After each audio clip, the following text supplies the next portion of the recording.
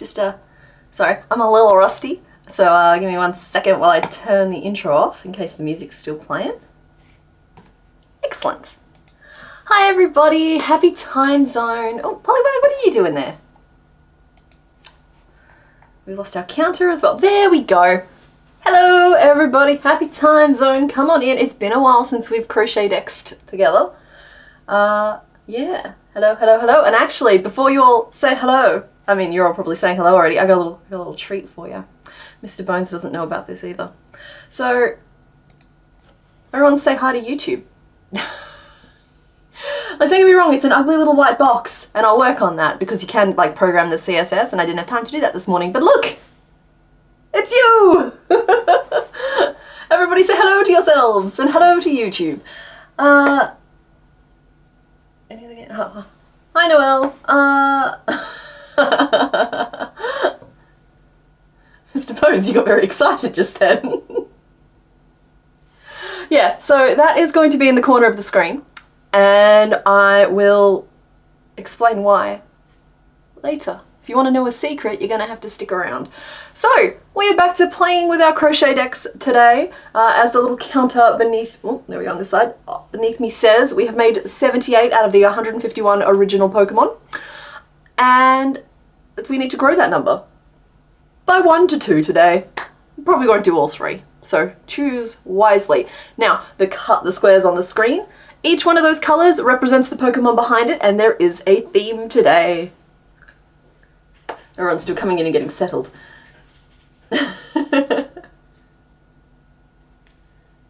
Dealing with the heat in Sydney. Oh, same, Tanika. Like, it is, like, don't get me wrong, it's not as bad as it's been, but it's still not great here today, and it's going to get worse. It's going to get worse, but nevertheless. So, yeah, so the theme for today is tentacles. All 3 of these guys have tentacles. That makes some of them obvious and some of them less so.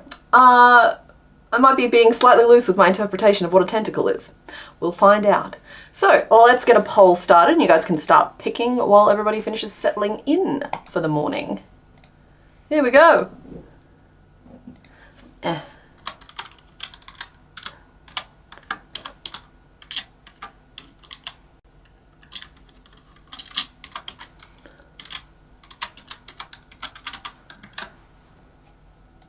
Okay, 1, 2, or 3. So you have options between 1, 2, and 3. Pick away, everybody.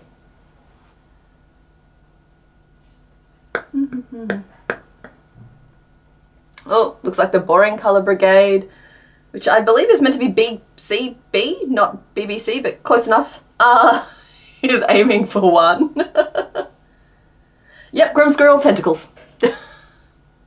We gotta be careful. My live streams are getting like de-advertised in some cases because our jokes have been getting a little too blue.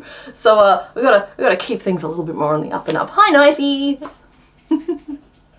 I'm sorry, I didn't see the mum until afterwards, so I assume you weren't calling me mum. It was too late. I'd committed to the wave. Accidentally picked 1 instead of 2. Well, Logan, I'm afraid the die is cast. You trust the boring colour to hide the interesting result? Poll is showing up over last room chat.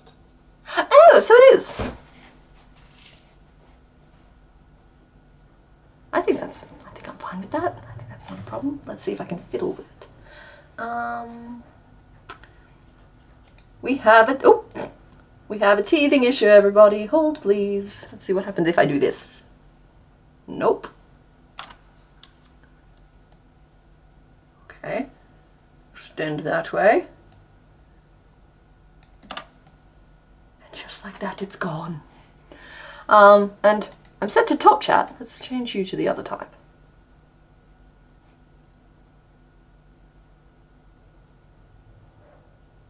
Okay. Okay, good. The vote is ongoing. It looks like number 2 has a firm lead at the moment. Cool, cool. Chat has been fixed.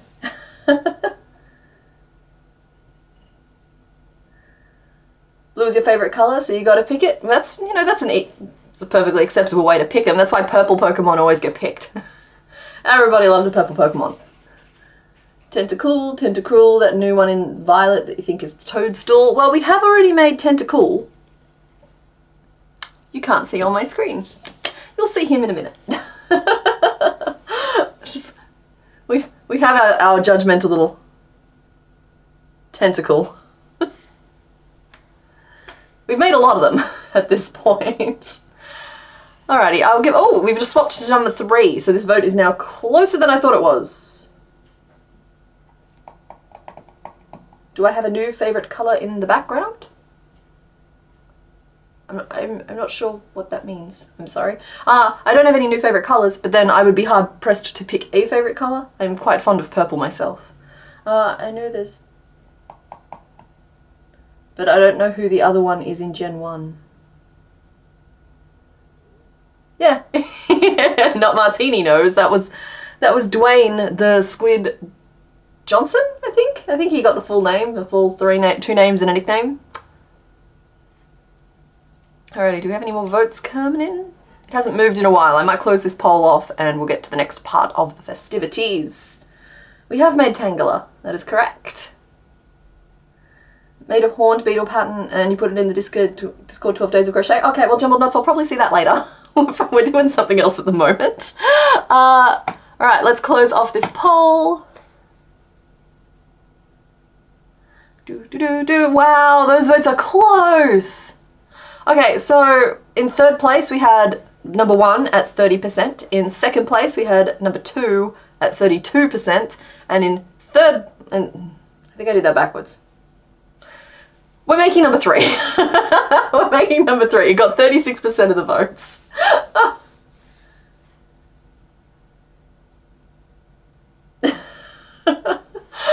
Okay, so let's reveal who we're making. That vote was for number 3, right? Yep, okay. I'm gonna make sure I reveal the correct one. Okay, so you guys picked number 3. I think I remember who's behind door number 3. Let's have a look. Oh, well, those look familiar, don't they? No surprises here. It looks like we're making Tentacruel. I saw you guys guess it a bunch in the chat. We've seen it. So, yeah, okay. So, what am I going to do? What's the next thing that I normally do? I'm going to turn off the choices screen, which is this button, bracing for spoilers. No, we're good. Alright, and Sprite. Let's put a little picture, a little picky pick in the corner. So I've got Poliwag there because Poliwag was the last one that we made, which was a while ago now. We got a little distracted from our mission, but we're back on track now. So let's change that over to a Tentacruel.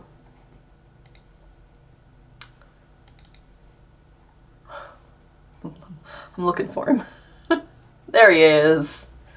Oh, did we just turn red for some reason? Come on. I'm so pleased with how many pixels I've managed to get in this shot today, but it's only going to work if the colour doesn't turn red.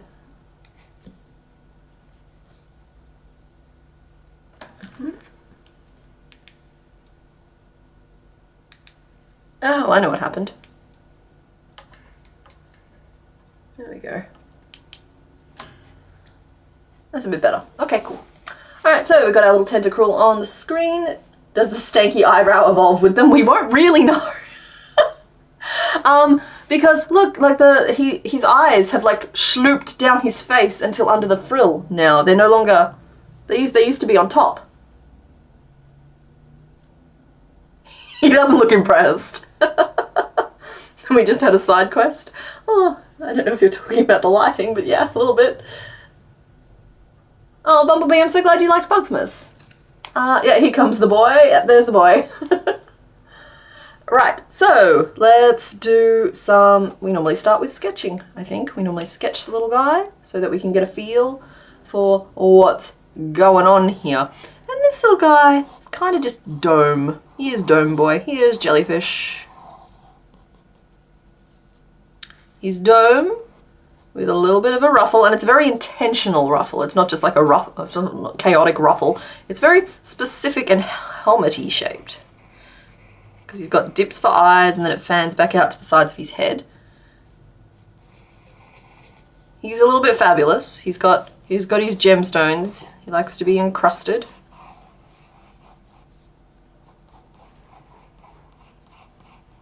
And they're making a very innocent looking face on top of his head. Some connecty lines. Almost like shell segments. Hi Lep. And hi Dottie. Hello.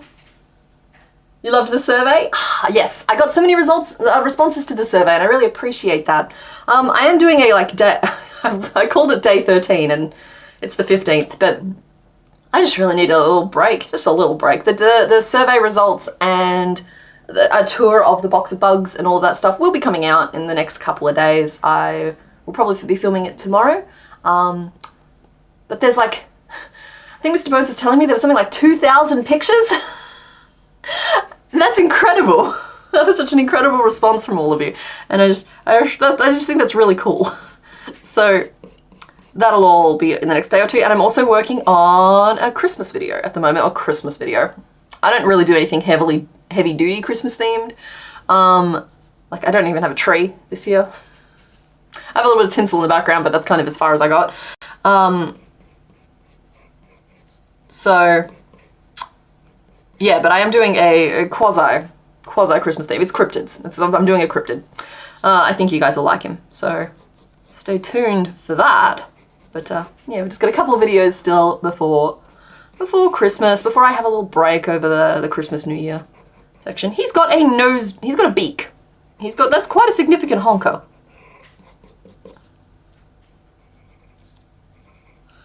How many tentacles would you say? Oh, okay, so the beak has a back and a front. That makes sense. Yours is the caterpillar? That's cool. Hey, Amber, you got your Everybody Frog shirt? Oh, that's so exciting. It's been so cool to see how many of you got your merch straight away. I had to wait a month for the samples to reach me.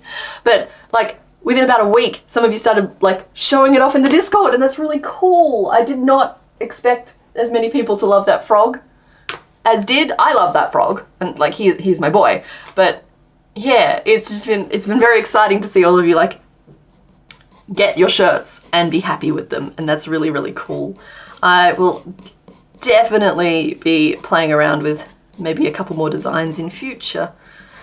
Again, I do this kind of for you guys, but it's also kind of for me because I just really want to wear fun shirts. And this seems to be the easiest way to get fun shirts for me right now. So we've got these two majestic whiskers. Admittedly, I'm probably going to cut some corners on these tentacles and just let them squiggle where they will. The top of his head is very creepy. Yeah, it's like a giant goofy clown. It's Goofus. The pictures in pics in Discord. Oh, I'm trying not to strain the computer too much. Too easy. No, that's cool. Also, you might want to scroll down on the chat so it can so it's got the bottom of the chat, so you're seeing the most recent comments. It reduces the delay. Potentially. No, hang around for 1 sec.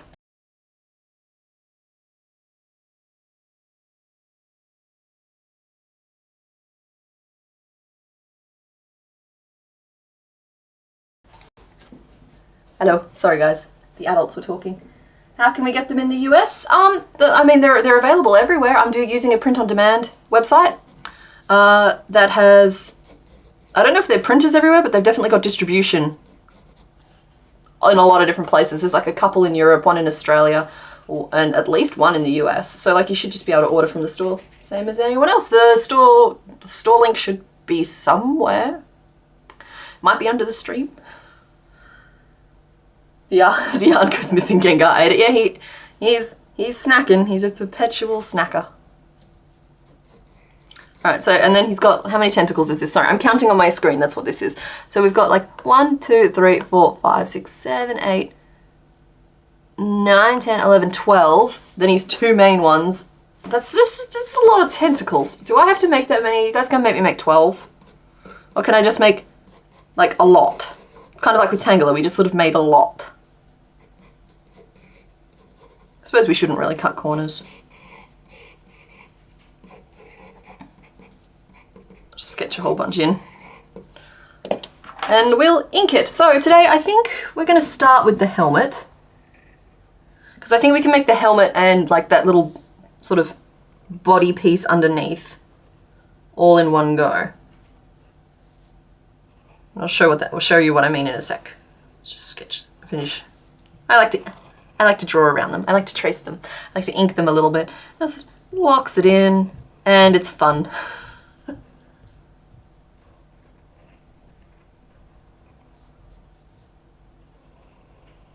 There we go.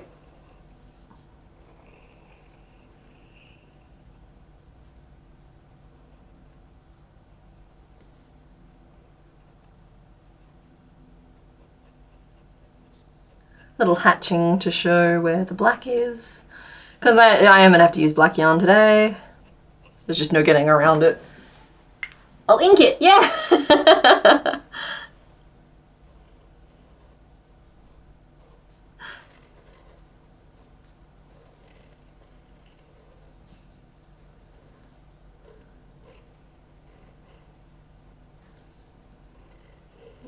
And we're drawing in the tentacles, and we're nearly done. See, if they take this long to draw, imagine how long they're going to take to make. There's our boy.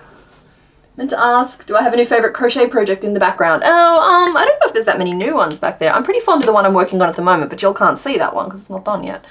I have Mr. Bones sitting in a bucket on my desk. He's still pretty good.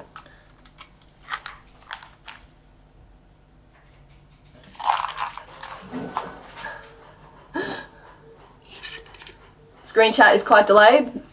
Sorry. I don't know anything about how it works yet. But thanks for letting me know, and I will see if there's anything that can be done about it. I don't know if that makes a big difference.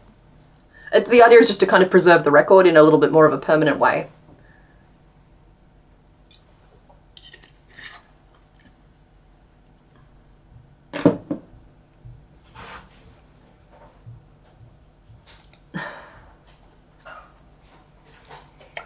So, breaking down the pieces, I think we've got just our... Oh, what is that? Oh, that's from underneath.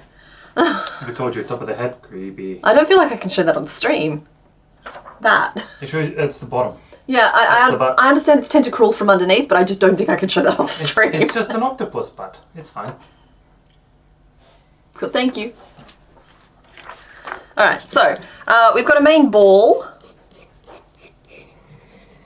And it will be 3/4 blue and just sort of black at the bottom. So that's the original plan.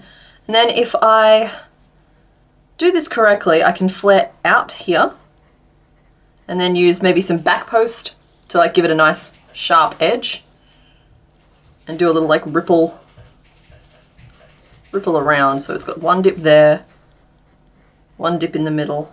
It looks like a fairly even frill. And then, yeah, then go back underneath, build out the rest of the head. Then we'll do some big red sew-on gems, so we'll need 2 of those.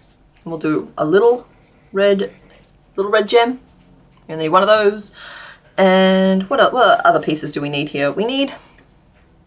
I could do full circles for the eyes because they are tucked underneath, but I'll try and get away with half circles because they're easier and they are fewer stitches.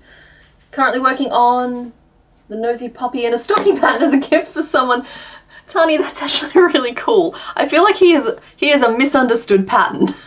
He was from my very first Christmas here on YouTube, and overwhelmingly the response I got to him is, "What is it?" And I liked him.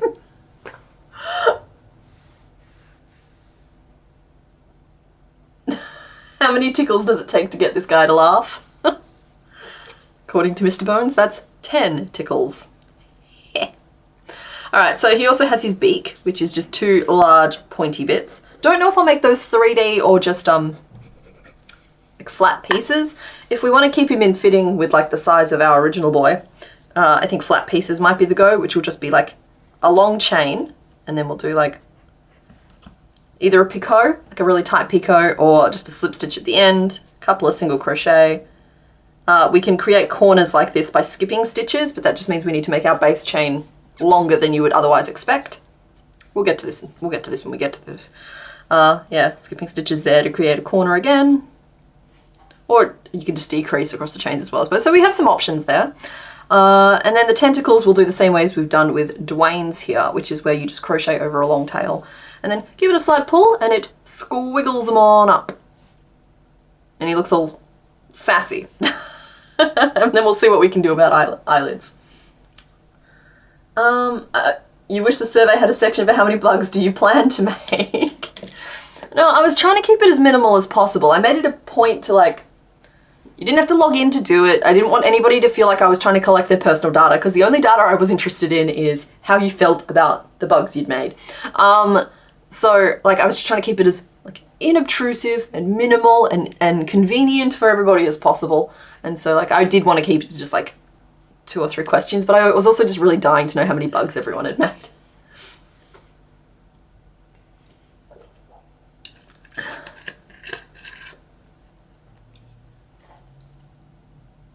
The amount of tentacles that Tentacruel has boggles your mind.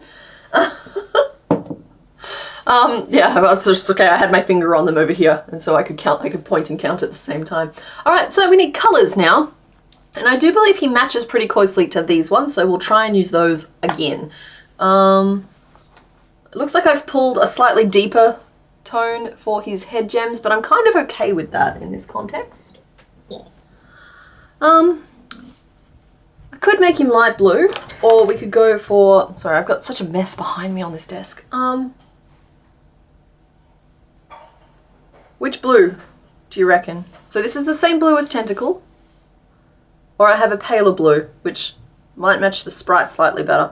So you guys decide between the dark blue and the light blue.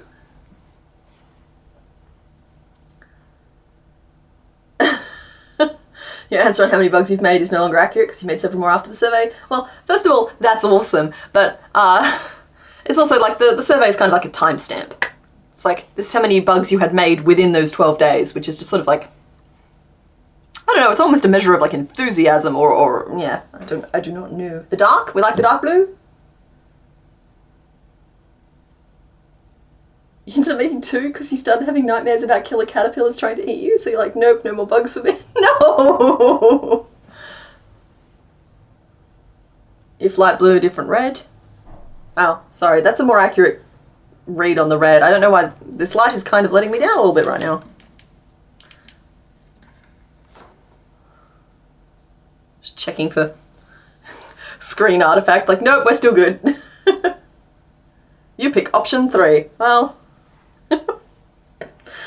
dang it, Emily. I don't have an option 3. Matchy match? Yeah, okay. I'm kind of feeling matchy match with it, I'll admit. And then we need a colour for the tentacles, and I can't find my open ball of fawn, but I pulled a new ball of fawn for these tentacles. That's the greige, the bay greige that we've used for Tentacle, and it's a really good match. It's a really good match. This isn't one I need opinions on, this is just correct. Sometimes the answer is just correct. So, with all of our colours selected, muddy little fellow, maybe I do go try and find this colour pink. We're gonna rummage, we're gonna do it.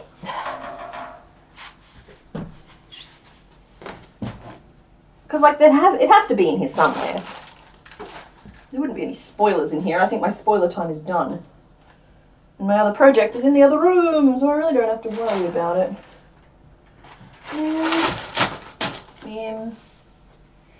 I don't want to start a new ball, but I'm going to.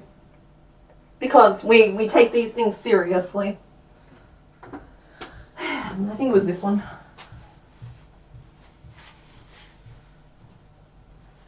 Sorry, just to give you a better read on the colour. We did it.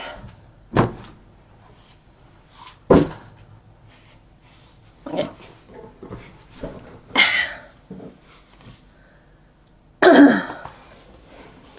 What colour is shiny? I believe he is green and silver. And I say that because he's one of the first shinies I ever found. Full odds too, just swimming around in, I think it was Soul Silver.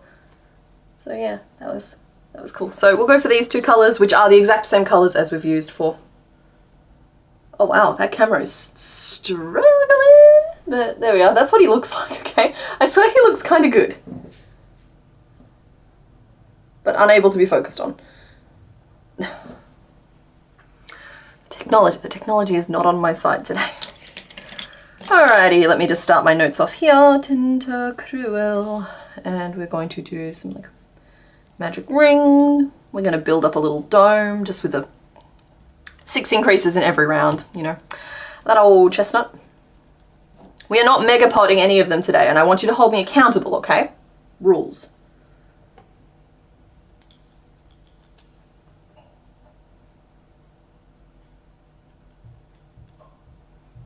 You're so glad this is back? Yeah, it's been a little while. I'm glad to be getting back to it. I'm planning a lot of it for end of January. I've talked about this a lot at this point, where we're just gonna do some Pokemon episodes. It's been a while since we've checked in with Chaos and Crisis, and to the point where I don't super remember where we were up to. I think I have to go get the Eevee from Bill. But that is... Oh, my tortoise has my hook. That's where we left off, and so like that's where I'm going to pick back up again. We're going to do a few episodes of that to start the year off. Well, not start the year off. We'll do it. I am now just rambling. The information I am trying to communicate is that we'll start the year off with our Chinese New Year pattern, the way we always do, which is Year of the Snake this year. It's not designed yet. I will get to that. But yeah, and then like, I think straight after that, there might be another video in between, but straight after that, we're going to do 3 or 4 episodes of Pokemon back to back. And the streams will go back to being Crochetdex streams because I like Crochetdex streams, and I really want to finish my Crochetdex. There is a huge Tentacruel, so it would be right. Shari, I want to know, do you think you're helping or hurting? What about a size that Caterpillar can ride? As illustrated through Bugsmas, Caterpillar is actually pretty big. Caterpillar should not have ever grown to the size Caterpillar did. Sorry, I have to be careful not to say Caterpillar 3 times in a row, because otherwise I might summon Nat to the chat, and she is supposed to be asleep right now. No Megapods. Okay, sure, got it. Winky face. Amy, I do not trust you right now. Make a shiny Tentacruel as a trophy reminder of my first shiny? Yeah, I might do that. If I do that, I would feel obliged to continue on into Drudagon. I have a whole box of shinies now. I actually really enjoy shiny hunting, but it's a massive time suck, and I no longer really have the kind of time to pour into it that I would like. It's very meditative, though.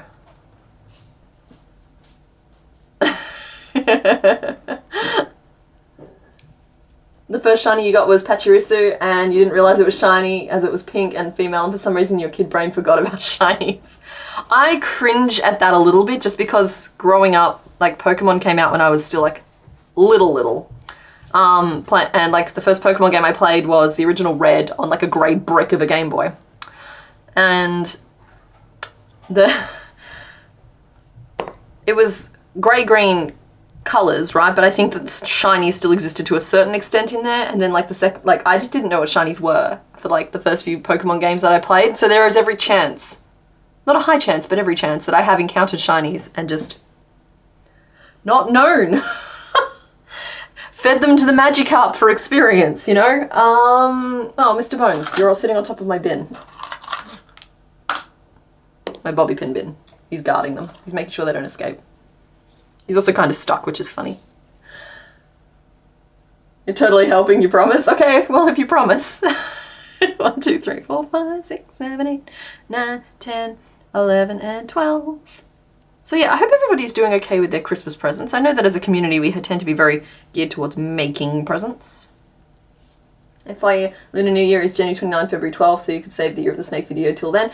Yeah, no, I am aware that the actual New Year is absolutely not the same as the calendar year, and I know that it normally falls in February, and I could leave it till later in the year, but I like to just sort of, it's kind of become a tradition here where like, in 2021, that was like the 3 months after I started the channel, I did the ox as my first video for the year. And then after that, I think it was the pig. I think it was the pig straight after that. And so like, yeah, that was my first video then. And yeah, and then there was dragon, first video of the year as well. So like, it's kind of tradition here that that's sort of like how I start the year. And like, I've already got a bunch of snake patterns, and so if I don't make it a point to make it a special occasion, I'm probably just going to use my I feel like we've got the mini snake who's nicely coiled, and we have the giant version of that pattern, which is also nicely coiled, but largely coiled. So I have to come up with a different approach for this other one. So kind of like when we made all the worms here on stream together, and some of them we made long and squiggly, and some we made like Ekans, where we've made him as like, built him as like a little puck. I like to think a highly effective puck, but a puck nonetheless. Working on gifts now, like a llama. You're working on Christmas presents tonight. Excellent. Hi, Emotion Owl. You made peace with only making a couple of gifts and purchasing the rest. I think that can be a healthy choice if you've got a lot of people in your family. Plains hognose for the year of the snake. Yeah, I was thinking about that, like picking a very specific kind of snake, or taking a snake and making it extra fancy. You also have to give you time to make it. Yeah, also a concern.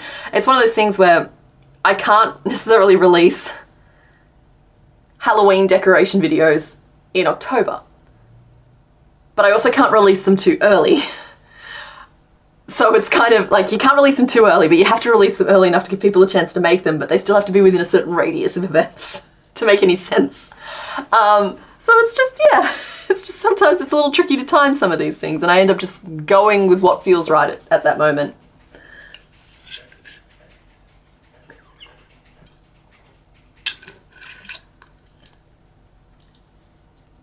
Just finished a bunch of Christmas beetles for gifts. We have so many more gifts to make. Yeah, I'm not making any gifts this year.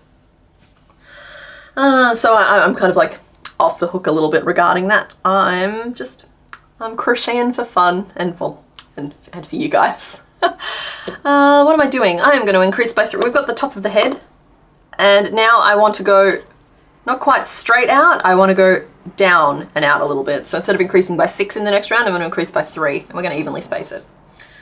So we will do 24 divided by 3, it's 8, right? 7, and then increase. So sorry, I said 8 and then it sounded like I corrected myself to 7. What I meant was 24 divided by 3 is 8, and so I need to fit a bunch of single crochet and an increase. So the increase takes 1 off the 8, leaving me with 7 single crochet. So that's just the math I was doing. I do know that 24 divided by 3 is 8. I do, most of the time. And then we'll do another round where we're increasing by 3 again, and I'm gonna stagger those increases. So rather than just go 8 single crochet and an increase, we'll do 4 single crochet, an increase, and then 4 single crochet. Bringing us to 30, and we will not go any larger than that. 30 is it, 30 is our cap.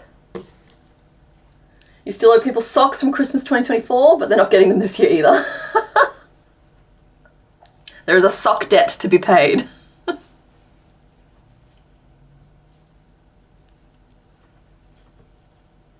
I said all of that, but then I've actually not increased up to 24 yet, so I am just doing 6 increases in this round. And then we'll do 3 increases in the next round.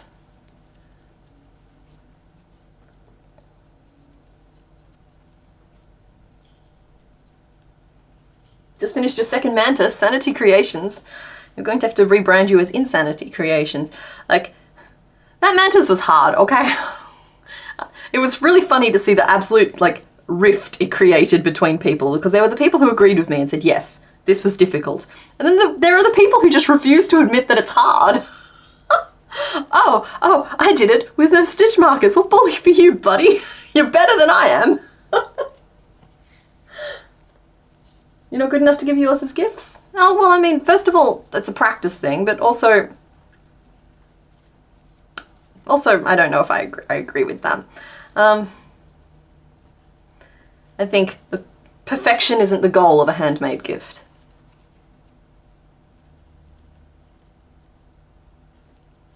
Working on a blanket you started in 2018? That sounds like a really good long-range hobby.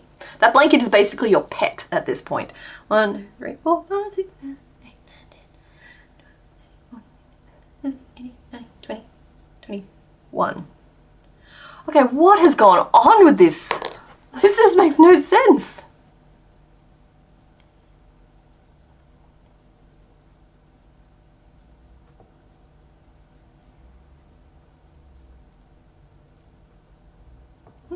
Okay, well, I'm just gonna keep going around until I get to the right stitch count. You made my axolotl, you think he's cute. Found you too late to join Bugsmas. Oh, I mean, the patterns are still all up there. I like, the hazard of framing it as an event and working on it as an event is I feel like people think that if they're late to the party, they can't play anymore. It's just like, well, you know, the videos are still up there. The previous 2 years Bugsmas's are up there too, and they've still got great little patterns in it. That frog from year 1, don't think I've ever really topped that one there. But I really tried this year to create some new like favorites. Your hardest was the dung beetle. Just couldn't wrap your head around the back post stitches. Okay, well, I mean, you could swap those out for back loops. I wouldn't tell anyone. Just, he wouldn't have quite as much definition. 1, 2, 3, 4, 5, 8, 9, 20, 21, 22, 23. Okay, well, we're getting close.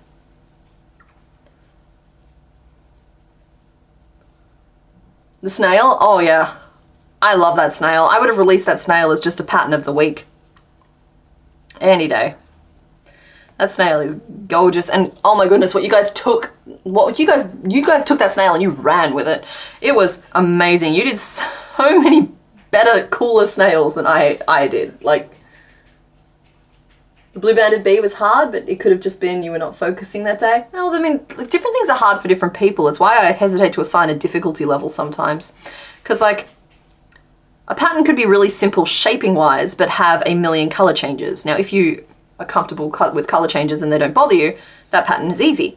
But if color changes are the hardest thing for you and you'd rather have, you know, and that might be really hard for you, or something with like all one color, but lots of really complex shaping details, that might be fun and easy for you. But, 4, 5, 6, but like I said, you hate color changes, which makes the color change one hard. Like, you know what I mean? Like, it's just, at a certain point, it's just there is no standard metric. So I just like, my patterns are hard. My patterns are hard. Compared to most of what I see. Caterpillar's fun. I'm glad you liked him. I was not expecting the response to the caterpillar, but according to what I was seeing on the survey, the caterpillar is a lot of people's favorite. And like, a lot of people really liked the caterpillar, which is cool, because it's a fun word to say. I feel like after Bugsmas you're pretty comfortable with color changes. Yeah, good. You're supposed to feel like that.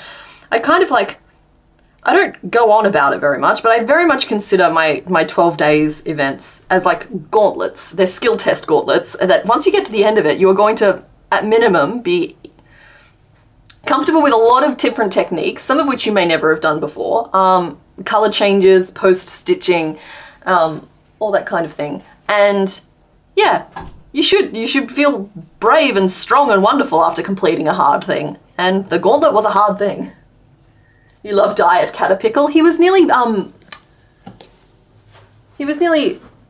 a swallowtail caterpillar too. Like, not quite the variation that Caterpickle is, but he was nearly Caterpickle's brother, but I could never get the face to the point where I was happy with it.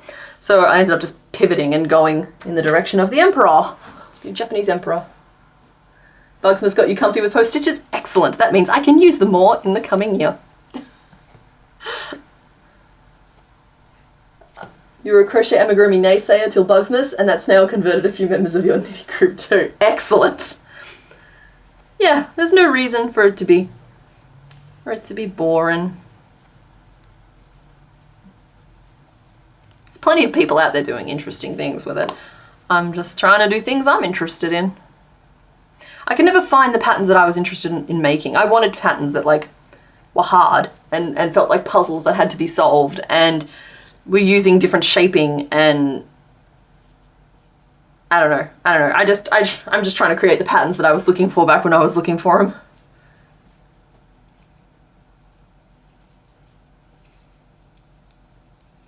You don't care about the face, the sour sprout? What are you shouting about?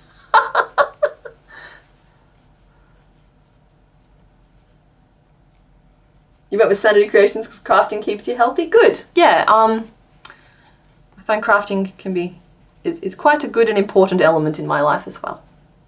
3, 4. Welcome to the crochet side. Hey, no, you don't need to leave knitting behind though. The only reason knitting doesn't feature more on this channel is because I tried to do it, was really bad at it, couldn't get it to work, can't work out why there's not hooks at the ends of the needles, and it's just like slid straight off me.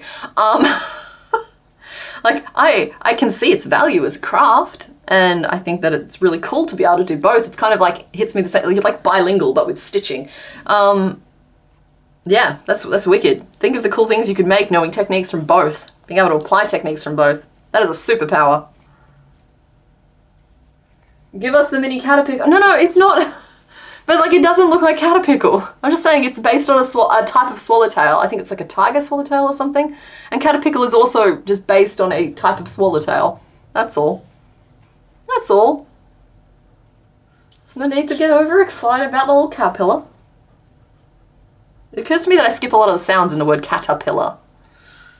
Caterpillar. Where was my last increase? I will find you. 1, 2, 3, 4. I have a very special set of skills. Increase. 1, 2, 3, 4. Okay. I should really try nooking. Oh, right, knitting with the crochet hooks. Yeah, maybe.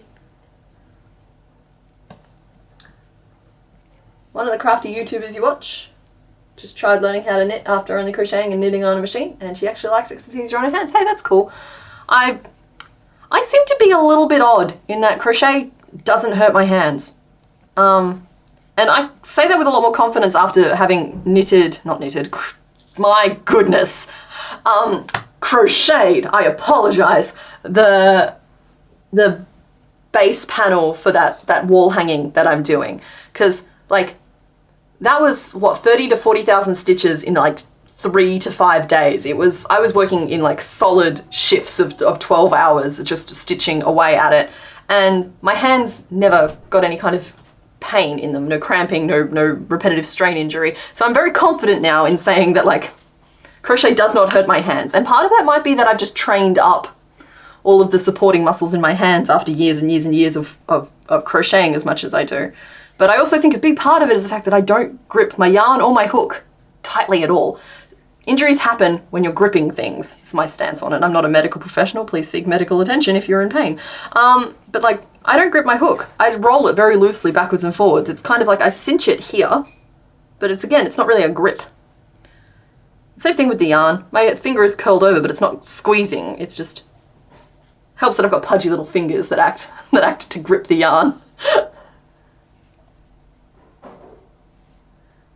Crafting YouTube, you watched Crocheted a lot one year and caused yourself to get nerve damage in her hands. Oh, that's so awful. I'm afraid of something like that happening. I am. And because, yeah, like during working on that project, I was so ready to have to like stop and take breaks or ice the hands or take a few days off from it or, have to do some stretching and all that kind of thing. But I didn't even get muscle pain. I got a little fatigued, but that was just because they were working really hard. And what's actually really funny about it is, you know how I was complaining long ago now, a while back, when I replaced my hook, how the only one I could find was too bright of a blue and I really wanted like an ice blue one again? It turns out that hook was originally the same color, it's just the color rubs off really fast. And in fact, from working on the tapestry, you will not be able to see it on camera. The base here actually has no blue left on it already. It's already just shiny silver. So the color didn't last very long. It's just got this naked little band of silver metal just below the hook there. The rest of it's still mostly blue. I think it's funny that I wore the blue off that quickly.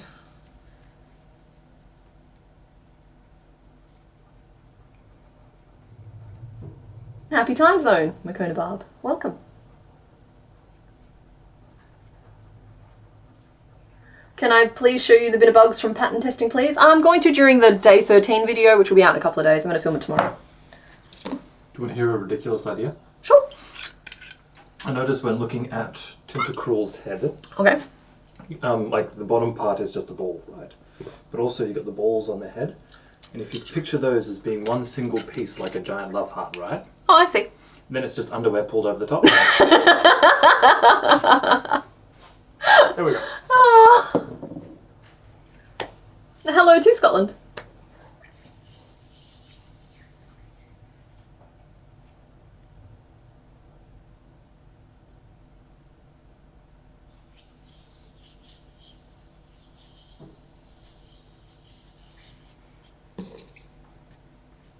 Yeah, there is a history of arthritis in my family.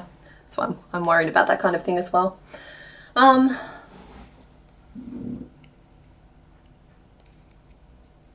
Yeah, okay, cool. So that's the top of his dome.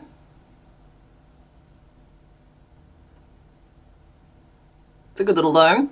So I'm going to just work maybe one round of single crochet and then just judge whether or not we want to start flaring out.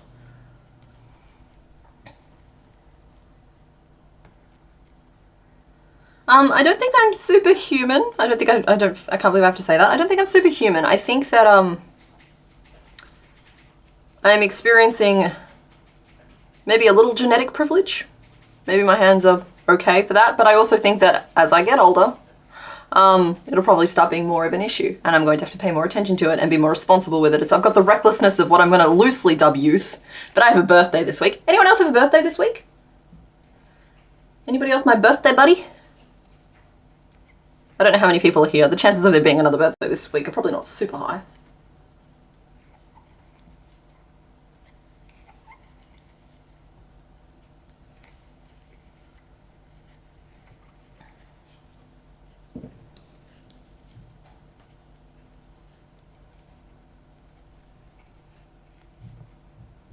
You're amazed? You're glad that... Yeah, a lot of people are very concerned with how I hold my yarn. And it's never been a problem for me up until now. I am lucky right now, though.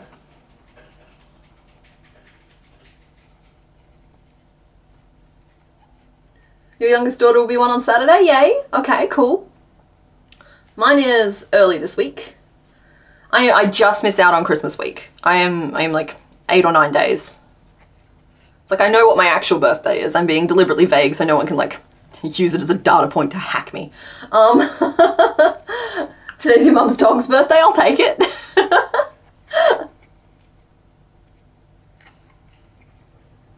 Big sister's birthday is tomorrow, that absolutely counts.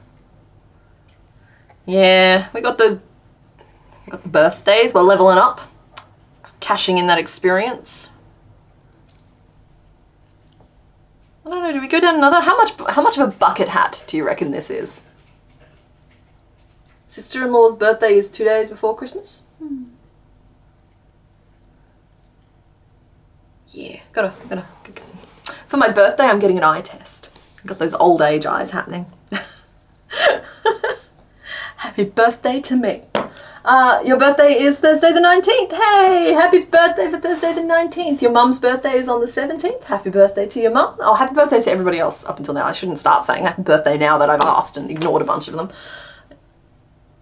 Mum says that, saying she's at level. Yeah, exactly. You gotta level up. We got more experience. It's grinding. We gotta get to the higher levels. Your birthday is in 6 weeks. Oh, that's a little far out of the radius. Not Martini. There could be anywhere up to 6 streams between now and then, so you might have to remind me later. 3/4 bucket? Yeah, I feel like he's just meant to be a little bit more bucket than he currently is. I think I'm going to do another row of single crochet. I do.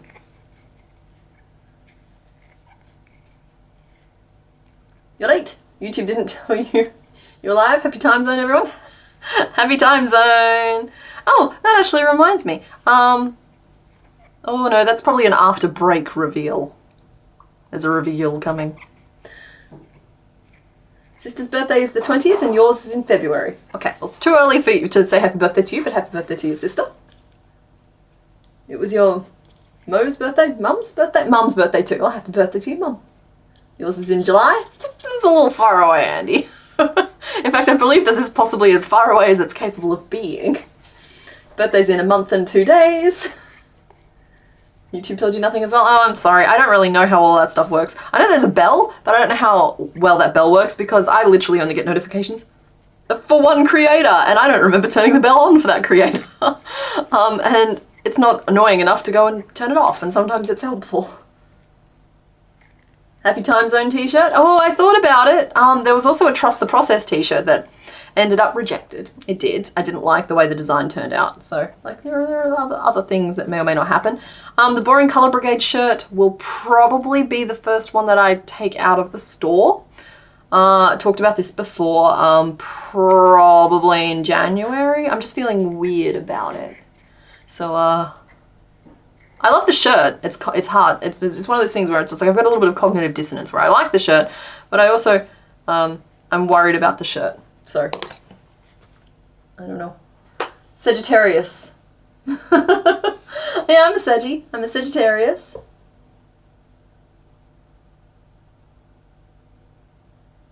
Please, please, Oh, Happy Time Zone. I was like, what is HTZ? Will I be making any new merch drops? I don't have any like concrete plans, but I already have ideas for like, guys, I could keep making shirts forever, but I'm trying to be like responsible and respectful about it.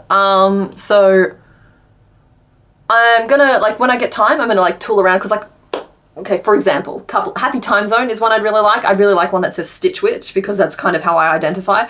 And I would really, really like to take some of the little grids that I made for the 100K video cross-stitch tapestry thing. And I think that they would be really cool as a print on a shirt. So like, I've got 3 big ideas there, but I don't want to just like absolutely like push too much out. And I don't want to make stuff for the sake of making stuff. So it might be one of those things where I design the shirts and then I start wearing them, and then every so often I'll give you guys a vote as to which ones you guys actually want, maybe, or something like that. I don't know. I haven't really thought about it. And I would love to do a shirt. Hi, Nibble Drake. I would love to do a shirt for, if we do 12 days again next year, I would like to have a shirt that's like specific to that. Like, I survived the 12 days gauntlet or something, but this year it's just I cut everything too close. But it would have been cool to have a bug shirt for this year. Sorry, my fingernail's really bothering me. I just have to do a little quick and dirty mani. There we go. I just got a little jagged edge on it, and I fixed it now. Maybe some jackets or sweatshirts for the winter people, maybe, but they just look so expensive. The blanks look really expensive, and maybe. I'm a winter person.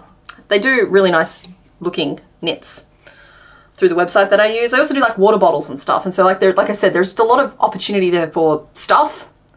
I just have to decide and make some choices about how stuff I want to get. Stitch Witch, please. Oh yeah, grids. That's what I mean. Like, they feel like good ideas. Does it frog shirt?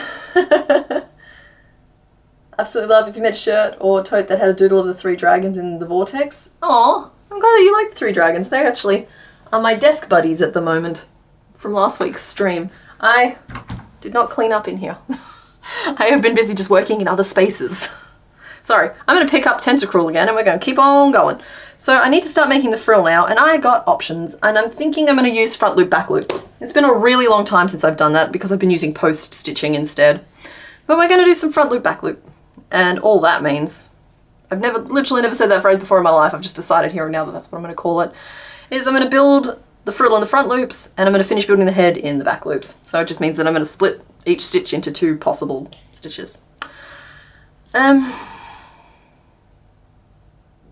Yeah, okay, cool. So what I will do is back loop only. We're going to do 30 single crochet, and then we're going to change to our black and finish doming off the head, and then I'll reattach in the front loops and work that out.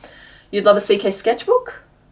Oh, everybody, hydrate or dihydrate? Somebody said, hail, hydrate, which is just funny. Hydrate, everybody.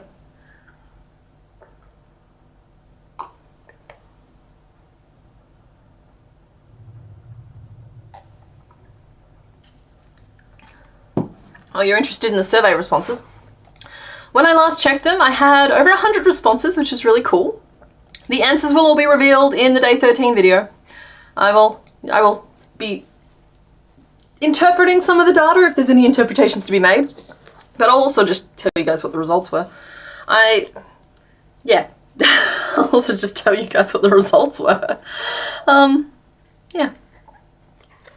I don't think there's any huge surprises hiding there. It's like the Orchid Mantis and, what am I doing? That's the wrong stitch. The Orchid Mantis and the Rosy Maple Moth were the hardest. The favorites, I think every single bug got at least 1 vote, which is lovely. Can you imagine if one bug didn't get any votes for being the favorite bug? Wouldn't that just be awful? So yeah. Yeah, I see like notebook in there, and I think that I don't know, last stream there was talk of like a colouring book even. So like there's just, and even a pattern book at some point. There are so many different types of stuff that I could put out there, and I just want to make sure that I'm putting out the right stuff if I choose to, and that I'm not just putting out stuff for stuff's sake. I don't see the point in that. Yeah.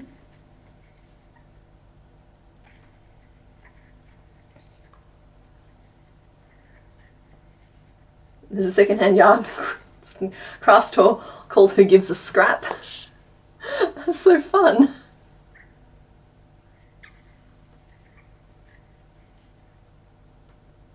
ETA for the day 13 video? It's okay, Rainstorm. I don't feel like you're being pushy. It was meant to come out. It was meant to have been out already. I'm gonna film it tomorrow and it'll probably come out maybe the day after. Yeah.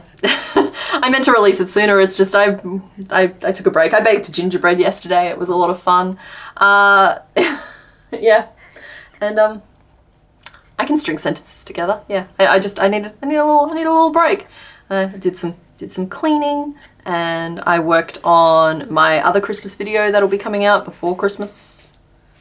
Just a cryptid video, and yeah, it was just nice. It was just nice to work on something else, get away from the computer for a bit, because I've been intensely editing. Where is my black yarn? There it is.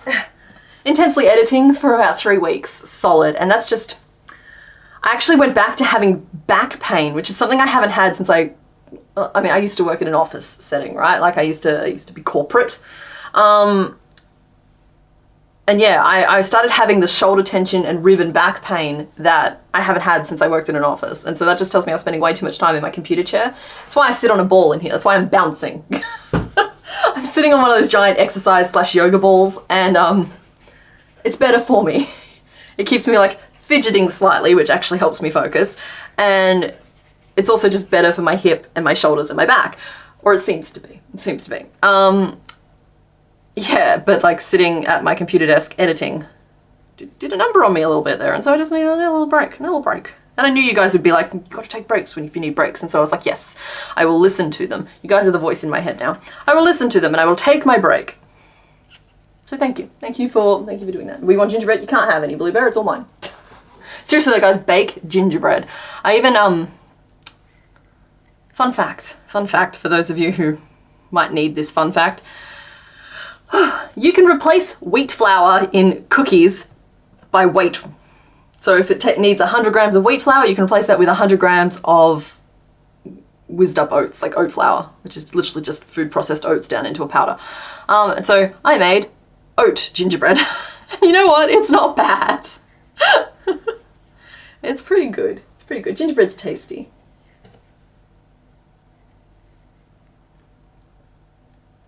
I'm not gonna share the gingerbread. Oh, we have stacks of gingerbread though. Oh my goodness, we always bake way too much. But gingerbread's good. Gingerbread keeps for a good long time, and it's excellent if you've got a cold as well. It just makes you feel a little bit better, a little bit cozier. What am I doing with these black stitches? Am I just going around? Have we really thought this through? We're just going around. And then I will start decreasing. The same way that we increased in the previous, like same way. So like we'll do 3 decreases, then 6. Yep. There is a plan.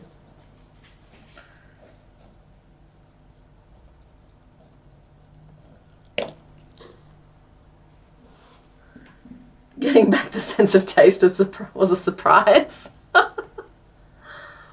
What are we talking about?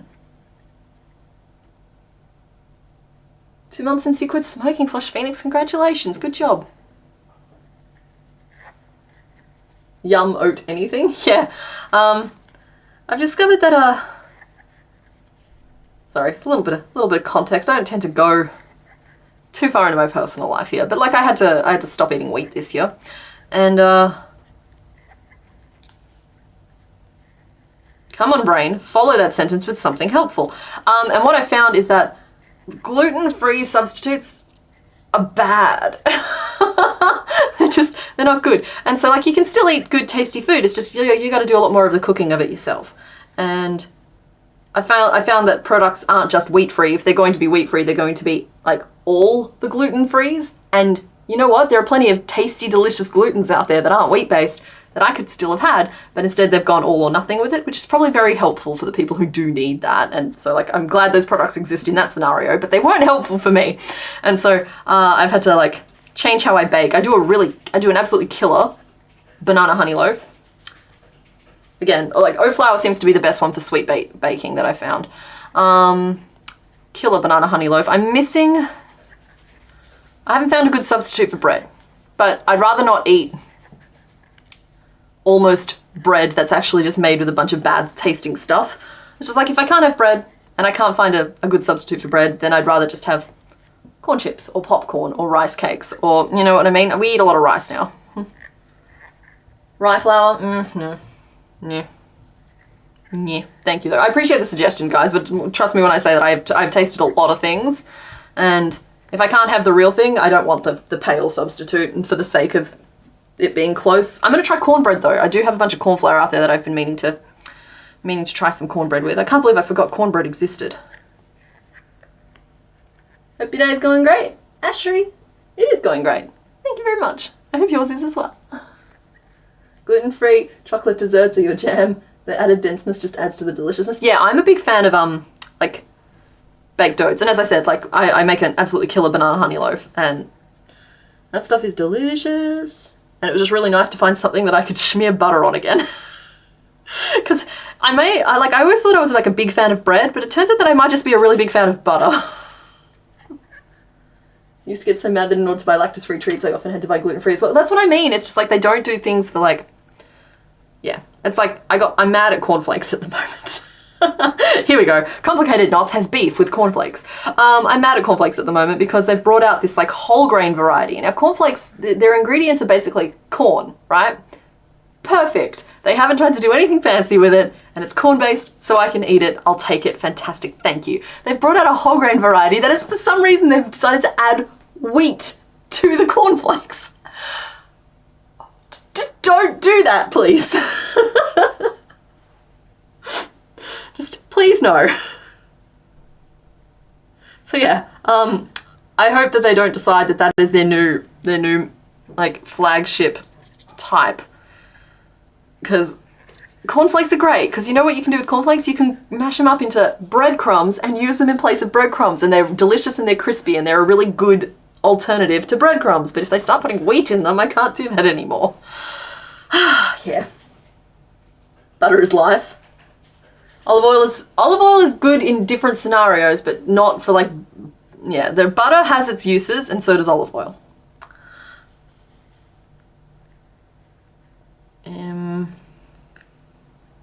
1, 2, 3, 4. Okay, 1, 2, 3. Dang it, I keep losing count at the exact same spot in the row. Cornbread with butter and honey. That's what I mean. It's just like I cannot believe that I forgot cornbread was a thing. And I think it's possibly because it's not a super big thing over here. Like, I'm a big fan of quick breads. I can whip up a cheese scone with 3 ingredients and 15 minutes. Like, I'm never more than 15 minutes away from a cheese scone. But yeah, it's like I've kind of forgot cornbread is a thing. So I'm going to give that a go. I'm quite looking forward to it. Everybody,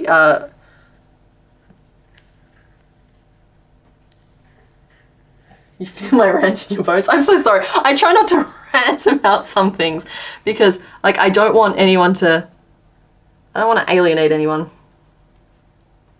Because, like, sometimes the context gets a little lost when I get a little ranty. But I understand that, like, the everything-free gluten type products exist for a reason, and they should. I wish I could find something that would work for me.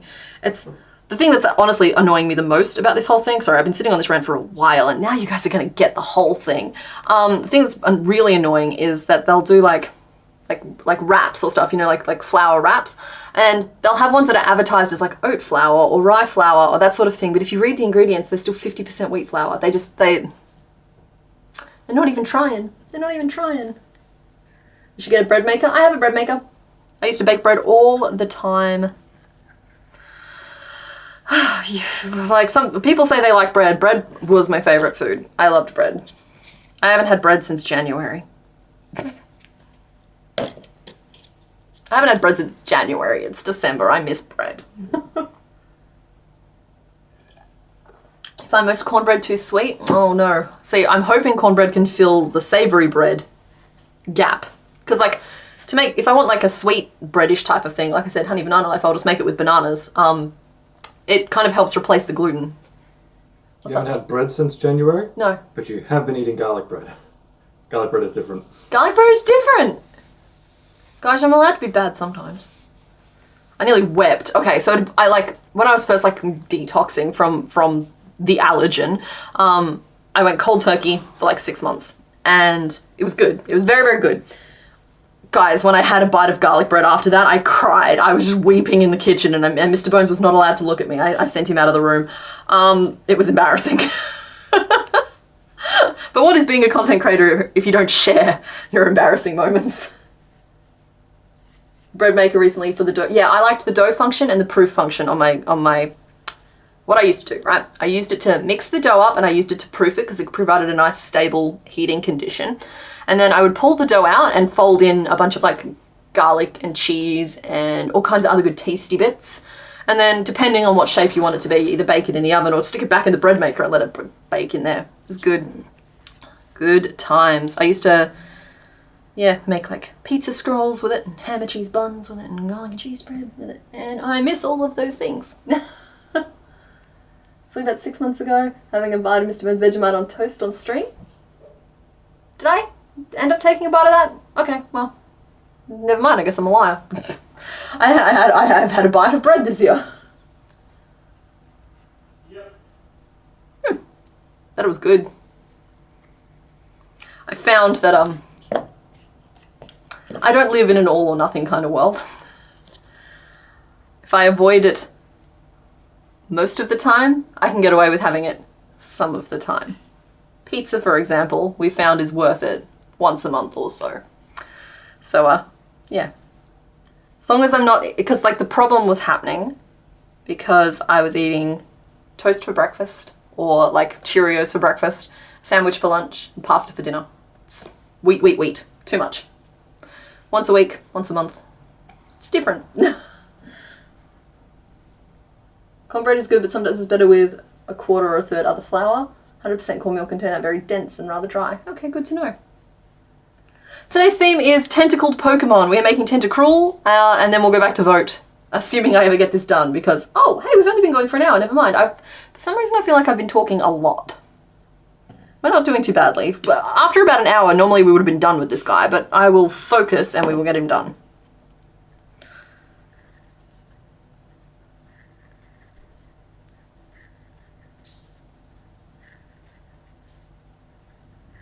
Five,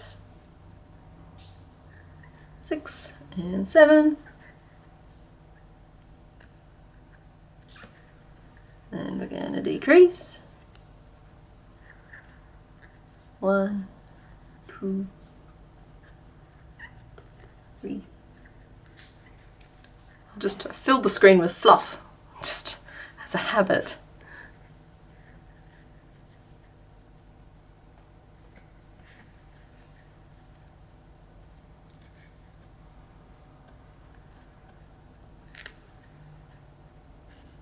Poke that back in.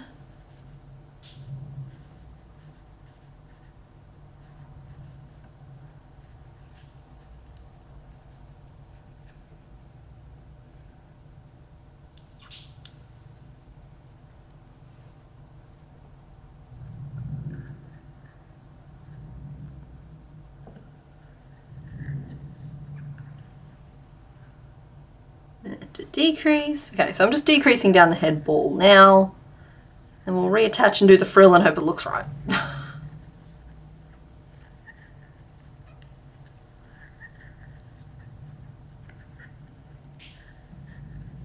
And if you can, I don't know if you guys can hear the occasional pop sound.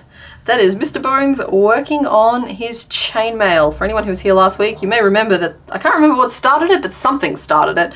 One of you set Mr. Bones on a path, and he's been working on his chainmail ever since. It's coming out really good. It's got quite a sizable piece. I wish he would wait until we had proper snippers, but that is neither here nor there, and I understand fully that sometimes creative endeavours will not wait. I'm going to finish my bevy.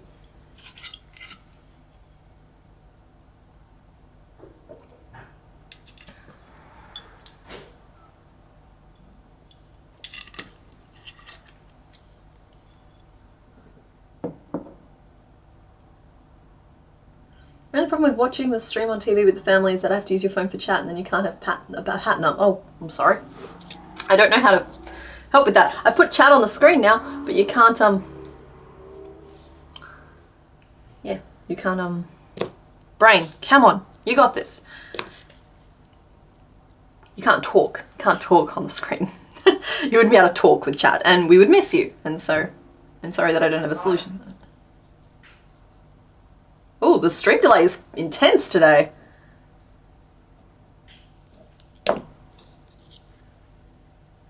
Instant garlic bread when used as a spread. Can we see? Can we see? Oh, you want to see the chainmail? He might come in and show it off later. I think he's out there working on it at the moment. He's going to be the sparkliest skeleton in all the land. Mr. Bones, I don't know if you can see chat at the moment, but they're all asking if they can see the chainmail, please. So if you reach a natural point in which to show off the chainmail, I'm sure they would all appreciate it. So someone on Instagram think that used rubber gaskets, connecting them and spraying them with paint look legit and super light. Hey, that's cool. I think he wants the chainmail because it's heavy and metal, though. I think it might just be a dude thing.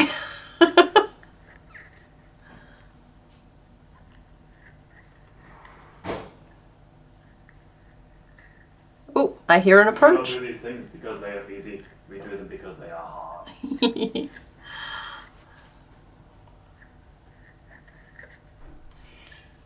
I've definitely dropped a stitch somewhere. I'm just not letting it stop me.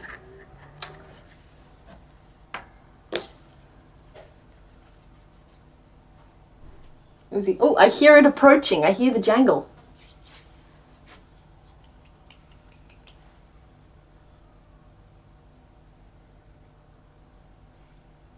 Okay. Okay. Oh, I'm not allowed to touch it. So that. This is his rings. With these. And a multi-tool. Become these. Yeah, they're not on screen. Oh, you're directly in front of my face. They're on to stop. Okay. Rings. Okay. And then those become.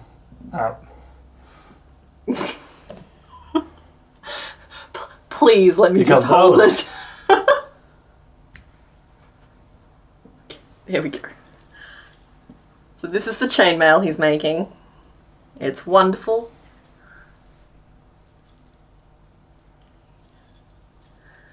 There we go. Can confirm it's usually a dude thing to want heavy chainmail. Oh, sorry, he needs his spring back. There you go. Thank you. Enjoy. It's working out quite well. Yeah, I think it's really cool. Mr. Bones is currently wearing a special polymer to protect himself from how intense the UV rays are. We can't have that radiation getting into his bones.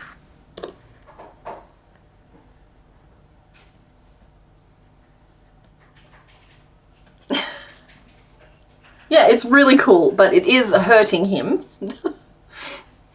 So he's promised to be very careful with it.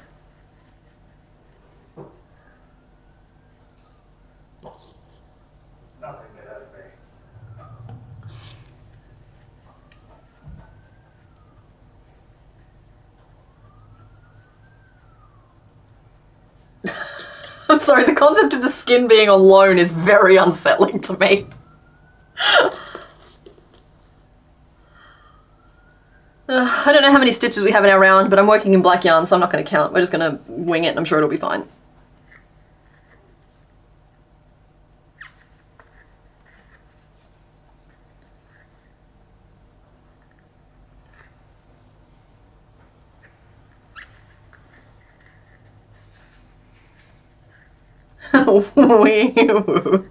Yeah, there's always sirens in the background. I'm thinking of moving, but it's still a very early thought.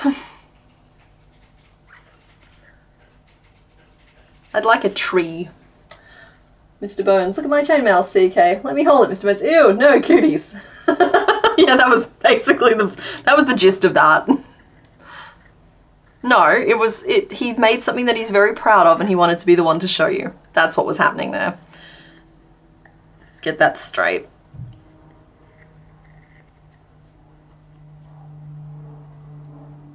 He's gonna be shiny. Which is funny because he hasn't even seen Moana.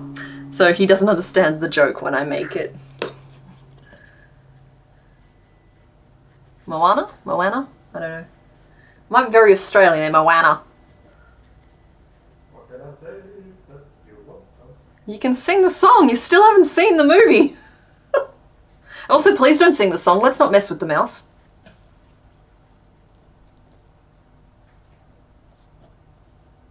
Decrease. 12-ish. 12-ish.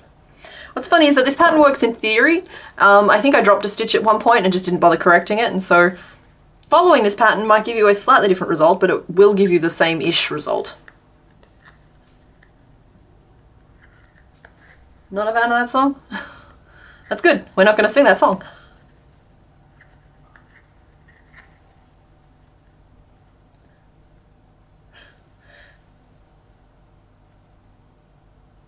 Thought I was very happy with my place. I am. I really like it. I do. It has been a wonderful, wonderful home to me for almost a decade now. But we've kind of got a lot. We need space. We need a little bit more space. So if an opportunity arises for me to move back to my hometown, I might take it.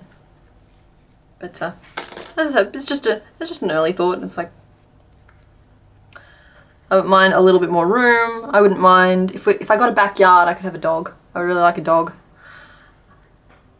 I'd like a tree. It's just little things. It's like, I've been in the city now since I was 18, which is pretty close to 20 years. Like, I get very claustrophobic around this many people, and I'm starting to feel really closed in. Chat on screen scrolled up a little bit, maybe a little bit. We've got some teething issues with the chat on screen. It's our first instance of giving it a go. Let's see if I can extend it a little bit. Oh, hello, hello, we got some more. How's that? Alright, how's that? Need grass to touch? Yeah, that'd be good. I'm sorry for putting shiny in your head. You support options that allow dogs and cats? Yeah, I'm allergic to cats. That's the only reason I've eliminated cats as an option. Lots of pets. I would love some animals. I would. I grew up surrounded by them, and these days I have none. Mr. Bones doesn't count. You live on 5 acres in the mountains and never been happier with space. Yeah, that's kind of what I'm starting to crave. The horizon, you know? Get a farm. I grew up on a farm. A farm is too much hard work. If I got a farm, I wouldn't have the time to do YouTube anymore. So yeah, working on a farm was my first job. 4 AM mornings, I'm just not cut out for them. 3 AM mornings, I would rather just stay awake until it was time to get up.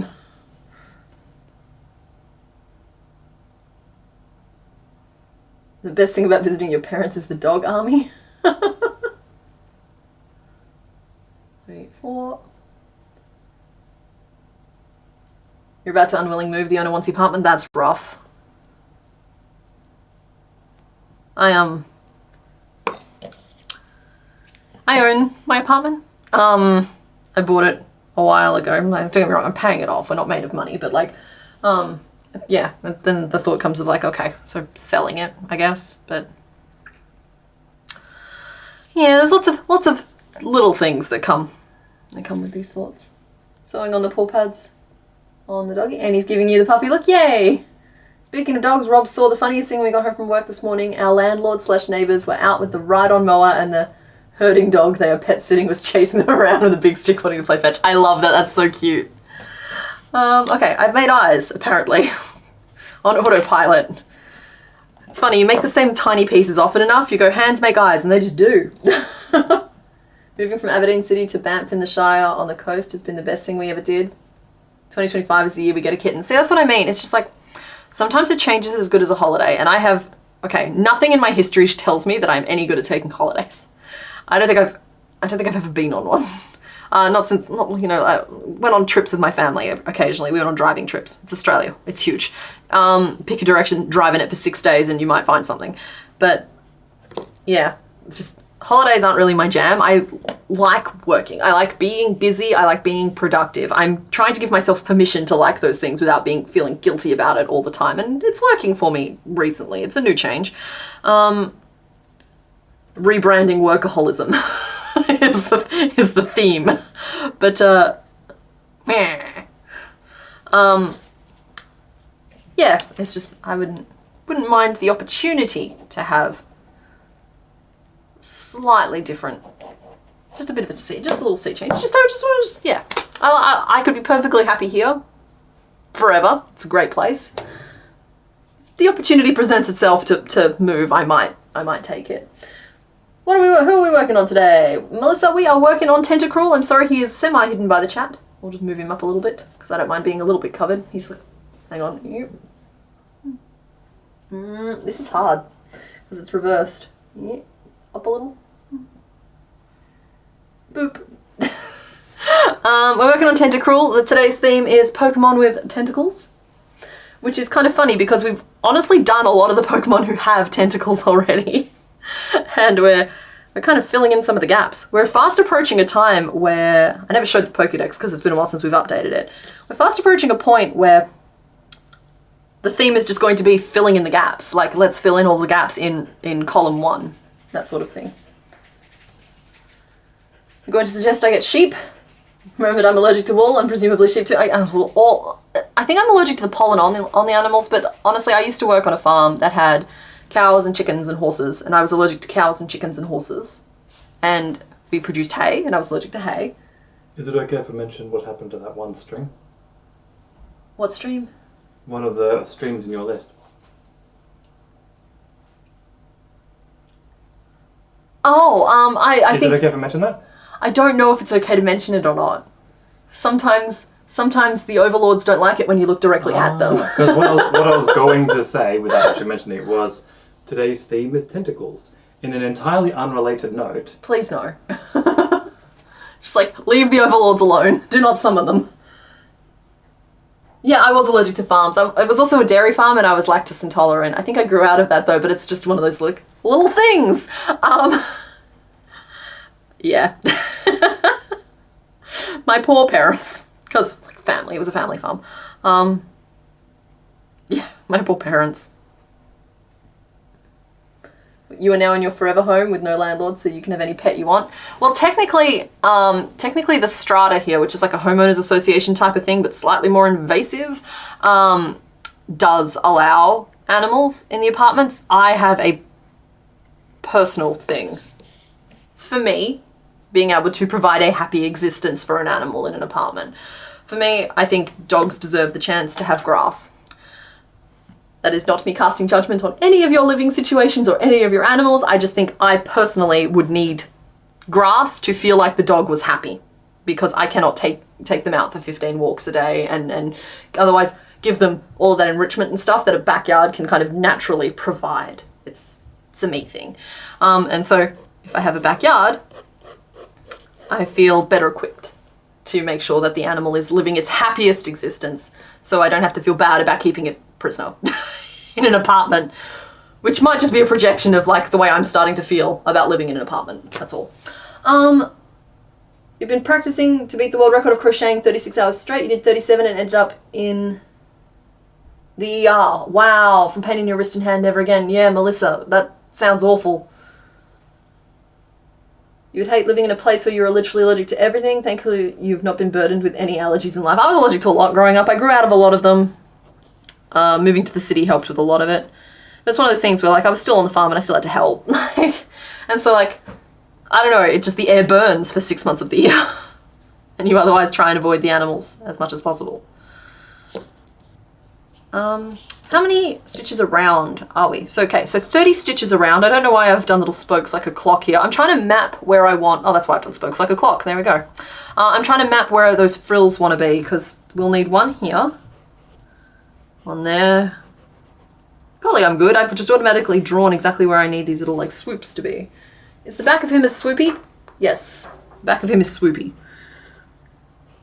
Okay, so we have 30 stitches and we need 8 evenly spaced swoops. So we assume each one of those is a stitch. That's only 8. That's room to move. So if we assume each one of those is 3 stitches, that gets us to 24, which doesn't work. Let's see. 30 divided by... We're not going to be able to do this evenly. Do an extra stitch here and an extra stitch here, here and here. And then we'll balance the front and back. I'm trying to work out how to like evenly use the stitches here. So each one of my swoops can use up 3 stitches, which is probably going to be a center one and like a skip on either side.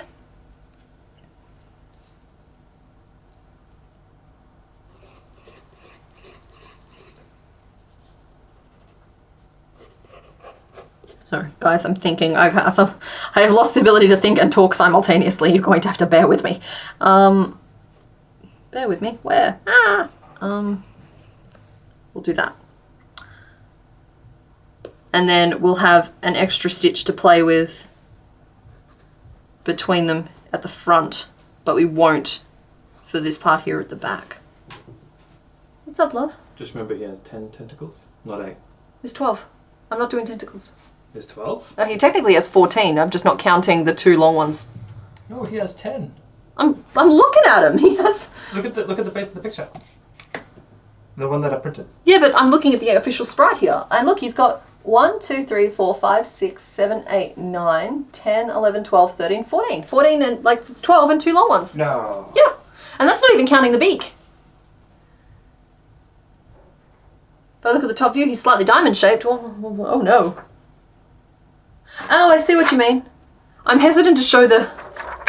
One of these is looking a little bit not safe for work. But okay, so this top one that's been printed out, I can see what you mean. He's kind of diamond shaped, so he doesn't necessarily have frills the whole way around. He just has like the ones at the front. I was going to frill him the whole way around. Okay, I may just start and see how we feel about it.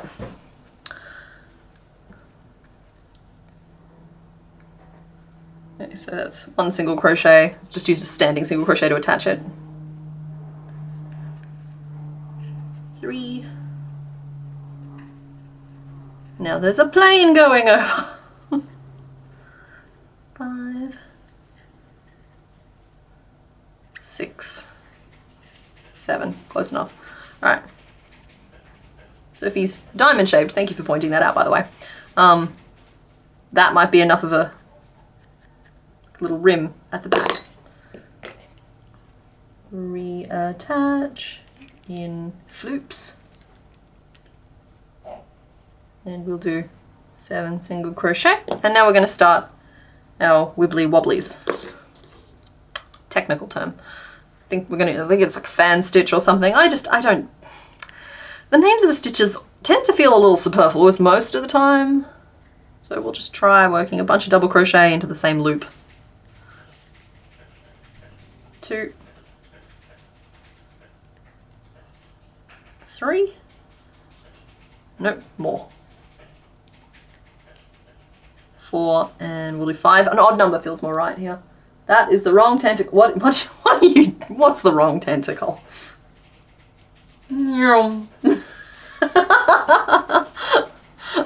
Alyssa, I'm glad my background noise is amusing you today.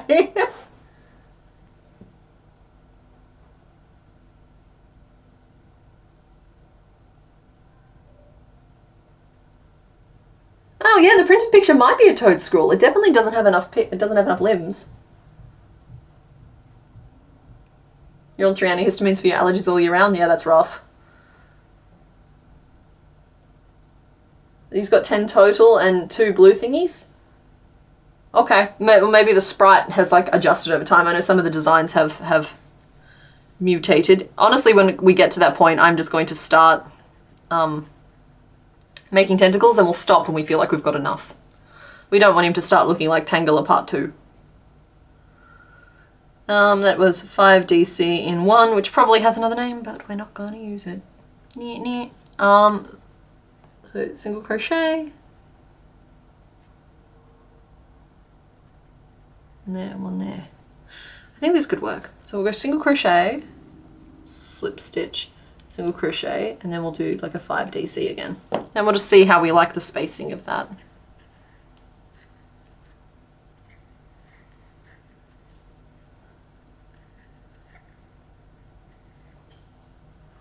This yarn is splitting slightly, but we're making it work. Oh, come on now. What did I ever do to you?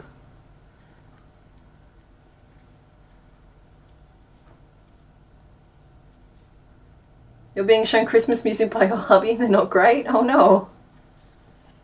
Very much thank you for the sounds. Also love Mr. Bones' tippy taps. I like Mr. Bones' tippy taps too. I do like me a mechanical keyboard.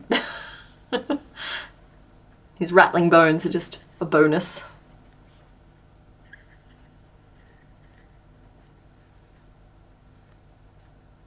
Are these too flappy? Or are they the right amount of flappy? Because I could make them pointier flappy. I will continue with this, but we might decide it's terrible. So hypothetically, the next one would be the one between the eyes.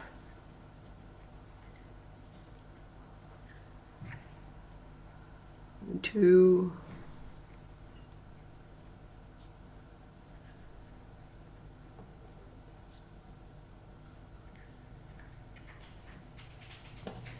Fits. It'll be based on the big tentacruel. The pic you don't want us to see is still in frame. Seriously? Oh, like, I only don't, like, I just don't want you to see it, like, super close up. It's just, it looks very medical diagram-y. And I don't mind if you guys see it. You guys can go to the Discord and see it. I just don't want the overlords to see it. They are perfectly flappy. You like pointy flaps? Okay, well, I'll tell you what, I'll half frog this one here, and I'll show you what I mean by pointy flaps.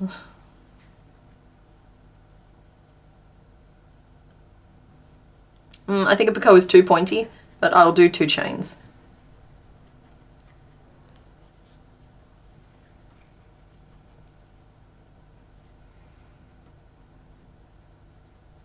One, 3, 4, so that's 4.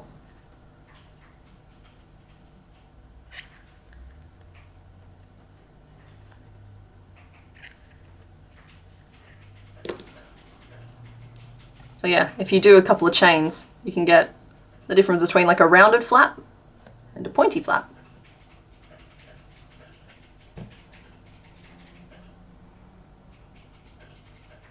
Eldritch, be careful how far you Google with Tentacruel.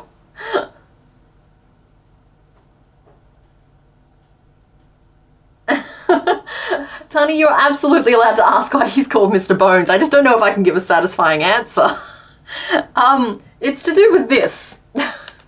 This is Mr. Bones. And just, when my real life partner, I saw this guy, he identified with him strongly, and thus became Mr. Bones. Mr. Bones might have a different version of the story, and he is welcome to come and tell it if he would like to. Pointy, non-pointy. You like the pointy one? Okay, we've got a lot of pointies back and forth. Here is Mr. Bones with the story. The first video I was ever in was when you did the Crochet Mr. Bones, and then I did the Patreon jokes. Yeah. Yeah, and that's the first time I was ever, like, in a video. Yes. And so, and since then it became Mr. Bones, because that's the only time I'd ever, like, been in a video. Oh, yeah. Like, it works. Yeah. It's just, I just don't know how I ended up in a place where I canonically, like, my partner is a skeleton. What's wrong with skeletons? There's nothing wrong with skeletons. We're quite humorous. Yep, that is the joke you told. Something FEMA. I just needed somebody to love. Wait.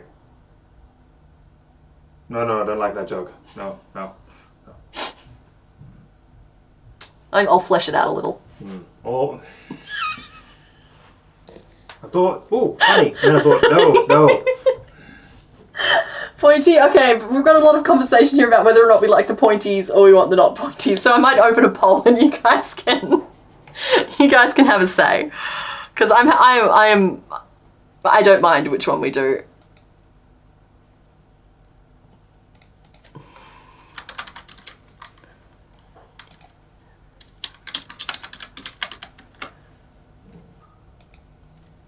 There you go. Your options are pointy and no pointy. Oh, Loot, he was Mr. Knots for a while. Like, Complicated Knots, Mr. Knots, which at least made some logical semblance of sense, but Mr. Bones just sort of stuck.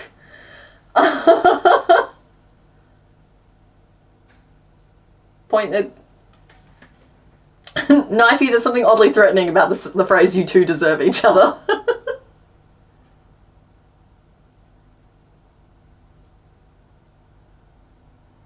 Wait, does Gengar have pupils or no? Well, Gengar has very large pupils. Oh wow, frame rate just dropped to nothing. Alright, we're back. Sorry about that. Okay, you guys can have a vote.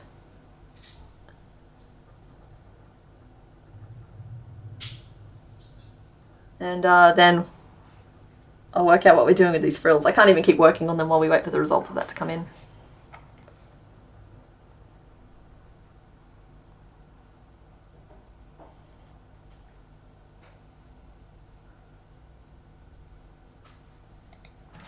Might just close that window. Right. Oh no! No, we're okay. We're okay. Sorry, I thought I closed the chat on you guys and I hadn't. That's good.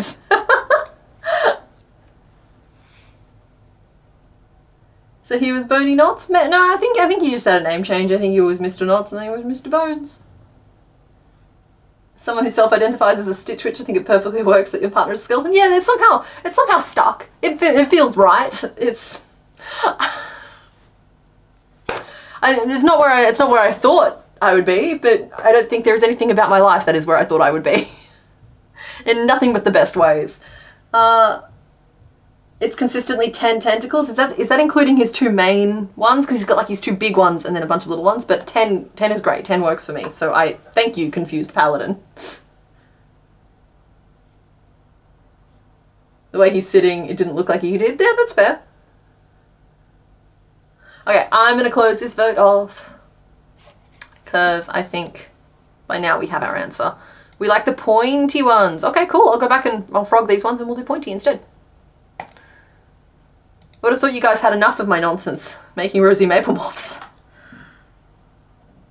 I'm just going to call this stitch frill because it makes it easier for me to write, and I'm going to define frill as all in the same stitch. I think I did what, 2 and then 2 chains and then 2.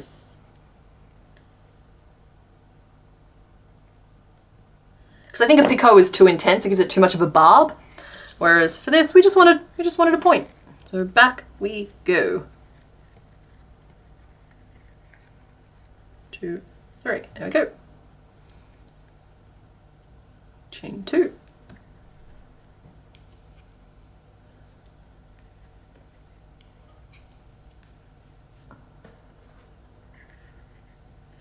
So if you think you laughed when I said I'll flesh it out, you should have seen the look of disgruntlement on his little face.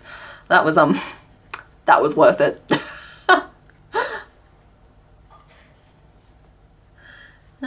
Yeah, okay, cool. Feels like you're just hanging out at a friend's place. Good, excellent. Well, you are amongst friends here, and that is kind of the vibe we go for. Yeah. 10 including the big boys and not including the beak. Excellent, thank you. I would not be able to... Okay, admittedly we're going a little bit slow today, but that's because I'm having a lot of fun. But I would not be able to like just pound these out the way that I do without chat here having my back, correcting me on the correct number of tentacles. These are important things, and also helping me pick colours, because sometimes I can be really indecisive. Hydrate or Dihydrate, thank you uniquely, Sarah. I appreciate you looking out for me. Let's take the stuffing off the base of my cup.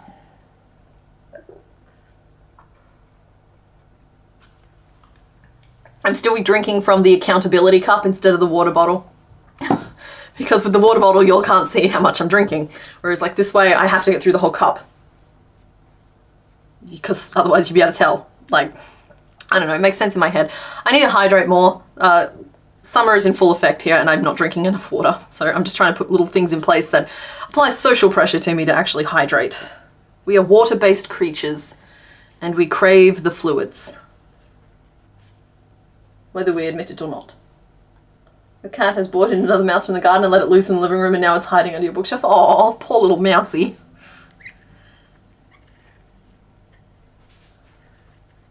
The channel is so inspiring. Oh, my channel is so inspiring. Remind me that there is still something you can do and take your time to make, and that I can actually have meaning to someone else despite your disabilities. Oh, well, thank you very much, Aki the Macaw. I'm glad that you're enjoying the channel. I have a great time making it, and it's always nice to know that people who watch it appreciate it. They probably want to hunt multiple times in familiar territory. Oh, that's the cat. Right, we crave that good mineral. Yep, we do. We are water-based creatures. And it's real easy to forget that. And then, like, sometimes you'll be having a bad day and you're grouchy and your head hurts and it's just like everything sucks. And then you'll drink a bunch of water and you're like, oh no, actually everything's great, I'm just dehydrated. Got one of the water bottles that tells you how much to drink every day / per hour. You might like one of those. I might like one of those. Honestly, I'm not great with people telling me what to do, and I think that might extend to the devices around me. But I did recently get like one of those little step trackery heart rate monitory watches. Just as another byproduct of just being old. I want to just like, let's make sure that the heart stays beating, that I'm still breathing while I sleep, all those fun little digits. I don't mind being tracked. I just don't mind being, I don't like being told what to do. Yeah. I found that the easiest trick for me is literally just making sure I always have a cup full of water within arm's reach. If it's too far away, it's not going to happen. If I empty it, I immediately have to stand up and refill it. If I'm going to stand up anyway, I have to take a drink, and then if it empties it, I have to go and refill it before I can do the next thing. It's just like, I'm fine with a series of like programmatic type rules. Beep boop. I'm not old? No, I'm not old. But I am getting older than I was. I am old relative to who I was 10 years ago. I wouldn't go back. I earned this. Don't take it away from me. But, no. I mean, I was born in the 80s, guys. I'm getting there. Making green paper cones for a supervisor at midnight. Jen, I honestly don't know how you got there either.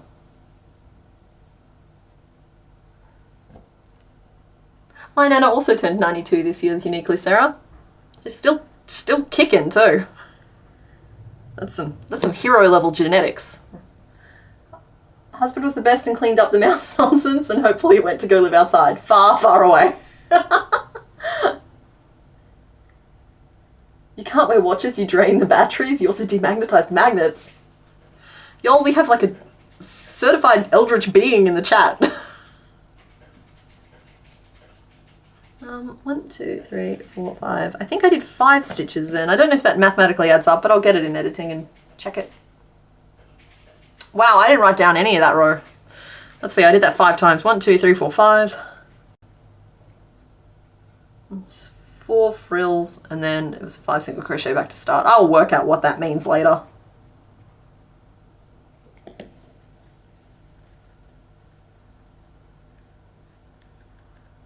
Okay, we went with pointy, and now I'll put his eyes back on. Let's see, eyes go here under middle.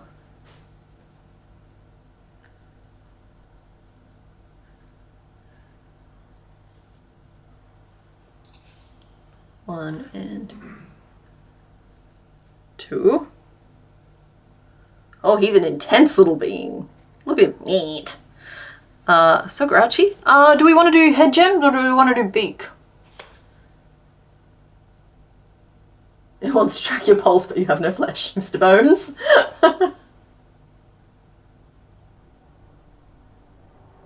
You have to take your project apart because of your fan. Beak! Okay, Loot is aggressively team beak, and I'm just going to get on board with that and go with it. So, for the beak, we are going to do it as a 2-dimensional piece, I have decided. So, as mentioned, we are going to do that by creating a chain for the outside edge of it,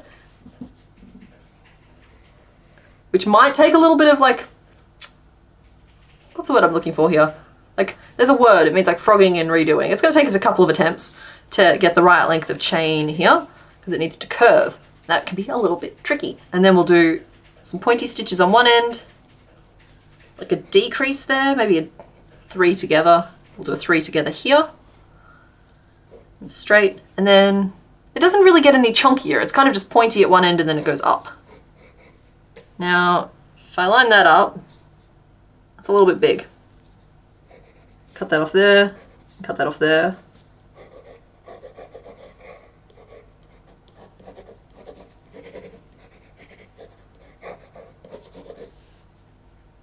That's a better size. It's still a little on the big side, but we'll just see if it adjusts down. Trial and error. Thank you. That's exactly what I was looking for. In Gen 9, there's a bony dog that would make a good pet for Mr. Bones. Oh, yeah, I'm extremely unfamiliar with Gen 9. I am, at this point, planning on working my way up through the generations, though. Like, we have the Chaos and Crisis run, which is Gens 1 to 4. That will be continuing on and should add about 30 Pokemon to the Crochetdex as we go. 24 to 30. I don't want to make promises I can't keep, but like I intend to do like 6 per episode, at least 4 episodes. And in the meantime, these streams will keep focusing on Gen 1 and keep chipping away at that. And once that's done, I have every intention of moving on to Gen 2. If I can be bothered, I'll take the literally hundreds, if not thousands of hours of footage and try and edit it into a video. Because my original intention was for this to be for a video. But it's gone on a bit. I'm not sure how I would cut that together anymore. I might have to get an editor of some kind. I don't know. How many evolutions are there in this line? As far as I know, there's just Tentacle and Tentacruel, unless he's gained a new evolution.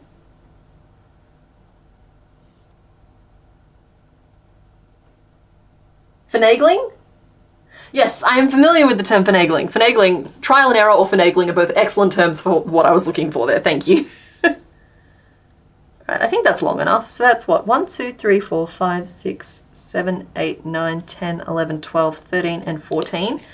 So what that is chain, 14, and turn. So the 14th chain is my turning chain.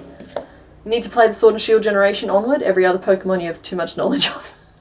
I played Scarlet. I really enjoyed Scarlet. I haven't finished the decks in Scarlet. I still need to, like, I know some of you guys offered to help trade me the version exclusives, and I honestly haven't turned it back on since. Because, guys, I'll level with you. I've been crocheting bugs. Okay, bugs have been my entire existence. And I'm still trying to work out what to do now that I'm not making bugs all the time. But yeah, I'm hopeful that at some point over Christmas I'll pick it up again. And, because I'd like to do some shiny hunting. It'd be cool. Particularly with PM7 doing those, like, every shiny for like, finding all of the shinies in a generation in 24 hours and like all of those like challenge videos. It's like getting me revved up. I want to do that sort of thing. Let's see, we'll do slip stitch. That's 2 single crochet, and then we'll do a 3 together and just see if we like it. Okay, cool. That gives us a nice little corner. And we're going to do some more single crochet. And I'm going to stop talking in questions. How many has that used? So that's used 6 so far, and we had 13 to work with, so there should be 7 remaining. 3, 4, 5, 6. I knew that little one was a sneaky little one. Stitch to try to hide from me. 1 and 2. Okay. I think this next one might just be a regular decrease. I don't think it needs to be quite as sharp of a bend. Sorry, Alyssa, I am endless. I am just amused. I am amused and I'm having a good time with the nurm. Because, like, I hear these sounds all the time, and so I kind of tune them out, and it's just really funny that you're enjoying them. I like it. You don't want more bugs right now, guys. You don't. You've had enough bugs. We're full. We're full of bugs. But what I will say is that I can... You know what I can? I can promise you at some point in the 12 months from now...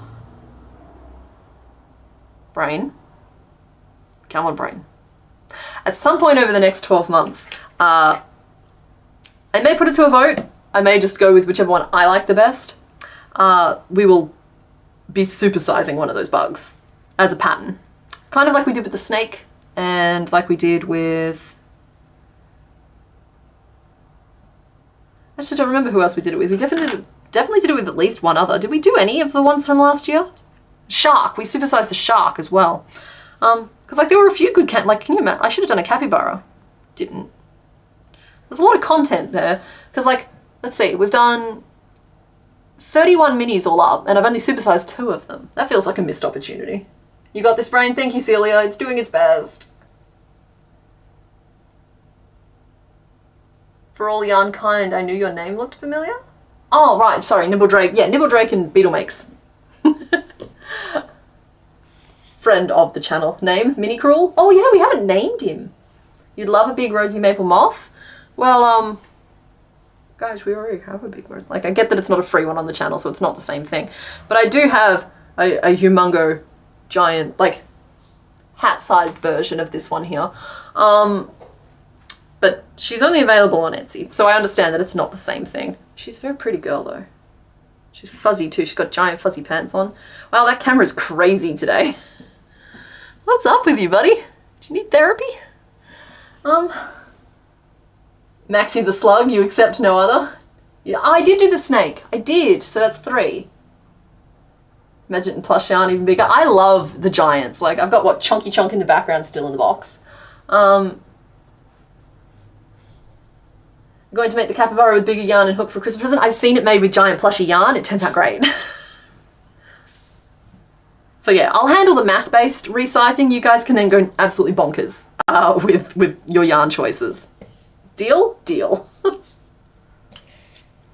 So 1, 2, 3, 4, 5, 6, 7, 8, 9, 10, and then it was 3 single crochet and a finish off. So that's beak.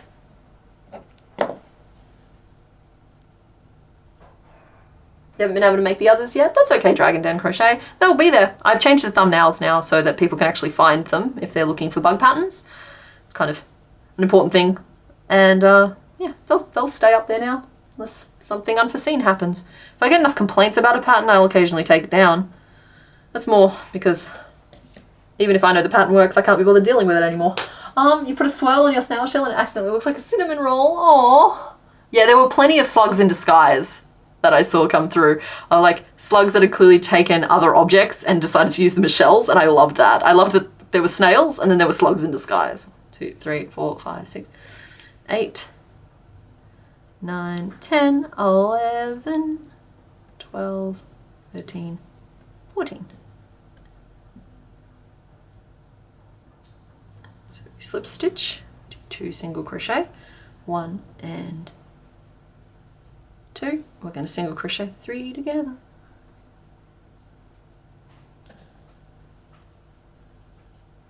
Like that. Single crochet, single crochet, decrease, 1, 2, 3, second beak! Giant capybara, yeah, that's sweet. And it's like, I also feel like I missed a trick there with, oh my goodness, what was the name of that adorable baby hippo? Like, I could have done a hippo. I would have done a great hippo. You made a Christmas snail as he's green and has a red Christmas tree bauble as his shell. I love that. I also saw a really cool, like, peppermint themed one. I saw the traffic cone has a special place in my heart because I don't know what it is about that traffic cone snail, but I adore that traffic cone snail so much. I saw, okay, there's a photo on the Discord right now of 3 snails, but they're the Gen 1 starters from Pokemon. There's a Squirtle, a Charmander, and a Bulbasaur. Incredible. Just fantastic, amazing. I love it so much. So you guys have made that pattern one of the best patterns I think I've ever put out. So thank you for that. Okay. He gonna pinch ya. Neep, neep. Neep, neep, neep, neep, neep. Oh, sorry, forgot to say, naming suggestions for him. He has not been named yet. His younger self is Dwayne the Squid Johnson because of, I think it's because of the facial expression. But we do need a name for Tentacruel. So if you suggest names in chat and somebody seconds it, Mr. Bones will keep a list of them and then there'll be a vote at the end of making him. I'm a little out of practice and I forgot to say that at the start. The Pokey Snails are amazing. Oh good, you've seen them. Yeah, they're really good. Mudang, thank you. Mudang is who I was thinking of with the little pygmy hippo. I could have made a cool little pygmy hippo. I feel like her time has gently drifted on and I want to like allow her to gently drift on, but like I missed a trick there. I could have done a pygmy hippo. John Cena. Sorry. Squidward. Why were there only 7 days of Crochetmas last year? Because I couldn't come up with any further patterns that I liked, and I ran out of time, and I got tired. Like, say it's a surprisingly massive physical endeavor to put out that many videos in a very short amount of time. And so yeah, I decided to call it at 7 rather than punish myself up to 12 and keep it something that I could enjoy as well. And I'm perfectly happy with that decision. I also tend to think, and I kind of think it after this year as well, I feel like 12 days is too long. I feel like it becomes too much of an intense obligation for people, and that like some of the fun drops out and I think it becomes work. So I will be making decisions accordingly around that as to whether or not I think it works. I also think it might be more fun to put out a slightly larger variety of content at this time of year instead of just devoting all of my time to a single event, even if it is my favorite event of the year. So yeah, anyway, that's why there was only 7 that year. It's just I was giving a shorter version a try, and I did like the shorter version. You can still make an adorable pygmy hippo. I want a hippopotamus for Christmas. Oh, I felt like what only a hippopotamus will do. Squid Cena. Okay, but if we're going to keep spelling Cena, guys, it's spelled with a C. That's just a general thing for everyone.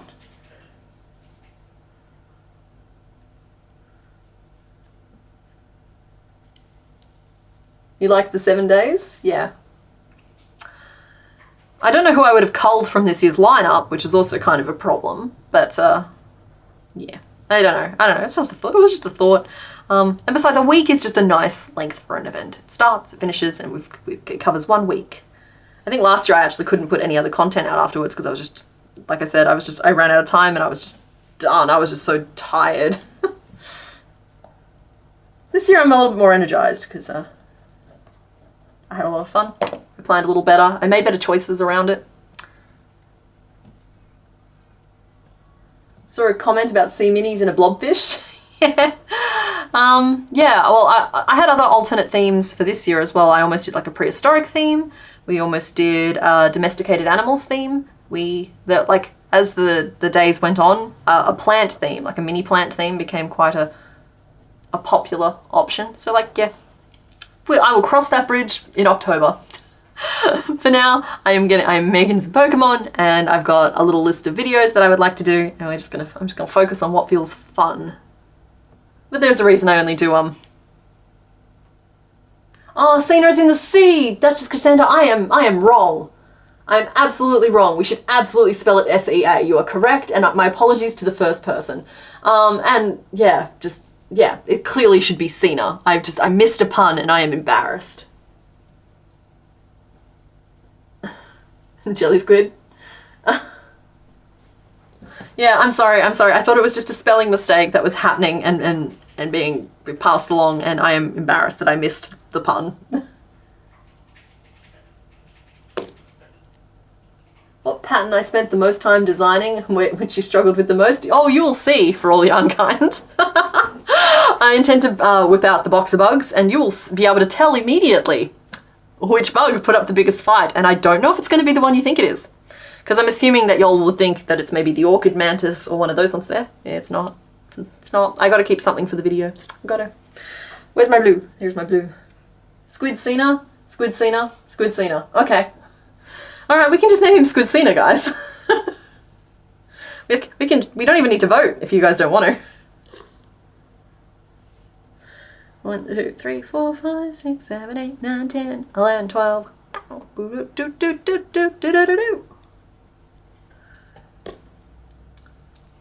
just going to do a row of front post around as well, because it makes it easier to get a slightly more seamless attachment to the head.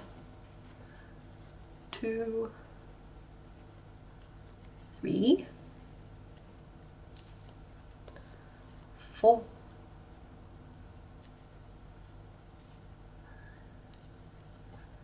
6. I don't know why I'm counting out loud, but it's something to say, so we'll do it anyway. Guess guess it was the moth or the caterpillar. Interesting. Yeah, okay. Interesting. I intend to talk through all of them, so you will get your answer.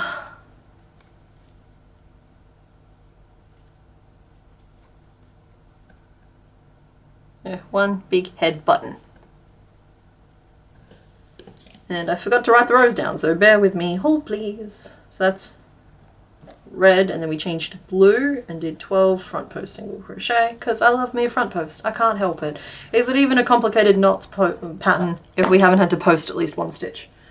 Fishmas would be awesome. Well, we did the piranha and we've done the shark.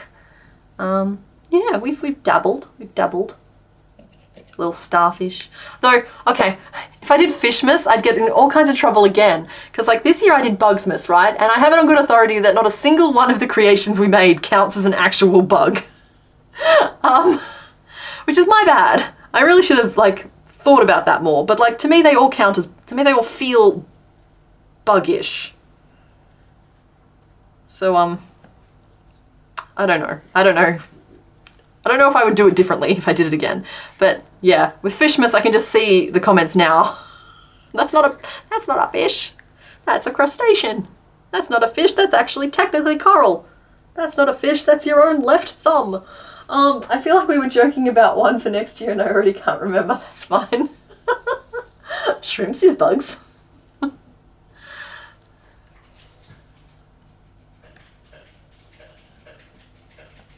Crocheting a little jacket for this postal pigeon. You're now in love with clothing and accessories for animals. Oh, you saw the little hat? Someone made a sheriff's hat for the velvet worm.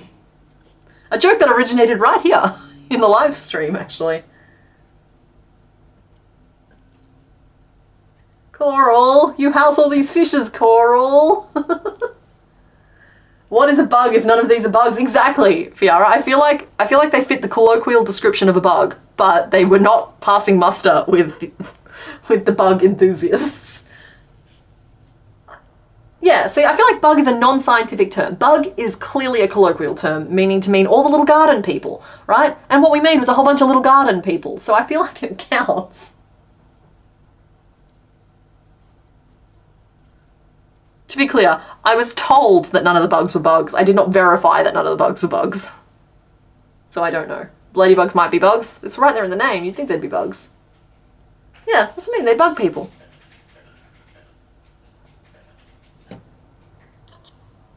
Certified bug enthusiast here. They're all bugs. I appreciate you, Nibble Drake. Hey, you've got your series that's like rolling out now as well. Maybe some of your bugs are a little bit more bug.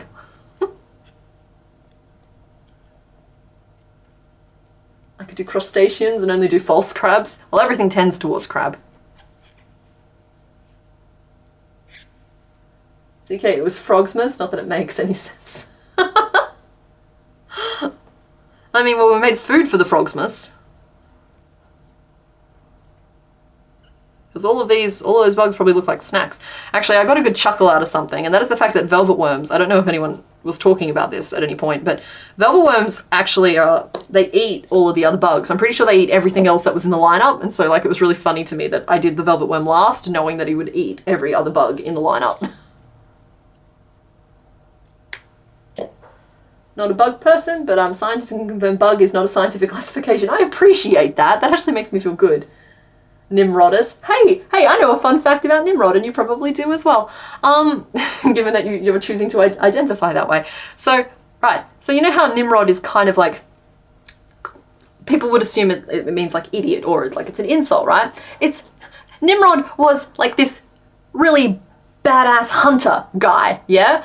And then Bugs Bunny was making fun of Elmer Fudd one day by referring to him as Nimrod, and people didn't know who Nimrod was, and so they just assumed that it was like another word for like idiot or fool. And so Nimrod became this slang term for like idiot or fool or bad hunter. And it's like, no, Nimrod was like this famous, really good hunter guy. Complicated Knots history. So yeah, I thought that was cool. I think it's cool. True bugs have a triangle on their back shell. Okay, so the scarab beetle, dung beetle might have counted if I'd actually done it that way. I think I said that in the video too. Oh, okay, that makes sense. Yeah, I'm pretty sure Bugs Bunny has the blame for for that one there. So yeah, I just think that's really, I just got really excited when I saw your name.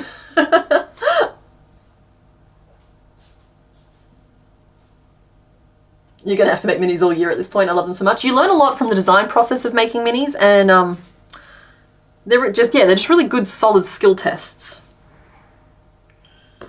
There's some absolutely bonkers part of me that is toying with the idea of trying to design something new for 365 days and then just see how I feel about it, but I already know that's a terrible idea. The biblical Nimrod was maybe a hunter of people, bad guy, not maybe. Admittedly, my grasp on the actual mythology is a little loosey-goosey. 13th day, biblically accurate bug. Biblically accurate bug. I just start sewing all the pieces together. Because guys, there's a lot of bits in that bug box. None of your bugs are true bugs, which is so... Oh no, Nibble Drake, not you as well. You have fallen for the not a bug bugsmas.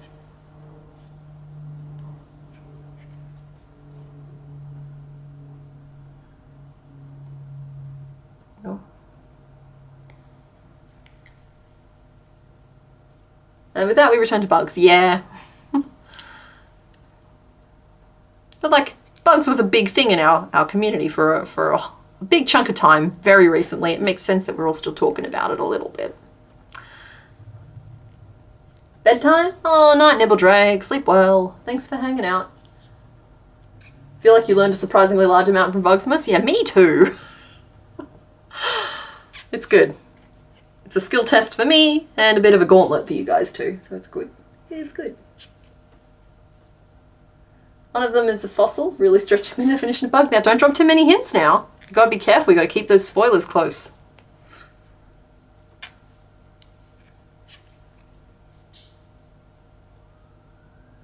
Only excluding Bugsmas. Need to do 6 more than all done. Okay, cool, 6 more to go, that's awesome. That means you're halfway.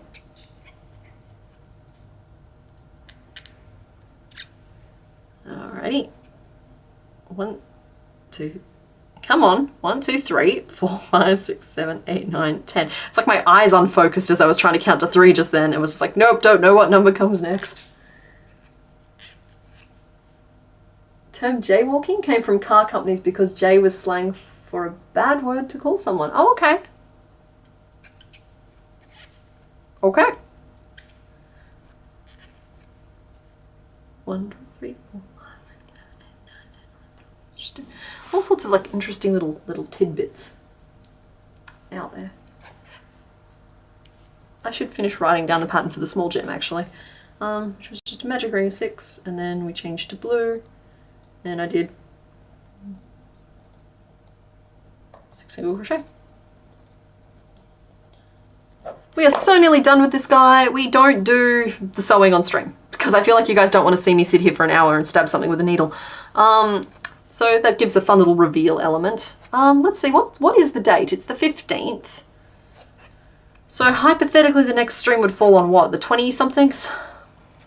Hold please while I look at a calendar. 22nd, okay, so yeah. There's a non-zero chance that I'll be streaming next week as well. I could probably use the company as we head deeper into the holiday season.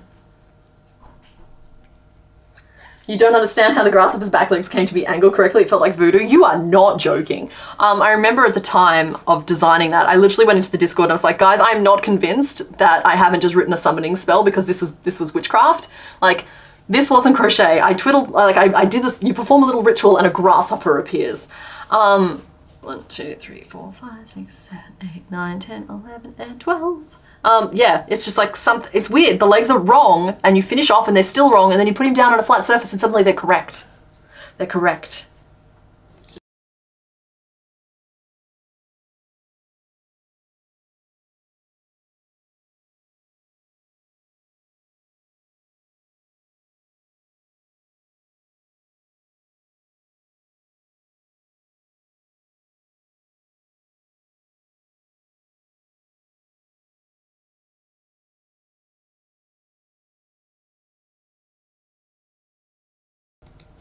Sorry.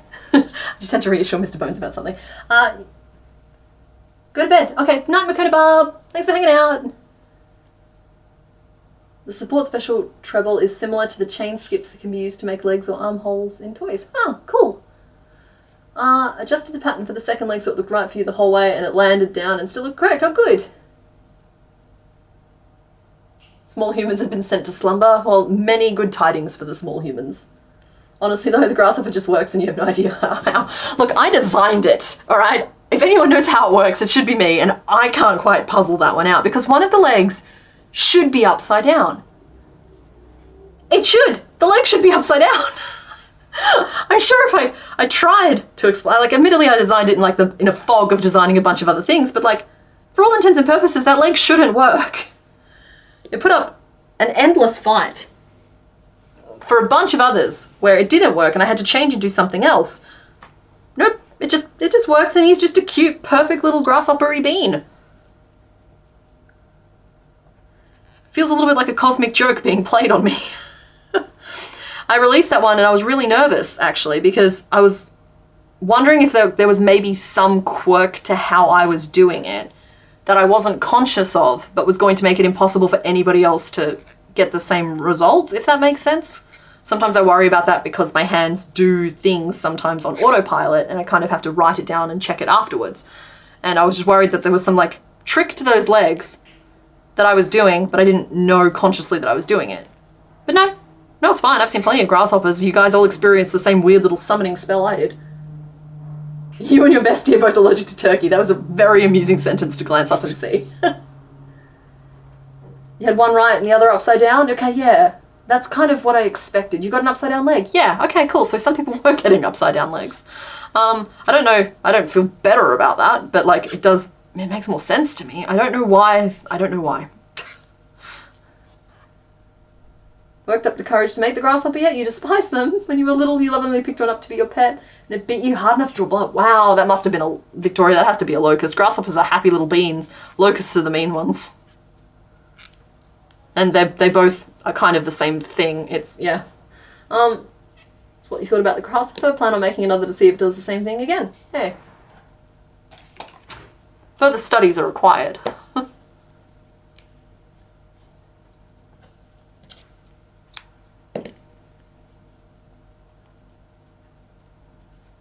Okay. He's got a little bonnet now. I'll just pin that in place as well. I forgot how many pins this process uses. You expected it to betray you more?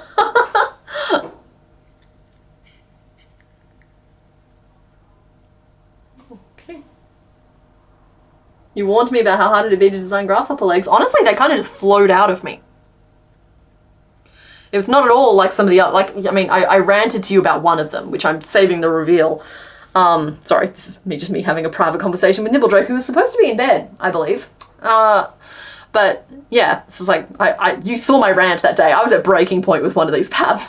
And then the next day I just redesigned it completely from scratch. But like, I was just, yeah, like the grasshopper was fine. He was just a very obedient little bean. He just like, that said, the first one that we made grasshopper-wise, we did on stream and was a mess. Just not okay.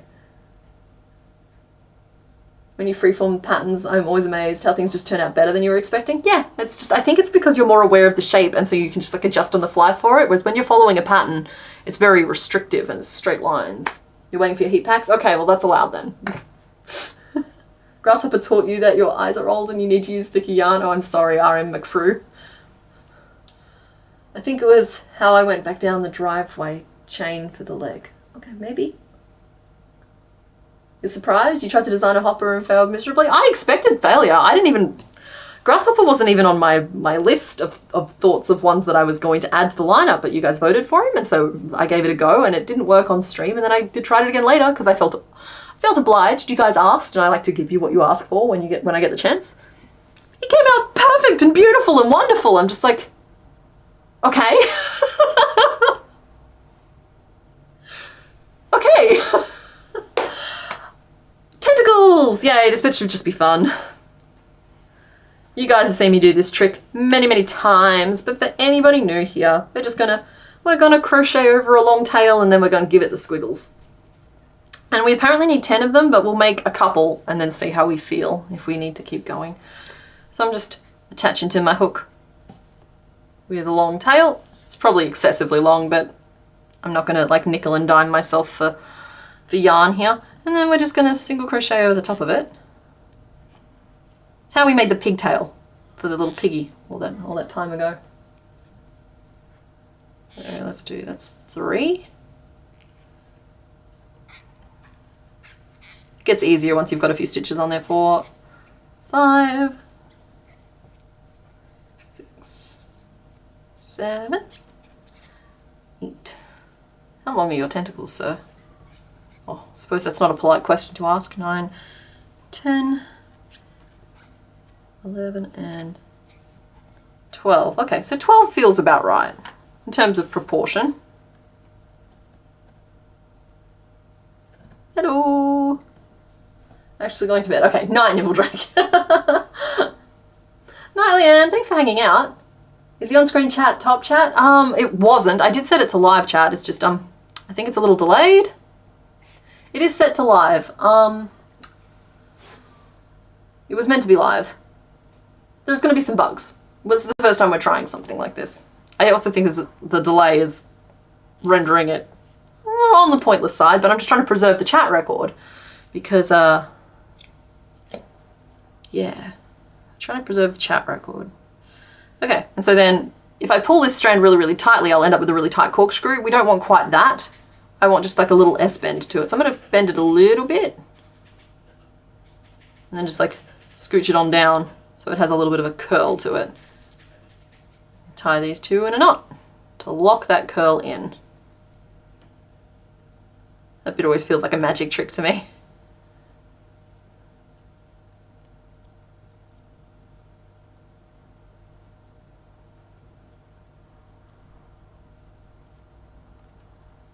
There we go.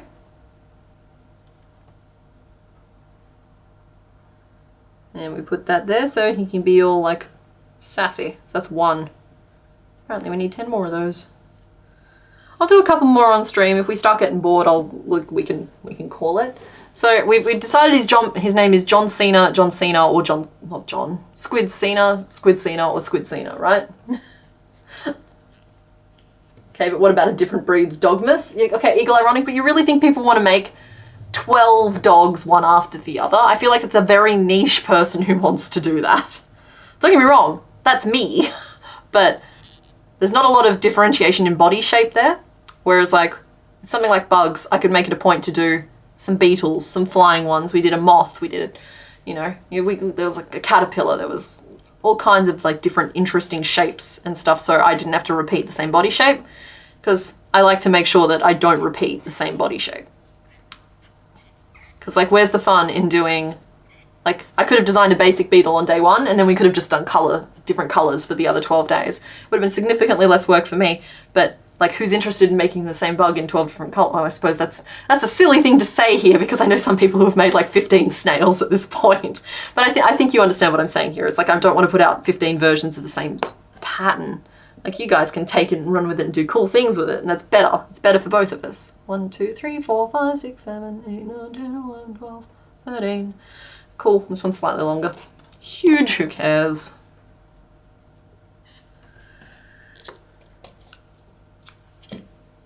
The whole stream has about a 1 minute delay, so what CK is showing was life at that minute. Yeah, actually, no, that's pretty accurate. Because yeah, I often, like, I'll be prattling on about something and then I'll like ask a question and I have to try and remember what question I asked because I don't actually get your answers until afterwards. No, you're fine. Guilty for the 15 snails? No, I loved the snails. Seriously, everybody's response to the snails was my Christmas present to myself. You guys are you're just so talented and you're so incredible and you're amazing and just, I love it. You're very creative. What's up, love? Oh.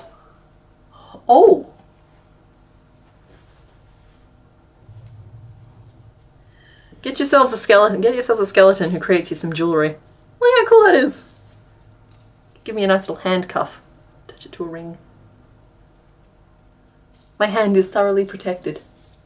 It jingles fun. All of you is thoroughly protected. Yes. I'm here. Yes, love. Yes.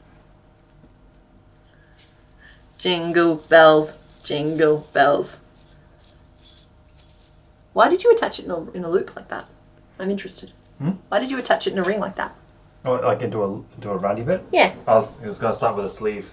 Oh, that's I would have created a panel for the torso. Yeah, but like the panels. I was thinking like that's Okay. It would take forever to be able to put it around me, and if I did get like right beelined for something that could go around me, I just have like a chainmail boob tube. Okay. Which not the best of fashions.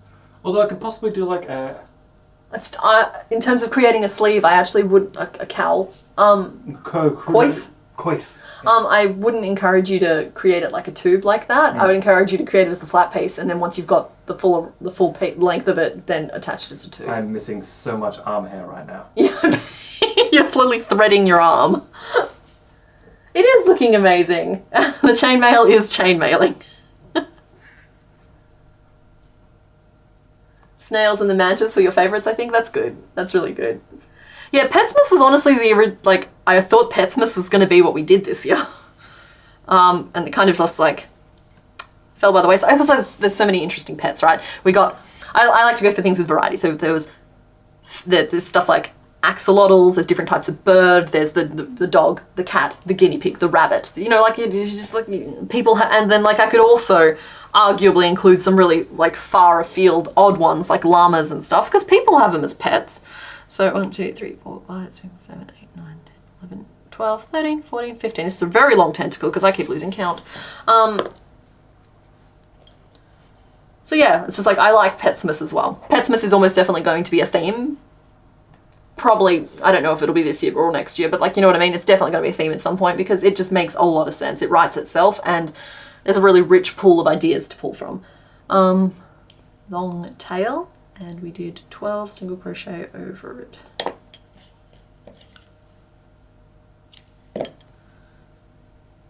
Okay, that's 3. Oh, another YouTuber did Petsmas this year. That's cool.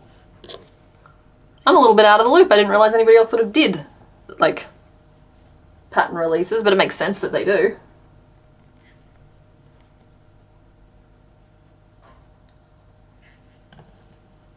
You're crocheting a llama right now.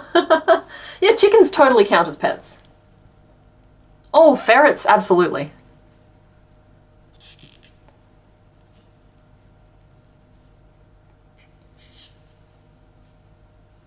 Yeah, pet cow. I did think about cows.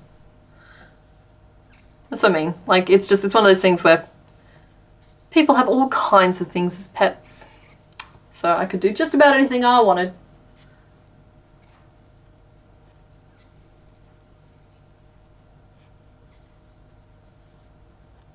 The stream seemed to freeze. Yeah, we are having some slight frame rate issues.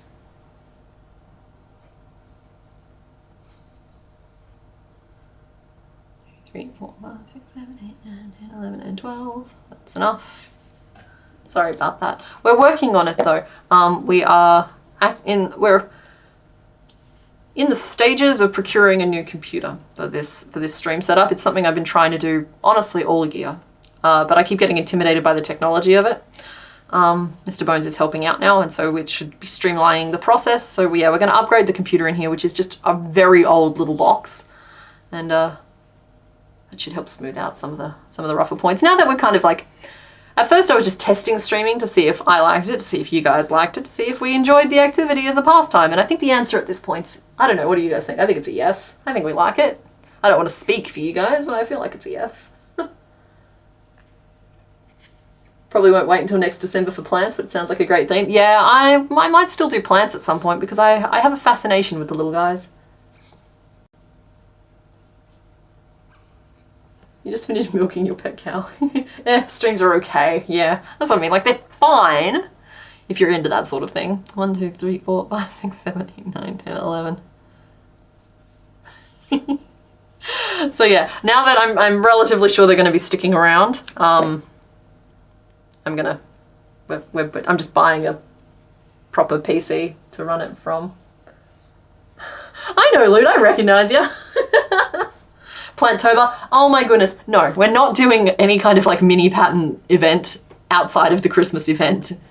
The toll it takes is fine for once a year, but it takes me the whole year to recover from it and then remember that I like it. Yeah, no guys, the streams aren't going away, that's what I'm saying. We're doing what we can to try and fix some of the, like they've been very cobbled together. We've had some lighting issues and currently we're having some camera type issues. And so like a stronger PC will actually help with that. And then we'll get it all set up nice and solidly. Heading into the new year is the plan. We're trying to get that sorted for us now. I'm excited for that. 2, 3, 4, 5, 6, 7, 8, 9, 10, 11, 12. All right, so what's going to happen here is I'm going to finish these tentacles. 1, 2, 3, 4, 5. This is number 6. So cool, we're getting through them. I need 4 more. Then we'll do the name vote. And I will go on break. Little 5-10 minute break, the usual, you know, nothing, just to give me a chance to stretch my legs and roll my shoulders around a little bit. And then we'll come back and I don't know, I'm feeling, I don't want to have too much build up for my news, but I've got a little bit of channel news. It's to do with the streams. So yeah, I will be revealing that after the break. So get excited for that because it's a thing. Oh, hey, it's now you've missed catching the live streams actually live. Yeah, hi Corey. Might as well have either a mini aquarium or a menagerie. Oh yeah, I like the idea of it like building to something as well. Right, like it's fun to have like 12 standalone things, but it'd be really cool if the 12 standalone things also added up to one thing that makes some sense. 1, 2, 4, 7, 8, 9, 10, 11. I actually did that for my very first Christmas on YouTube. Or it might have been my second. I've been on here a while now. Where I did, like, it was like a 4-day event where we made Santa's sack, we made a reindeer, and we made a sleigh. And we did it over like 4, I think I spaced it out over 4 weeks. But it was basically the same thing. There were 4 days and 4 Christmas patterns. And like, yeah, that's still here on the channel. You can still do that. Because, hey, it's not Christmas yet. There's still plenty of time to make the little Santa and his sleigh. It's the only human I think I've ever crocheted here on the channel. Tom Tentacles, LL Cruel J, John Cena, monthly or bi-monthly drop of a new plant, that could be fun. Like just like sprinkle them throughout the year. I like the idea of flowers of some kind or greenery so that you could like build, a bouquet has wedding overtones and that's not what I'm thinking of, but like I just mean like a bouquet of flowers that you'd have like in a vase. It's just like you could build your own flower arrangement. And so like over the time, like drop flowers as we go.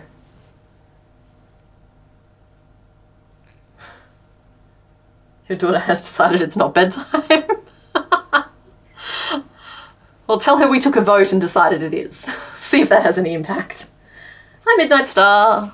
1, 2, 3, 4, 5, 6, 7.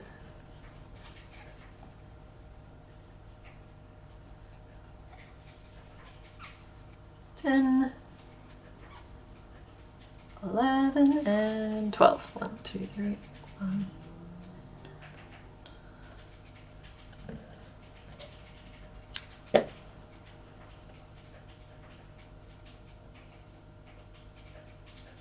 Okay, so 4, 5, 6, 7, 8, 9. Oh, guys, one more.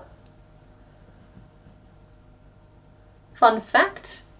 That has not been fact-checked, everybody. That's our warning. Blackberry bushes are carnivorous. What does that mean in terms of plants? You don't get the LL Cruel J joke? I don't know how to Google it. Can someone please explain? I don't know if I should put it in the name list. LL Cool J, honey. It's a joke. It's a pun.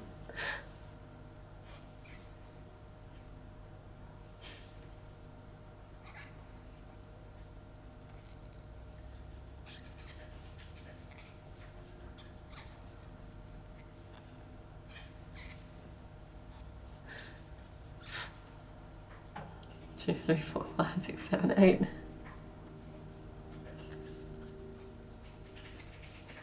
9, 10, 11, 12. Is it LL Cool J who's too legit to quit? Is that Is that him? I'm a little out of the loop.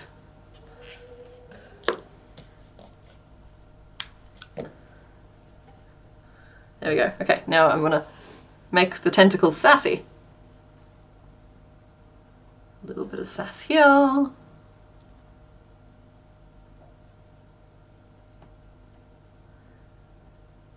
The thorn's like a glue trap for furry things to eat, so it eats larger animals. That's upsetting.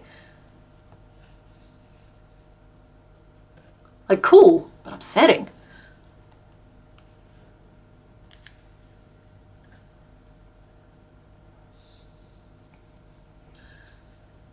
So all of these tentacles can be bent later. I'm just going to pin them in place so we get an idea, get a vibe.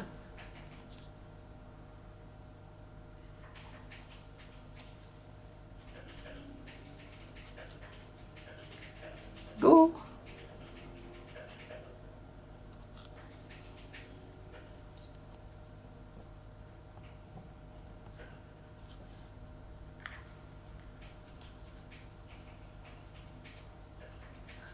He looks kind of like a very upset spider, but that'll make for a fun little transition when I sew them all together and he suddenly looks very cool. Or cruel, as it were. Oh, MC Hammer. See, that's what I mean. I'm not a cool person.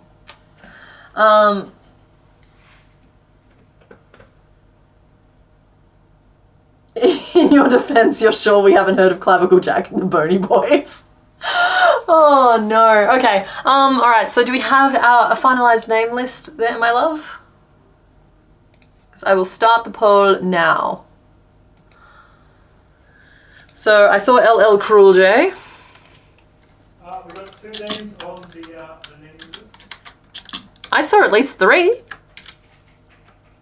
You do good work though, and I'm not trying to take that away from you.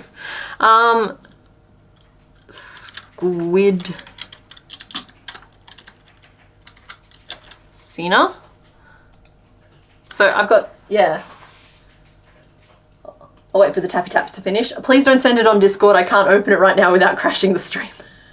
LL Cruel J and Squid Cena. Excellent. And I also saw Timmy Tentacles and I kind of liked that. I thought that was cute. He's tentacular. All right, guys, only 3 options. So you haven't heard of any of those guys? I'll just pick the name that you like the sound of best then. This is a rough approximation of what he'll turn out looking like. He's going to be mad at you. You guys can vote. I'm going to go on break. I'll say that. I always like to announce that and then spend 2 minutes looking for the dang button. But I'll be back afterwards. The break might be a double length one because I feel like I need to like walk around and eat something. So that just means 10 minutes instead of 5. So don't be alarmed when it resets itself and plays again. Okay. Let's see. This button.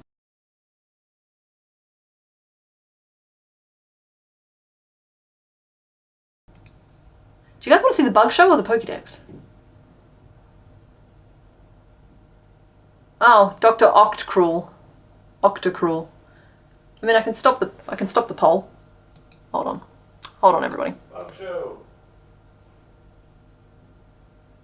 Hydrate before I go. Yeah, sorry, I ended the vote. That's not going to be like the vote. I want to stop and just put Dr. Octacruel in it as well. Dr. Ock. So let's see. I'll put them in the same order. Oh no, I won't. I don't know what the order was. It's Squid, Cena, LL Cruel J, Timmy Tentacles, and Dr. Octocruel.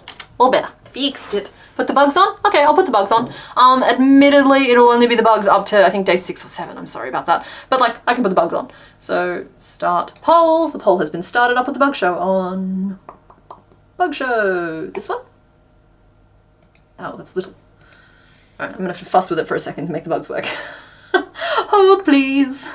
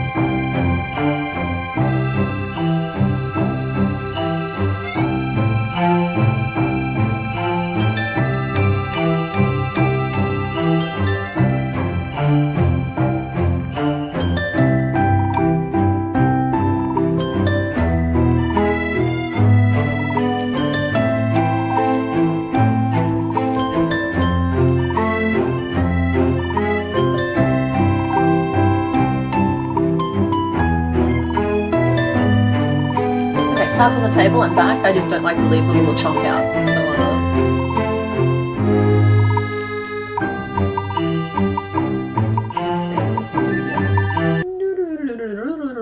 there he is. Hey, Chunky! Such a good pig.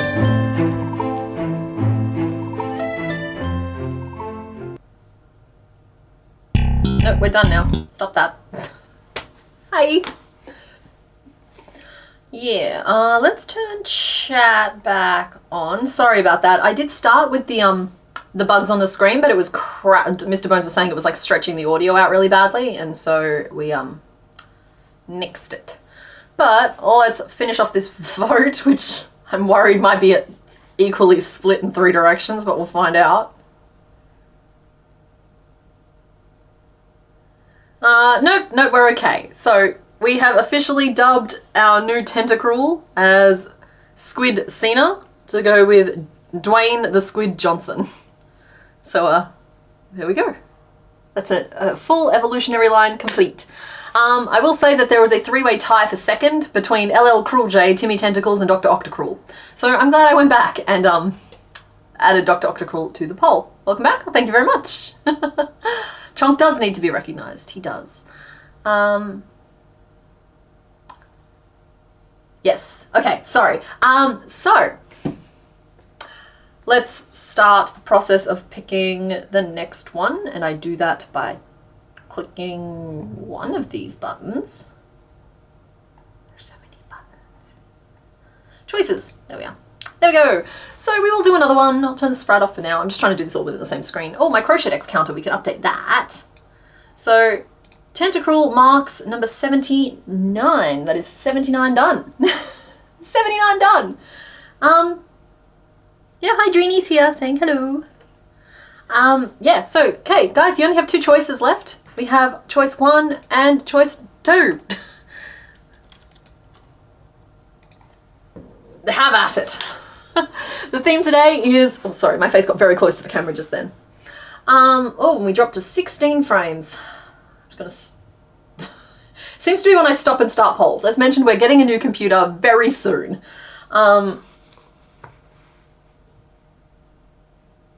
It is a properly paired name, it is.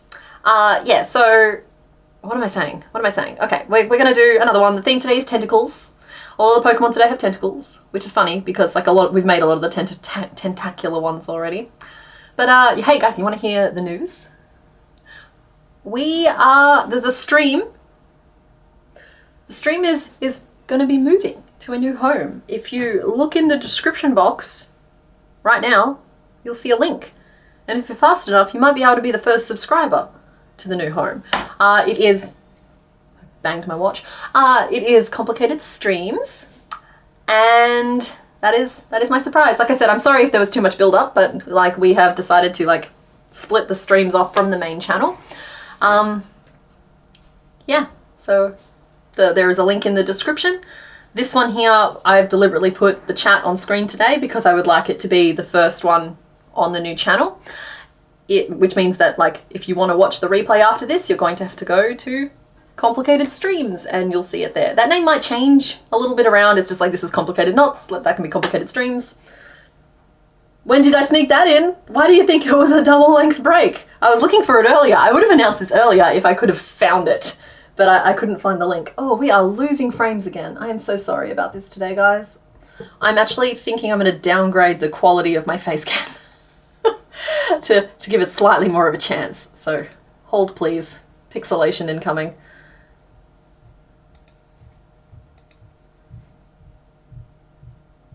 Let's go with that one maybe.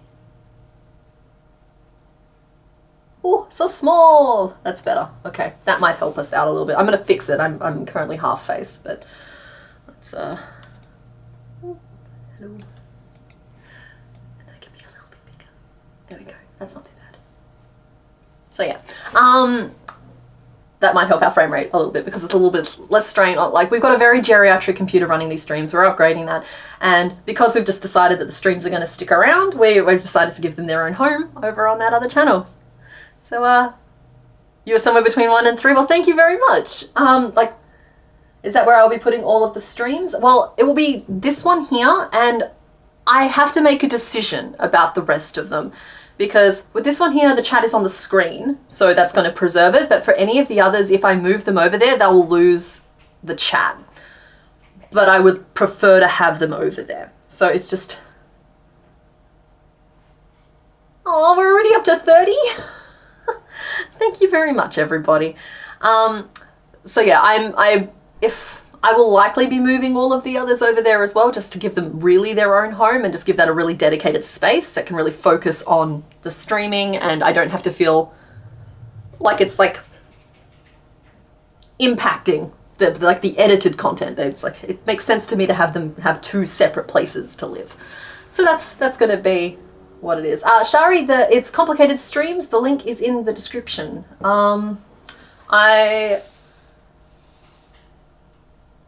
Oh, Darcy, 37 is nothing to be embarrassed about. I appreciate all of you very, very much. Not seeing the new channel. Rain, you might just need to like refresh, because I added the link in over the break.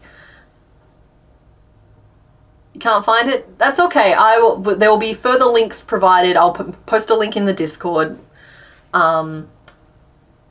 Yeah, actually, I might be able to do that now if you can bear with me for a second. I don't want to get too distracted from what it is we're doing, but we can get a little distracted from what we're doing. Oh, that's still... I'll do the link in Discord. You'll do the link in Discord? Thank you, honey. Just the live stream chat for now. I don't want it in announcements, if that's okay. Yeah, so that's going to be the new home. The good news about that means that like until it hits monetization, there won't be any ads on the live stream replays over there. I am selfishly hoping that we reach that threshold relatively soon, but like that's kind of just a fun little perk of being an early adopter. Gonna use this stream to get moving on the scarf. That's a good idea, Sammy. Loot, whatever you were trying to post, I don't think it worked. You had to leave and come back to see the link. That makes sense. You had to refresh. Yeah, sorry, as I said, I added it in as when we were on break because I forgot to put it in there earlier. So yeah, thank you all very much. I actually can't even check what that number is at, but I appreciate you. I'm not even set up enough to be able to check it. Oh, maybe I can check it from here. I got a phone. Let's see. Switch account. Hey, there I am. Hey, we're up to 75. That's really cool. Mitch says to replay video with capture card screen recording with chat displayed, then upload that as video of the stream. Mitch, that's a really good idea. I love that. That's actually a really good idea, Mitch. Thank you very much. I can do that. I've got a capture card. I've not used it before, but I've got one. So that's good. Please wait to move the old live streams over. You're a little bit behind and don't want to lose out on the chat discussions. Raven Wolf, we might have a solution to that, provided by our very own Darcy Rose Harris and the violence person. So thank you all for subscribing. The chat replay, like this one here, will probably go straight up over there, but the other ones I will look into doing this replay method with the chat up. I think that's a really great idea. Because like I talked to YouTube last night, and honestly, YouTube support isn't as bad as I was expecting it to be. They've been fairly helpful whenever I've needed help. But there's just no way to preserve the chat organically, but I might be able to help it. So thank you everyone for subscribing. I'm looking forward to like starting the journey of climbing the mountain over there again. And in the meantime, like I said, it'll just keep everything nice and separate, and that appeals to me. Yeah, no, that was very helpful, Mitch. Thank you. Yeah, cool, awesome. Thank you everybody. That is just going to be eventually I'll start streaming over there. I don't know if it'll happen for the next one. I will just keep everybody very well informed. And in the meantime, you'll just have to stay subscribed to both. Please don't leave me. You don't get ads anyway because you're premium. Yeah, it would be nice to hit monetization, but like I said, it's just a fun perk. Monetization standards are 4,000 watch hours and 1,000 subs, and so it's probably going to be a little while. Okay, so, I'm very happy that I can help a little bit with your crojo, Celia. I've given to understand that my voice tends to put people to sleep in a good way, and so that, I don't know how inspiring that is for people to get stuff done, but like I'm happy to help where I can. Okay, so let's close this vote out. It looks like you guys have voted very narrowly for number 2. Let's end this poll and confirm it though. So you can just see like the top little edge of my window there.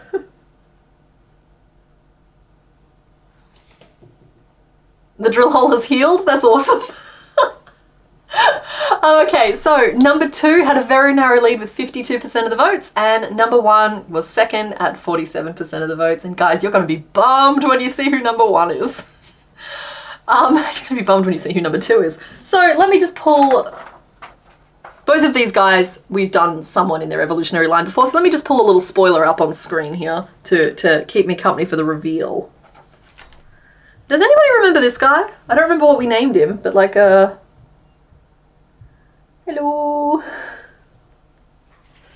He's going to keep me company for this reveal. I almost grabbed the wrong one. Here we go. We are making Bellsprout. And wait, I can hear you say already, Bellsprout doesn't have tentacles. I think you might find that he does. Oh, look at those. What else would you call those? Those are tentacles. Those are 100% tentacles. Those are tentacles, okay?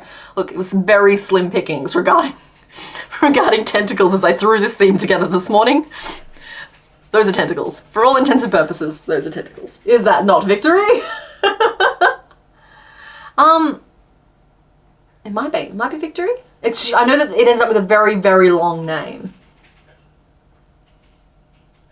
YouTube help us hit or miss. Someone else I watched has had the hardest time finding any real people. Yeah, no, don't get me wrong. It has a real AI chatbot feel to it. But at the same time, I have always been able to get the help I want. And so I want to be fair to represent that. The roots. Feetsies, roots. Exactly. No, those are tentacles. They're clearly. It is with Belladonna. Thank you. That's exactly what it is. Don't worry, CK. I'll happily stay subbed to both of the channels. Thank you, Celia. Those are tentacles. Those are tentacles on land. They are context-dependent tentacles. Exactly. What are roots but earth tentacles? I think her name was Belladonna, yeah. The lid keeps flapping off. There we go. I know that this one here has been known in particular for snacking on some of the others, but we're going to make Bellsprout. We're going to make Bellsprout.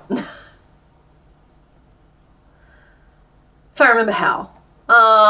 This one. Excellent. Okay, so Bellsprout's here, just having fun, sizing up all of the other buddies. Excuse me, let's change this sprite over. Where is my little plant gone? There's our little plant. Fingers, toes are flesh and bone tentacles, therefore roots are just earth tentacles. Exactly. He can have tentacles if he wants to. She was called Belladonna. It was Belladonna, thank you. But I feel like it was a longer name than that. For some reason I felt like it was like Belladonna blah blah blah blah blah blah, but maybe that was someone else that I'm thinking of. I make the rules, they're tentacles. Yeah, they're tentacle adjacent, okay? Just like all of the bugs that we made are bug adjacent.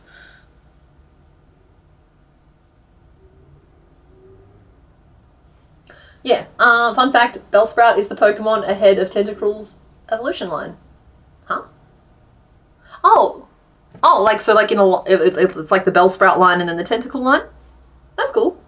I like that. So it's a pitcher plant named after a poisonous prickly plant. Well, yeah. What else would it be? Okay, so I've got the same colours here. Let me just clear the desk. I'm sorry. I've made a bit of a mess here. Got a little bit frazzled, got a little bit overexcited. There we go. Oh my goodness, I'm looking at this is what I'm looking at, right? That is nightmare fuel. I just need to like, clink, better. Can sit over there and like keep Gengar entertained. Is it Gengar? It's Gengar. What? For some reason I questioned myself for a second there. I don't believe that they're named yet, Little Bellsprout. So, have at it. Mr. Bones will keep track. Poor Mr. Bones. There's going to probably be a few more name suggestions for this one here. Okay, we need some pink. We need some brown for stem. And green for leaf. And I'll use the same leaf colour because we've already kind of had this conversation back when we made this one here. So we'll do this as the leaf colour. So those are our colours. I'm pretty confident with them already. Do we want to do safety eyes? I think this one here actually has the perfect face for safety eyes. It's your least favourite Pokemon line for some reason. I'll admit that these ones here kind of hit a weird spot for me where I can't quite work out if I love them or I hate them, but I'm hoping that making them will help me work it out. Forrest Gump.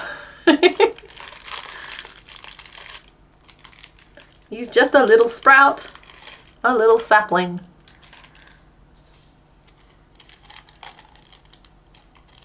Bellsprout is Pokemon number 69. I didn't know know that. That's unfortunate. Careful, Mr. Bones, you might summon Nat. Yeah, we got to be careful not to chant Caterpickle. Or we're going to need to be careful to chant Caterpickle, who I will say is on screen, helpfully still holding the bobby pin. He's such a good boy. Oh, hey, I've got plenty of spare bugs now. Nope. Nope, absolutely not. Belladonna looks like Bilbo's mum? Who's Bilbo? Oh, Belladonna took, not look. Sorry, I was trying to work out how the pitcher plant looked like a hobbit. Right, I gotta do a little sketchy sketch. And I've used the convenient side of the notebook, so now we're gonna move to the inconvenient side of the notebook. That's okay. So Bellsprout doesn't have a lot going on. You see, it strikes me as a little smooth-brained individual. Ooh, I need black yarn as well, but I've got some of that there. I've got black yarn as well. This is why we sketch. The way I can have everything that we need ready to go. Now, with this one here, I did pink stitches around the opening, but I want to do Bellsprout on a smaller scale, so I actually think we're going to use the technique that we used for Gloom's mouth, where I literally just embroider the lip on. Nerd foul. Yeah. Oh, night, Alyssa. I'm sorry the sirens all stopped, but I hope you enjoyed yourself. Not a thought behind those eyes. I concur fully. Here's our little no thoughts plant.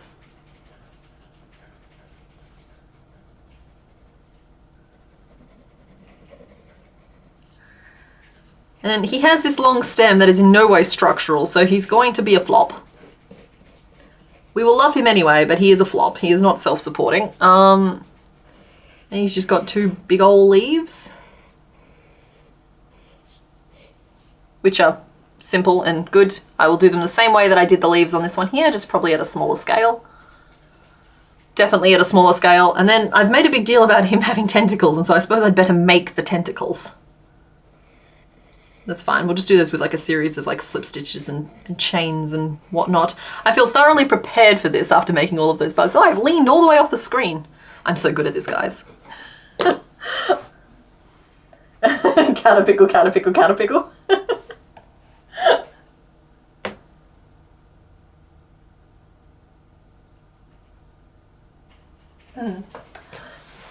Wire? Ah, I could put some wire in there. Got to make sure Bellsprout doesn't come out too organic. Remember, yeah, that's fair. That's fair. Magikarp was a problem.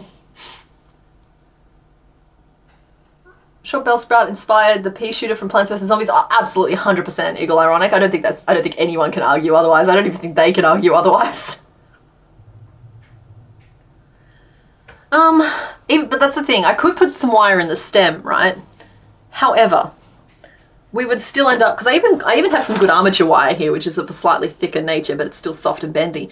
The concern would then be, he still wouldn't be able to sit up without some sort of visible structure underneath him, because he has no base whatsoever. You would have to give him like a base. So I can give him a spine, but he still won't hold himself upright. But okay, we can give him a spine. Mr. Bones is nicked off with my pliers, but maybe he can be convinced to bring them back. Because yeah, I can just, in terms of pieces, the piece breakdown here is real simple. We'll do a little bulb for a head, and I'll make that entirely in yellow with like a black dimple. Danke. Pliers, wire, because we'll give him a little spine. So this is just like a cross section here, so this is actually like up to there. So we'll do yellow with a little black dimple. We might even start in the middle of the mouth and work outwards and then around. I could bend the wire so he's permanently sitting. That's true, I could. And if I snuck some down the legs, the wire could be like, and then like little legs. Right, and so that gives me like a 3-point of stability. I can make that work. We can make that work. Or I could make the stem thick enough to include a little weight at the base as well, because I still have my... Rummage. I'm still here! I have another camera I can use. Why am I doing that? I still have, like, I could put a little glass pebble knees. little landscaping rock. It'd be appropriate. Everyone should hydrate or dihydrate. That is correct. I'm going to as well.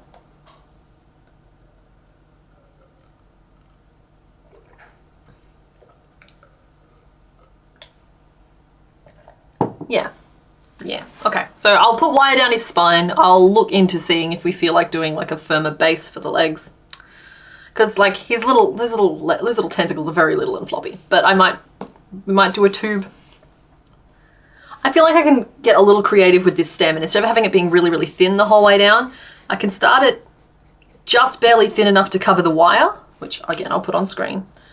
It's a fairly thick piece of wire. You can have it thinner at the top, and then I can just have it like scooch outwards a little bit. I'm not using the word flare to describe the base of him. And then have a little rock, which won't give him a lot of stability, but with just the right amount of primping, it might get the job done. So he's going to look a little bit more trunkish. Then you can still have his like little, silly little tentacle legs. But I think it could work. So like we might just have to like help him a little. I think if you put a rock in the base, it ain't gonna hold them up. No, I just needed to provide a flat surface. Okay. That's the intention. The wire is there to provide the structure, and then that will be there to. Do you want me to see if I could do something with wire on the feet? No, because I want the feet to be very, very thin. There's no room for there to be wire. I'm sorry. What about if a piece of wire came out of his butt and then like cramped onto the table? I don't know if that's a good idea. Okay. Yeah. I'm like, this is like Carnivine. I'm satisfied that some of them just can't hold their own weight, but we're going to give it a try with the spine. I can drill a hole through the desk. We won't though.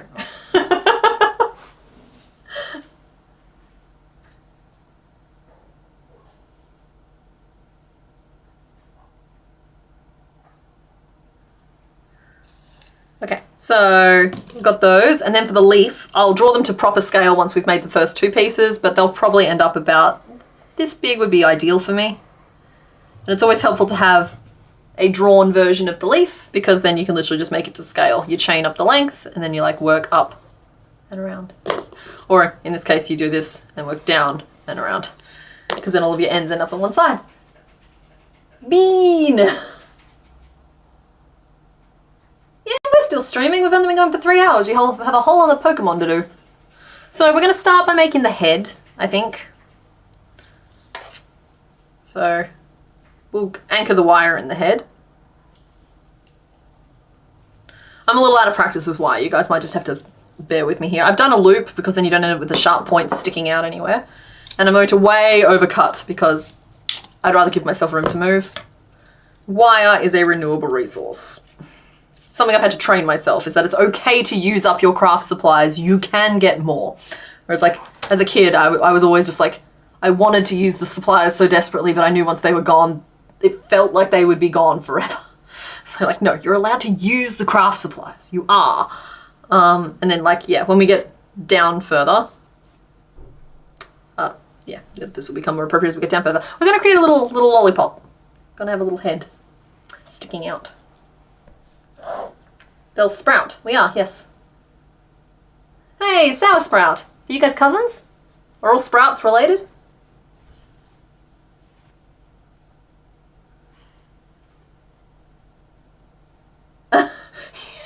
Sorry, Sheil, that's so funny. I spend 99% of my time listening to podcasts on Spotify, which means I keep turning off my phone screen and then being confused as to why the video was stopped. That is so funny. Oh dear. Okay, I have my yellow, but I was going to start in black, wasn't I? So I'm just jotting down some pre-notes here. So I'll work up the little black dimple in the mouth at 12 stitches around, which is already going to be very, very small. We'll see if we have to go up to 18. I need to tidy this room real bad. Or at least organize this room a little bit more. The stream sprout. Put him in a pot like a little Groot. Hey, that's actually not a bad idea, Dottie. As a kid, I was so cautious with my use of embroidery thread in count and cross stitch, and I didn't know it was cheap until I turned like 30. Yeah, you got like, that's what I mean. It's just like you feel that like resource scarcity, and it has a big impact on you as a creator. And then I keep leaning off camera again. Sorry, it's because I changed the resolution down so we stopped dropping frames, but it helped. Just us stop dropping frames, I think. But yeah, I've had to like actively train myself to. It's okay for me to use the yarn because then I'll walk down the road and I'll buy more yarn, and that is a privilege, but it is my situation, and I'm allowed to use the yarn and then buy yarn to replace the yarn. 1, 2, 3, 4, 5, 6, and so that's been a surprisingly hard thing for me to learn. I'm trying to work out how to stay on camera. Apparently that's being hard for me today as well. Hello. Hello. Could you use up all the fancy stuff? That way we can go and buy some more. Oh, what's fancy stuff? Like wire and thread and yarn. I know, I owe you a trip to the craft store just so that we can buy you some stuff to play with. No, just use up all the fancy stuff because you make cool stuff out of it, and then we get to go buy more fancy stuff, which is always fun. I want to make a giant rainbow mantis shrimp. Like with all the colours and all of the antennae. That's going to happen pretty soon, probably. And we'll have them punch it apart. You never want to use your plush yarn because it's expensive, but why have it if I'm not going to use it? I mean, collectors have things they don't use. And it's perfectly fine if you want to collect craft supplies and be a collector. I get infinitely more fun out of using them, but I also know that I stick with this yarn here because I can get it for like $2 to $3 a ball because it's always on sale. And plush yarn is like $20 a ball, and there's a reason why I don't use it, even though I love the way it looks. I don't know if I don't like the way it feels, but I don't know how much of that is just practice. So 1, 2, 3, 4, 5, 6, 7, 8, 9, 10, 11, 12. So yeah, it's just like being a collector is a perfectly legitimate hobby if it brings you joy. Beth, I think we've worked out why that person's an ex. Mr. Bones would... Yeah, he has never been anything but the buy more yarn guy. He has offered to build me shelves, take me to craft stores. He always just feels like I might need a bit more yarn. And that's the support I need in this world.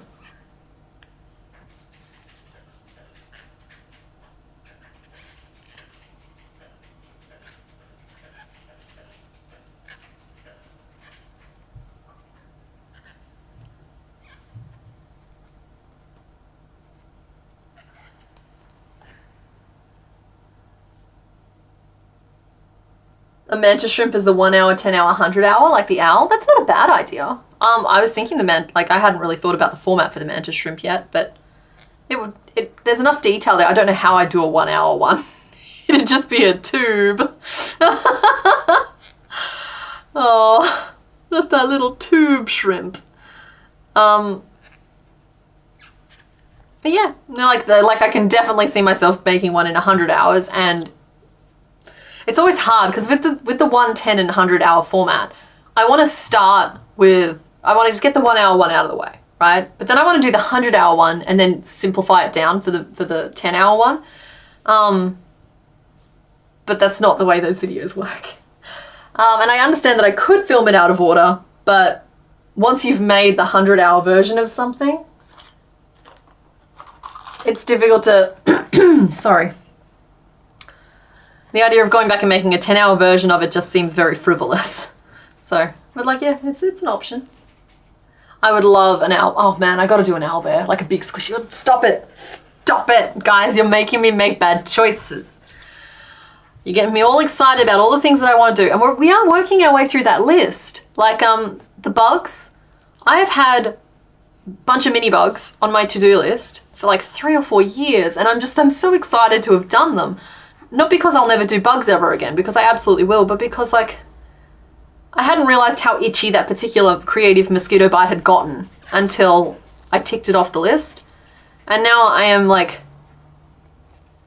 blissful. I am satisfied. I don't feel the urgent need to make more bugs, and I probably won't for a while. And that's a good thing, because it means that I can get really excited about the fact that I've wanted to do an owlbear, like another owlbear. I know we've done 2 already. We've done the mini ones. And we've done the big plushy one, which was very popular. And honestly, I should do more in that style because people really liked it. And I like to give people things that they like. First she makes Year of the Snake pattern. Then she can make... No, Faith. Sorry. First she makes Year of the Snake pattern, me being she.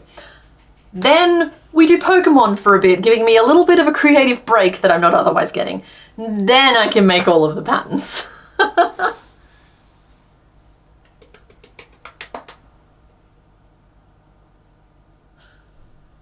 Are we still trying to summon Nat to the chat?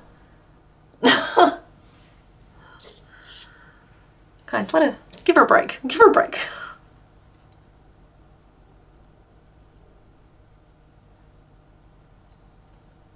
Okay, I think that's enough of a dimple though. So now I'll change to yellow. I'm losing my voice in a pretty major way. Hold on.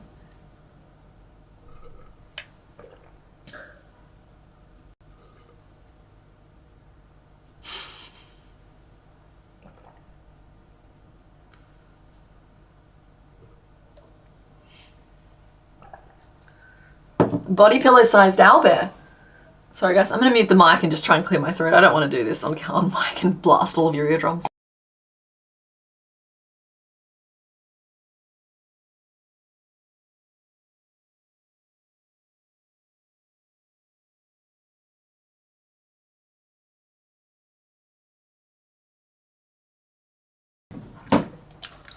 Okay, I'm back. Please forgive me for talking with something in my mouth, but the Strepsil will help more than it hurts. I'm fine. Will the video of the rest of the 100k be coming out soon? I am working on it, Celia. I've filmed, I think, 10 more squares.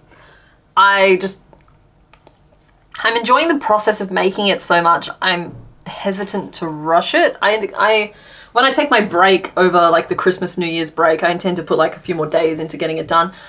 I hate shorts, but I actually think that it might really suit the short format. And then like, I don't know, I'm kind of like, I'm a little caught up on the format of that one there. I'm working on it is the short answer. It's just, it takes like each one of the squares to stitch up.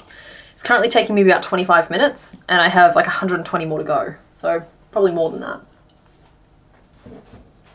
I don't know why, but the line shorts and streams kind of works for me. Oh. I don't know why, but it seems fun. Like, yeah, for the other channel, yeah, shorts and streams. Maybe. I was to say, I think of them as YouTube shorts and YouTube pants. Because, like, pants are shorts but longer. So my edited content is pants, and my shorts would be shorts. Yeah, okay. No, it doesn't work. Sorry.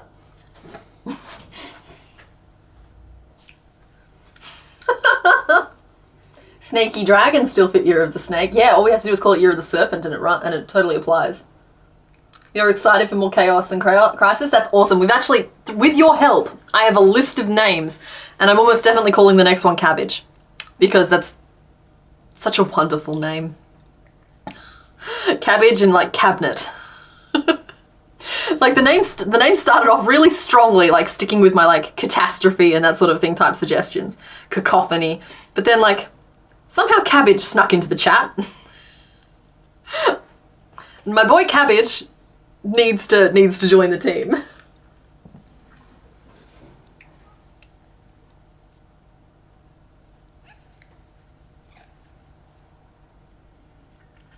Okay. So now I'm just going to build the lip. Oh, night Harry Chi Crochet.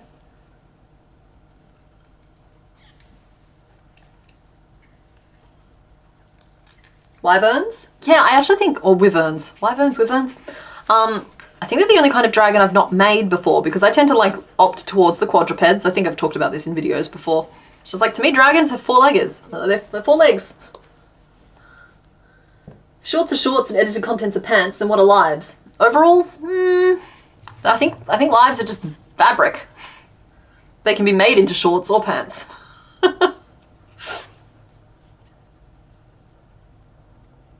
Cabbage in my brain. My cabbages! Yeah. Do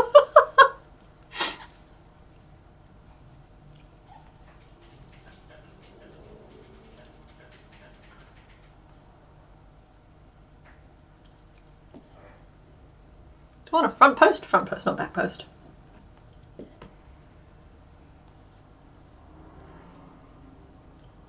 Yeah, lives is buying by the meter, exactly.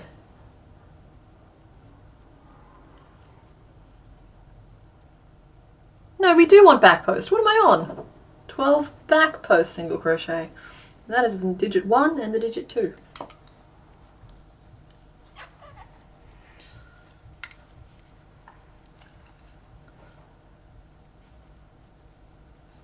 Sorry, to go back to the tapestry question. That video will be out as soon as it's ready. I don't have the willpower to sit on content. Like, I'm not going to make it and then wait for an optimum time to drop it. I'll make it and then it'll just be released in the next available time slot.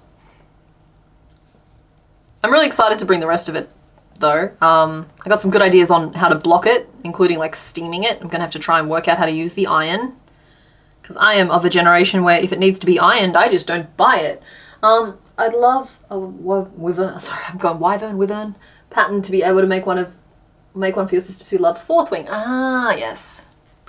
That series seems to have quite a few followers. I've seen great enthusiasm about it all over the interwebs. 1, 2, 3, 4, 5, 6, 7, 8, 9, 10, 11, 12. I'm going to stop using old people slang now. Sorry about that. Okay, and now we will do 3 repeats of 3 single crochet and an increase just to grow our nozzle slightly. Hey, happy time zone too, Germany.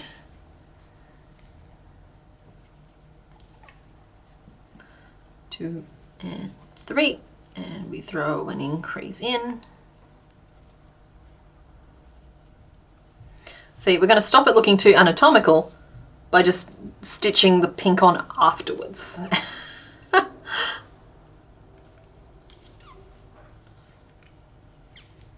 Hopefully.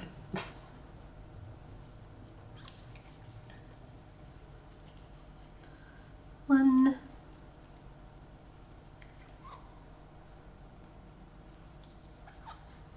2, 3. 4 and 5. Okay, so that took us from 12 to 15.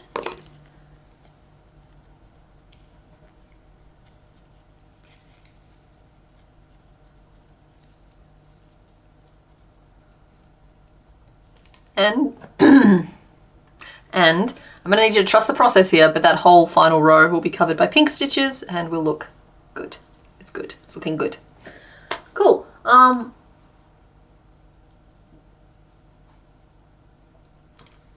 Buffalo got hit with a crazy amount of snow. Your power went out Wednesday and finally came back on today. 7 foot of snow?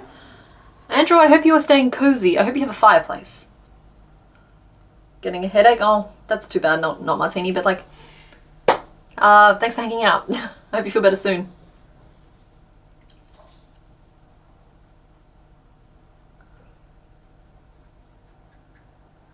Just finished your first wearable? A cardigan, you adore it, and promptly brought a garment steamer to block. Yeah. I'm just worried that like the tapestry is very, very thick fabric. I don't know if it's going to be very open to the idea of changing shape, but I also just think I have so many options, including like backing it with non-stretch fabric, and you know, things like that. Backing it with non-stretch fabric or hanging it specifically with like heavy hanging rods so that it does stretch into the right position. And then backing it with non-stretch fabric or some sort of strapping so that it doesn't continue to stretch afterwards. Like, we got options. I'm just gonna have to pay attention to it. And I don't want to rush it because I'm enjoying the process. So it'll be out. It'll be out when it's ready and when it's good.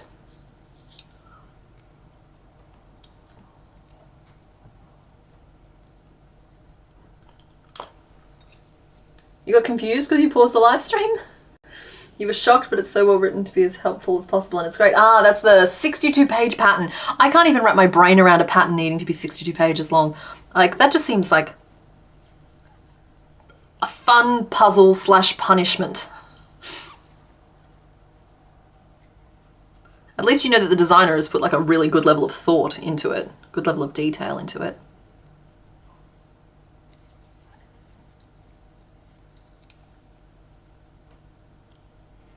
Okay, so I'm increasing by 3 more. Then it'll just be bulb time. We hit 100 subscribers on the other channel. That's awesome. Thank you all very, very much. As I mentioned, I do think it'll take a long time to hit 1,000, but in the meantime, I'm going to just start converting the VODs and moving them over there so that they can live there.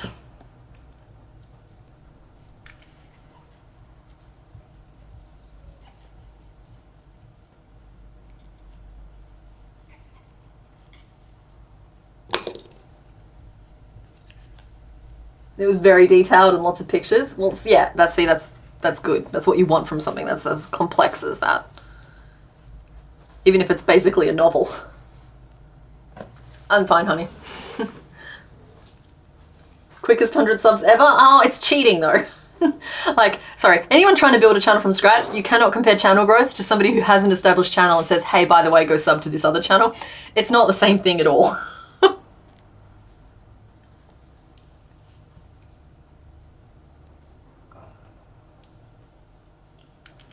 Because as you would have seen in part 1 of my 100k video, like, it takes a long time to get those first few. I got my first 30 subs from being an active member in a Facebook group, a crochet Facebook group. It was Amigurumis Without Karen.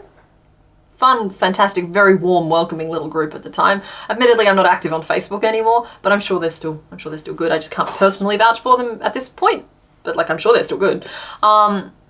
I got my first 30 subs from there. And like, that's what gave me that first little like, you gotta like lean on your communities a little bit. Should do community posts from here a day before live stream so people have a better chance to find it. Yeah, I will be working something like that, Epic Names. And I won't be streaming on there straight away. As I mentioned, that'll just be a home for the VODs until it gets all established and set up. And then, yeah, it's just, I'll just keep communication open. I'll make sure everybody knows what's going on.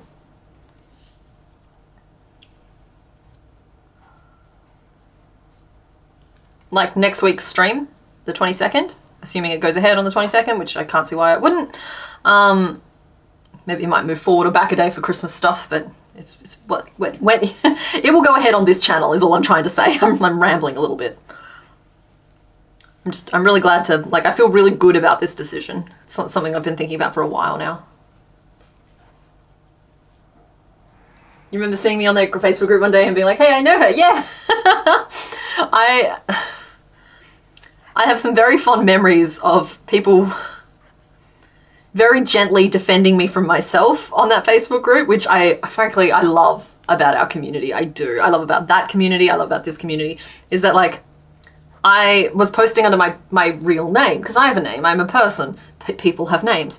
And I posted something that also was on YouTube at the time, and somebody was very gently like, oh, hey, I remember seeing that on ComplicatedKnots channel. And I was just like, hi. Present. I promise I didn't steal it. But like, I love the idea that somebody was like very, like, I liked the approach. I thought it was very like gentle and respectful, and like it left room for there to have been like doubt and questions and a defense. It wasn't like both guns blazing, you know, but like still calling a person out for potential bad behavior. And I was just like, I really appreciated that. So yeah. I liked it. It was respectful, and I appreciate that. I like to think that all of you guys are like nice and respectful in terms of things like that. Oh, that's the thing. I also really appreciated the fact that they weren't going to let the hypothetical content thief like get away with that. Well, like they were defending me as a creator, but I also, like, as a human being, I did not feel like chased out with a torch and pitchfork because I hadn't done anything wrong, if that makes sense. You've seen a lot of my patterns show up on Pinterest. That's fine, as long as they link back to their original places. Like, every so often I find someone actively selling my stuff on Etsy. Please don't do that. I wanted to add another story which was in the similar vein. Okay. Whenever there's a problem on Discord, which has happened extremely rarely, but the very few times a problem has happened on Discord, there have also been people there who are like easing things out, mellowing it all out, and like it's just a really lovely group to moderate. I was gonna say, you guys are very self-moderating, I have to say. All very wonderful, wonderful, wonderful people. Little did they know they were protecting me from myself. Yeah, that's what I mean though. Like I believe I said this to them at the time, or I at least try to always acknowledge it. It's just like, I really appreciate the fact you just called me out right now, because I would hope that you would do it. You would call a person out if you saw them, and it wasn't me sharing my pattern, if that makes sense. It's really good. Every time you see one of my patterns on Pinterest, I check the links to make sure it's crediting you and going to the right. So I appreciate that, Robin. Thank you very much. It's like, I am extremely frustrated about a situation with Temu that I can't do anything about. But if you see any of my patterns on Temu, it's not me. It will never be me. And I would encourage it to never be you either. There's just nothing to be done. It's like, I try to like just box it up in a corner of my mind and not let it like steal my joy in what is otherwise a very good and fun job to do. It is. It's just, there will always be, like the thieves are kind of like the other side of the coin of it, you know? Have to head off. Well, thanks for hanging out, Shari. It's been fun.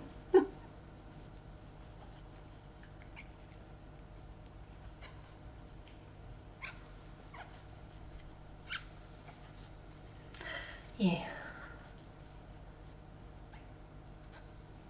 Found fakes there of some beautiful posters. You could try, if you want to buy from the real artist, you could always try doing like reverse image lookup. Sometimes that's helpful. Sometimes that just leads you to, like, sometimes it's a bit of a rabbit hole. Yeah, I use that technique sometimes. Because, yeah, I would rather, if I like something enough to own it, then I need to like it enough to support the person who created it. You won't buy the fake. Exactly. It's just like, if I can't afford the real one, then I don't get to own it. That's just how that works. Sometimes people share screenshots instead of links, which is way worse. Well, that's why we have the rule on the server, and like it can be a little bit of a polarizing rule at times because it's hard. Like I'll go into an example, but the rule on the server is that please no posting patterns in whole. No posting documents of patterns. No pasting images of that contain the pattern in whole, or like posting pictures, because you know some people share them on Instagram as like pictures. We don't do that on the server, and we won't. I've given permission to Nibbledrake/Beetlemakes to share her patterns as PDFs because they are her patterns and she can choose to distribute them how she likes. But no, you can post links to other people's patterns. I absolutely go nuts. Absolutely, you enjoy pattern, absolutely link it. If it's your pattern, link it. Let people find it. Let people find you. Happy for that to happen on the server.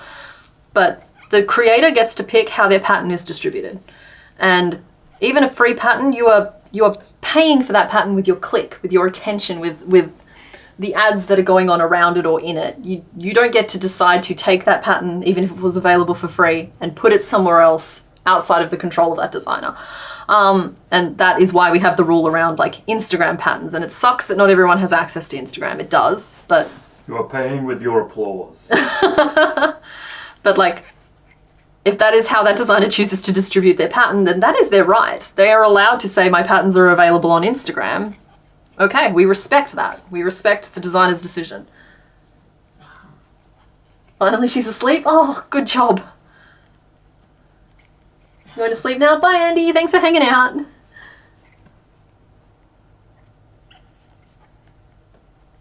So yeah, sorry, rant over, guys. Sorry, we'll head back to safer waters if you like. But like, yeah, it's just I have developed very strong feelings on this subject over the years.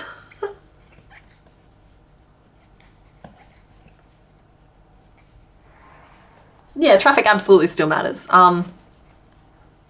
It's just like, I make it a point to keep my patterns as free as I can feasibly manage, right? They're here on YouTube, they're accessible to as many people as I can get them accessible to, but I do make my living from this. I do make my living from providing free patterns, and part of that is I sell written versions. I do, and I have my Patreon, which I am forever baffled and humbled by the existence of my Patreon.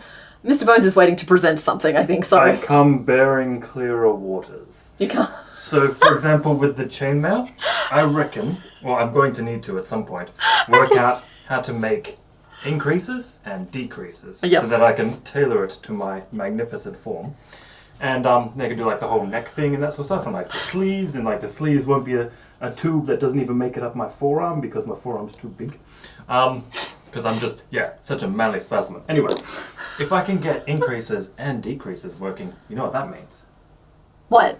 You could totally grab one of your crochet patterns and then just do it in chainmail. Totally. Yeah, like you can have a Tentacle made out of chainmail. Can I borrow some of your stuffing? Always. Cool. How do I get it? Oh, you need it right now? Yeah, I was gonna stuff it into my chainmail and see if it works. Oh, it will leak out, love. You'll need a stocking. Potential. Oh, no. It'll be fine. It's got enough arm hairs in it that nothing will get out. Look at all these clearer waters. He's been putting the chainmail tube on his arm, and it's been like pulling all of the hairs on his arm out. Which is just really funny. It's okay, it's just a loiner.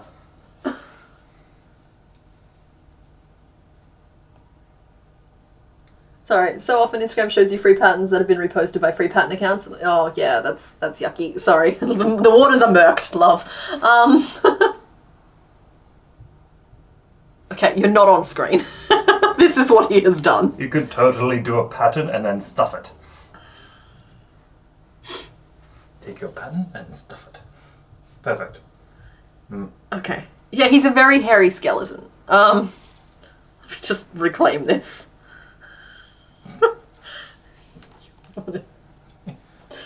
I know someone else who's a tube. Just the screw you unstuffs your pattern. It's mine now. Oh, you're shiny and pretty. Oh, and the bracelet knots on you too. Yes, Mr. Bones' bone arms have hair. I told you, he's got hairy arm bones. Next time I borrow some skin, I'll find someone who doesn't have hairy arms. Honey, I thought you'd put Mr. Bones in the tube. That's why I passed him to. I love that. Take it back. Well, I mean, he used to have hairy arm bones, but he doesn't anymore because the chainmail has plucked all the hairs out. Okay, y'all want to put Tentacle in the chainmail. That's up to Mr. Bones.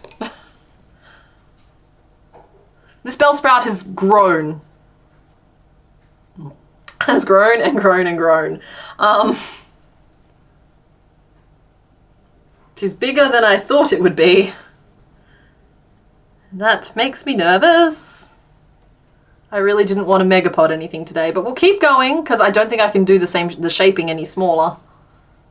Oh, I suppose I could have just done the lip as like a stick-on piece. You know we need a Mr. Bones chainmail stream. It's just a skeleton marionette showing off the chainmail creations.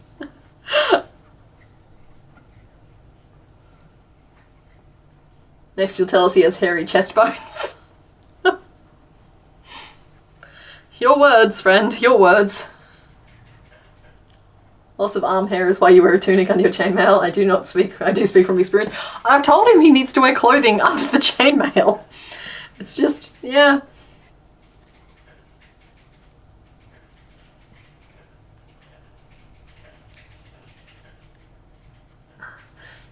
Yeah, Bellsprout's totally just a pretty girl with a bunch of lip gloss on.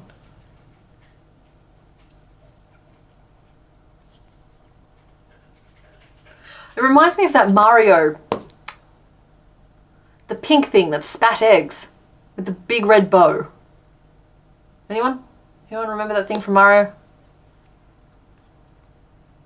Ego? Is it Ego? Birdo. Birdo! I think it was Birdo. Ouch.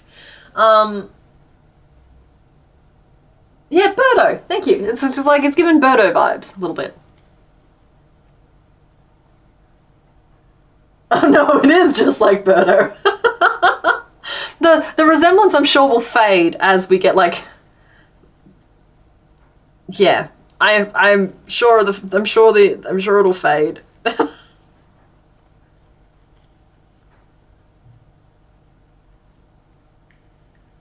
The sprite has its eyes in a very weird spot. They're like both, oh, I suppose they'll go there. It's fine. We'll make that work. So that's 1, 2, 3, 4, 5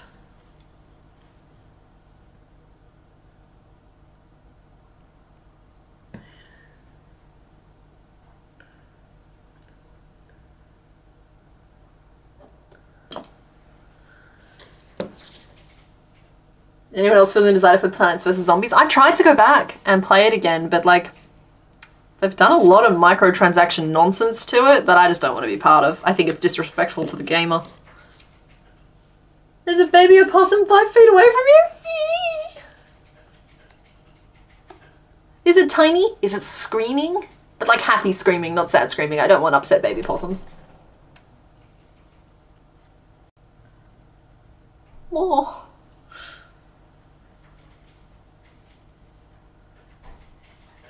Maybe it's the cat distribution system, but it like ran out of kittens.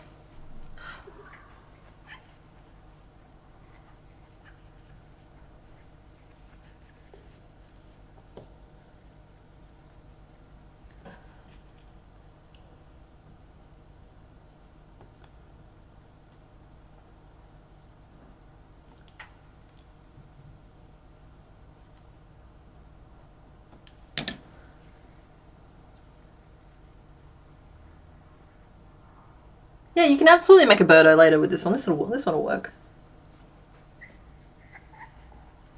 He's snuffling and very small. Oh, I hope he's okay. I hope his mum has just sort of like parked him somewhere. Are there opossums in Australia or are they mostly an American animal? Oh, no, we don't have opossums over here. We have possums, no O.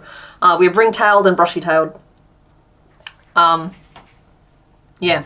And probably a bunch in between as well. There's a whole lot of like tree-dwelling quasi-cats here in Australia. Yeah.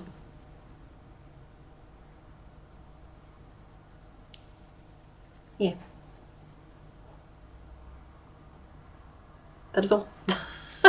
That's it. That's all I got.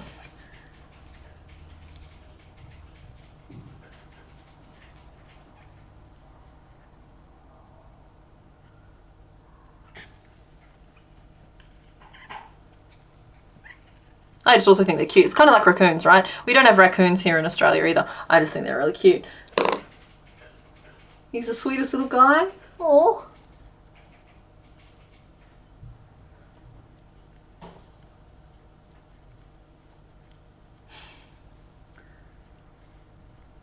Of course, pictures of adorable animals will always be welcome on the Discord. We have the Pet Tax channel just for them, but feel free to post stuff like that just straight into live stream so people can find it. He's okay, his mama comes around too. Oh, that's fine then. That's what she's probably just parking her babies with the local eldritch being you, knowing that you'll make sure that like no other like predators or anything come and get them. She's hacked the system. Ah! Oh no! Well, yes, I am enjoying myself. Okay, I should have attached... Stop slapping yourself in the face. What are you doing? I should have attached this earlier, but I can still sneak it in there now. Don't tell me off. I already told myself off. Oh, I wasn't going to tell you off. I was just thinking the possum might be a cultist. It's like, I have brought the children to the eldritch being, and it will lay its blessing over them and protect them from danger. I have a Bellsprout on a stick. Yes, you do. It's like a lollipop. That's what I said. We were making them a lollipop. It's like a vegetarian lollipop. You're trying to appeal to the children. Eat your vegetables now. No, See, it's on a stick. This is his stream now. Deep fried vegetables. Ooh, deep fried taters. Just like... We would never. No, it's fine. They're vegetables. It's perfect. And the pobblebonks have started? No, the frogs gotta get going early. The cicadas have been screaming their heads off here for the last few weeks, and I actually love it. I just think there's something very cozy and comforting about it, even if the weather is way too hot. Hi, Sharky's Crochet, you sure picked the right moment to arrive. Okay, eyes snapped on, stuffing restored.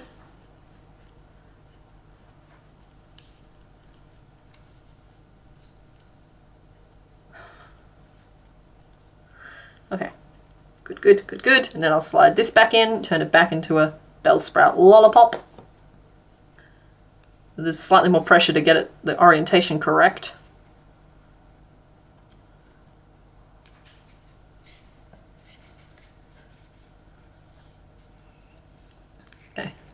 accidentally pulled out a small black whisker, but I'll deal with that later. So there we go. So that will be in there. No, I'm going to deal with it now because it's already annoying me.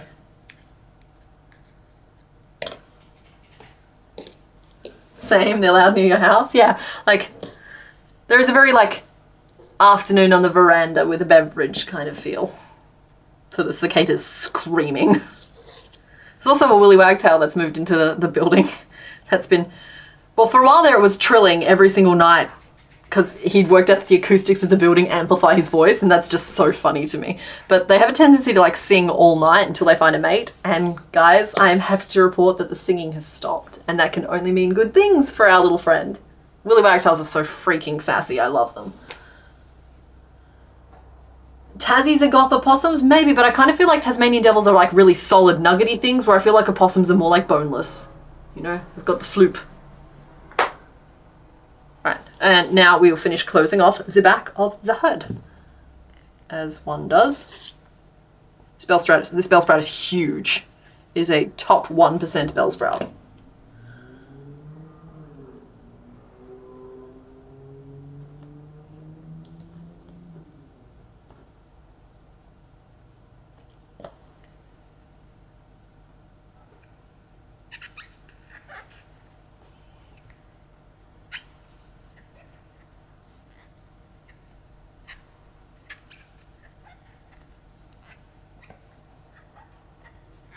Here we go.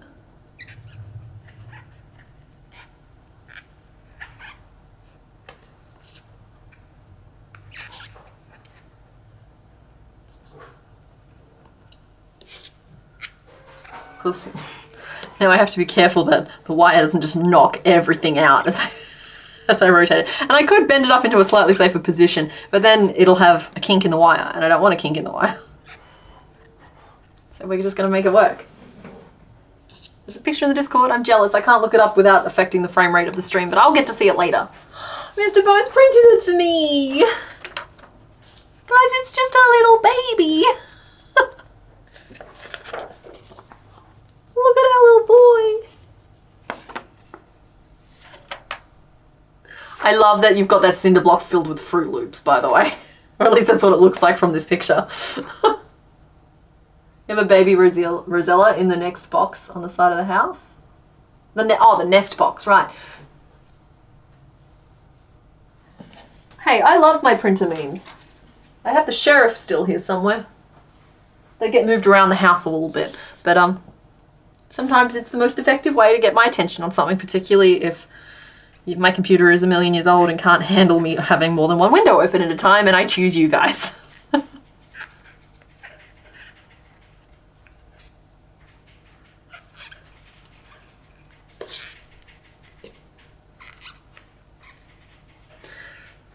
Also, having a printer around is actually surprisingly helpful. It's like one of those things where when I moved out of the office, I was just like, nope, printers, waste. Printers surprisingly useful. Printer needs googly eyes. There's a few things here that need googly eyes. I still haven't got Benjamin's sight restored. He's here though, keeping me company. It's absolutely Fruit Loops. Yeah, we had a couple of really fat brushy-tailed possums that used to live in our roof when I was growing up on the farm. And my dad used to like wedge apple slices or apple chunks for them in the veranda posts so that they could have a snack. And these guys were huge. They were like big fat possums, and they would just like laze themselves over the top of like the beams of the veranda and just like have a big old snack where just like not a single care in the world. Just looked at woolly wagtails and they're so cute. They have fantastic eyebrows, like big white ones that are kind of curly. They're really good. They're good little guys. Some people don't like them, but like I feel like they tend to crop up wherever I go, and I just appreciate it. That and like red-tailed black cockatoos, which up close just look like dinosaurs.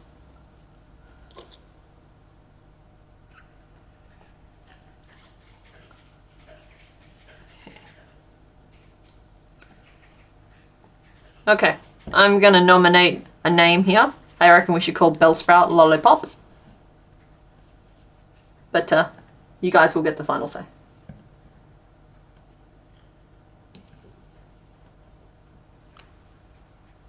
head turned out really big.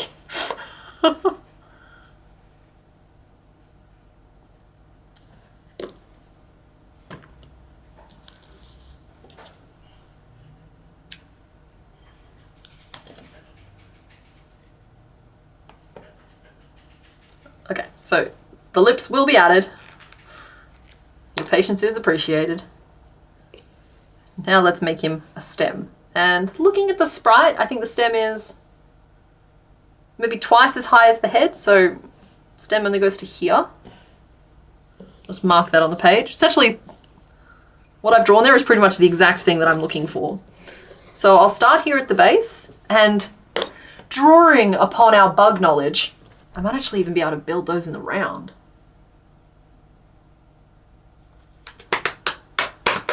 Okay, cool. I'm excited about this. We can put the yellow away. I love the idea of clearing something off my desk.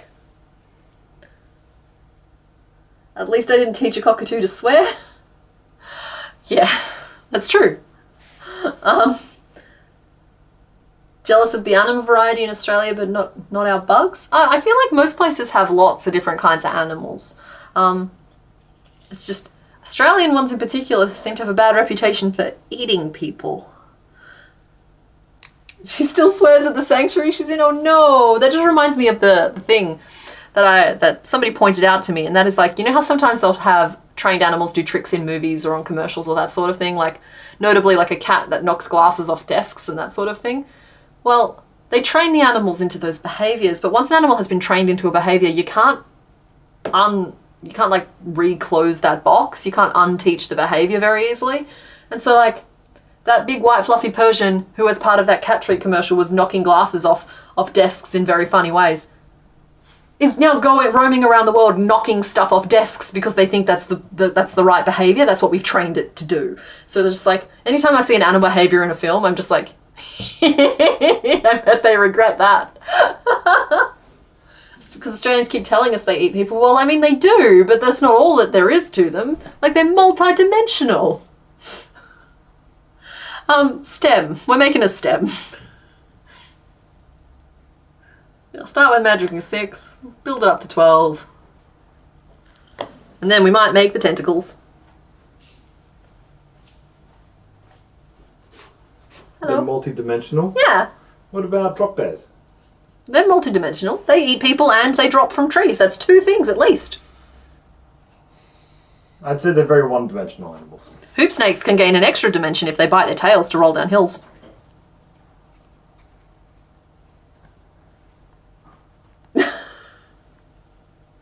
Australian animals are just weird because it's a giant island with certain niches not filled by the usual animals. Yeah, kind of, but also we are the size of, like, the continental US. So, you know, why not, like, island is kind of underselling it a little bit, I think. But yeah, we have places like Rottnest where the quokka population thrives. No natural predators and they just took over. They eat things indimensionally. Multi-dimensional cannibals. Ah! Drop bears have the 3rd dimension of fluffy. Exactly. You can be more than 2 things. I can be a downright, like, trash gremlin some days. Absolute goblin. But I'm still cute. Mr. Bones tells me so.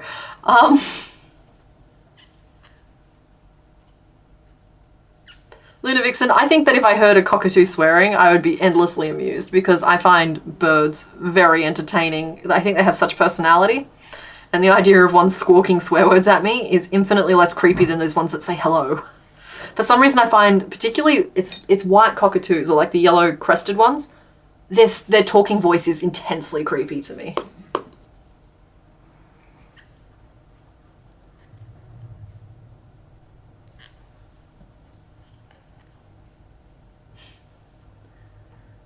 We didn't even do it intentionally. Dad stubbed his toe and Sam picked it up and we first heard her swear after she fell off her perch playing fruit bat. That's even better. Like Eldritch says, they understand the context for swearing. That's perfect. That's perfection. You've done a wonderful job. No. Yes. Okay, I just want to make sure this little stone will fit in there because I do think it's going to be a helpful thing. I don't want to go too much bigger around than that though. Okay, I'm going to build some roots. So, I'll put one halfway. Well, no, I'll do it a third apart. So it's 12 stitches, so I'll start with 2, and I'll do 1, then I'll do 4 stitches, and then another, and then 6, no, I'll do 3. I'm gonna draw a diagram. I got 12 stitches in my round. I want one little leg there, and one little leg there, and I want this to be the rule of thirds. So if we start here, then that'll be 4, that'll be 4, and that'll be 4. Cool. Sometimes a little diagram just immediately clarifies exactly what it is I'm trying to do to me. Sometimes I'm the one with the problem. Some of the critters are so unique to the rest of the world, it's awesome. To be fair, I was enthralled by just wild holly in Scotland. I'm easily captivated by nature. Look, I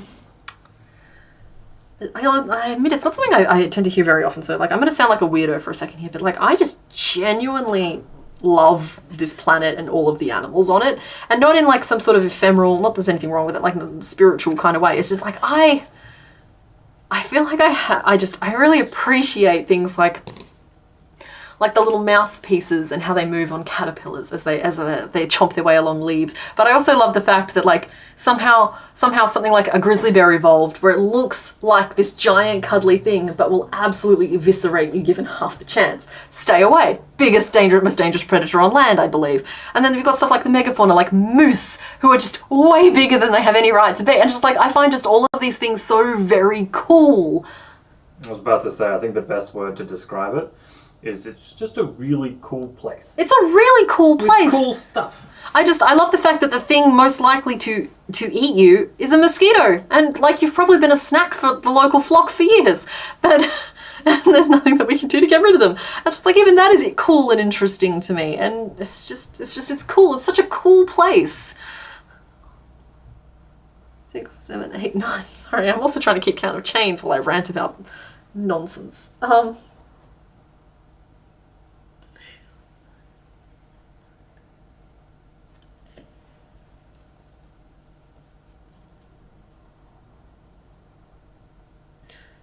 Creating tiny little roots now.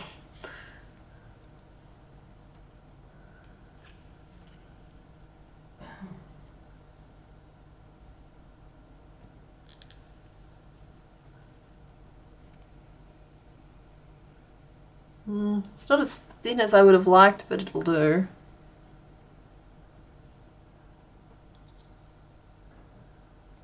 Okay, so I get very excited talking about this. Moose are mean too. They will wreck you if they feel like it. And also they are way bigger than I ever imagined they could possibly be.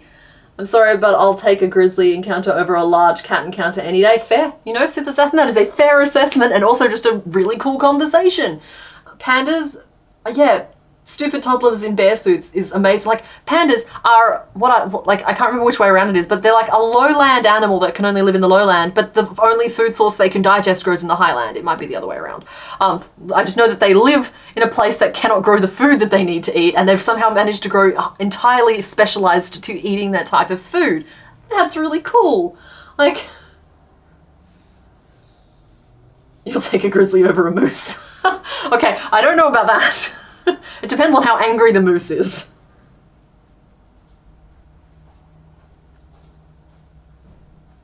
Yeah, anyway, I think it's really cool. I think it's really cool.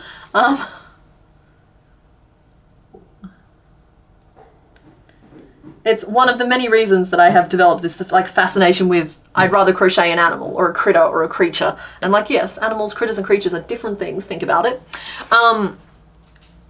Than a person. It's just like, don't get me wrong, I have a certain degree of respect for human evolution as well, but like, it will never be as cool to me as the fact that puffins are standing alone on a rock. We'll see the fake plastic model of a puffin mounted on a single peg of a leg, and all of the puffins want to be friends with this one little fake plastic puffin, so they'll all start standing on one leg too. It's like, it's okay, buddy. That's adorable. That's incredible. It's okay, buddy. We're all doing it too. It's just like, oh, okay, this You're is fine. Yeah, okay. You can't do what we can do, so we'll do what you do instead. And like, that's just cool. One of us. Yeah. It says all the puffins. Yeah. And one of my favorite animal Everyone's facts. talking about mooses. Sorry, go on. One of my favorite animal facts. You already know this one. Okay. But like, Stream doesn't. Yeah. It's like orcas and blue whales will cooperate with each other and talk to each other to coordinate their hunts with each other. And so like the blue whales will push up the prey and the orcas will go in the sides like sheepdogs, and it's brilliant. Like different animals working together and able to understand each other's language. Brilliant. Or like there's those, I think they're barracuda, but there's like a giant deep sea fish that literally can make its scales shiny or matte depending on what state of hunting it's in. Like they actually think that these fish are hunting together in not packs but like a school, and so that they can they think they're using those scales to signal to one another, and like that's very interesting behavior. One of Mitch's nicknames is Moose. That's fair. That fits what we know about Mitch so far. Whereas like Mr. Bones is more of a bear. Roar. Finish the stream in the morning? Oh, okay. WWJD, have a good one. Thanks for hanging out. Yes, Mr. Barrington. It might have been Swordfish. Oh, hi, Pumpkin Plushness. Or Moose can swim and sometimes end up being eaten by killer whales. That is... See what I mean, though? It's just like endless fascination. It also extends to plants. Like, the fact that potatoes apparently don't technically count as vegetables, it's just they have no other categorization to give them, and so they've decided they may as well define them as vegetables. That's interesting. It's just like we have so much language to try and describe everything that's going on around us, and it still falls short, and we're all just sort of like, okay. Hello, Stephanie. Welcome. What is the most humanoid creature I would happily crochet? It's a mental thing more than anything else, because I've done humanoid creatures before. I think Santa counts as a humanoid creature, and I've also done my full-size doll. And it's just... human beings as a shape don't hold a lot of magic for me. Whereas, like, I'd make a bipedal creature, and I'd be able to find the magic in it, if that makes sense. It's a point of inspiration. I'm just not inspired the same way. At some point I wouldn't mind attempting the challenge of doing like a self-portrait or something, but I'm just not bored enough to attempt it yet. Narwhals, exactly. CK, I'll extend that recommendation to you as well. Podcast called Just the Zoo of Us. Oh, okay, cool. I'll look that one up. I do listen to some podcasts. Pineapple is technically a berry. So is most grains. Hydrate or dehydrate. Thank you very much, Luna Vixen. I knew bananas were a berry. I also knew that they're radioactive. The fact that the strawberry's not a berry is very funny to me. Just the zoo of us. Okay, he can now wave hello. Hello! That's his one little tentacular leg. I think it's a good size for what we're doing. I didn't write it down though. Hold on.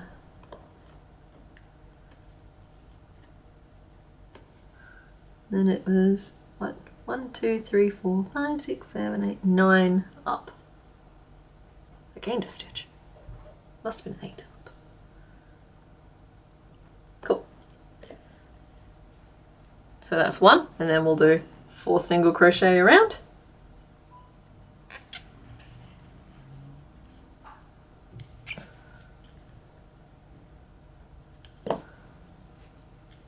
Fungi are closer evolutionary to animals and plants. Yeah. Yeah, that's true.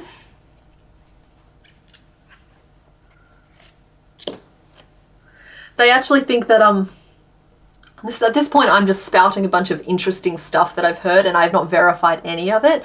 So please do your own independent research to confirm any of the claims that you're reading in chat or you're hearing from me. But I believe that they think that, the strain of bacteria, that evolutionary, oh, I don't know if we started with bacteria, but like the thing that eventually became humans and most life on Earth is a completely separate strain to that became octopuses or octopodes. They think that they're completely different strands of whatever mystery goo we came from. And that's so interesting. It means that like aliens have walked among us this whole time. Like there's just some fascinating ramifications to the idea of two completely separate evolutionary lines happening. There are slime molds that solve mazes and formed the same pathways as human train systems when given a map. Interesting! Sometimes you lie in bed at night thinking about highly specific camouflage, like the orchid mantis. How does a creature just evolve to look like that? I've got an even more interesting one than that. So I like this, I can just rant nonstop. There's a plant that they've discovered, and this plant's whole thing is that it makes itself look like the other plants around it, right? Which you might think, okay, cool, so it's somehow tapping into like the root systems or something, right? It's like borrowing from these plants, but no. Because they did a test and they put one of these plants, I think it's called a mimic vine, next to some fake plastic plants. And the mimic vine made itself look like the fake plastic plants. This plant can see, okay? This plant can see. There's no other explanation for it being able to do that. And also, the ramifications of it being able to do that are just mind-boggling. So yeah. There is some really freaking cool stuff here. 6. And now I'm going to make another leg. 7, 8, 9, 10, 11, 12. Oh no, it was only meant to be 9.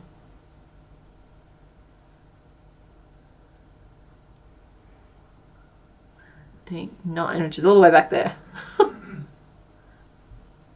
Now we create some toes.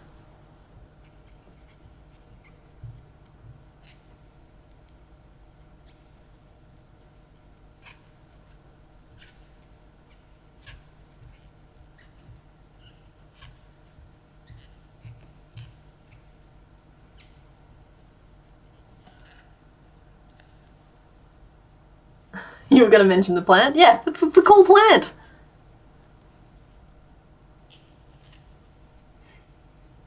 Fun fact, swordfish and marlin use their long stabby looking swords not to spear prey but to swish it side to side to increase water pressure and knock out other fish. That's very interesting. I heard that when they hooked wires up to plants they realized they can talk and sing. Yeah. There's a whole lot of things that we didn't realize about plants that we're realizing about plants now. But that means, I'm sorry, we gotta eat something.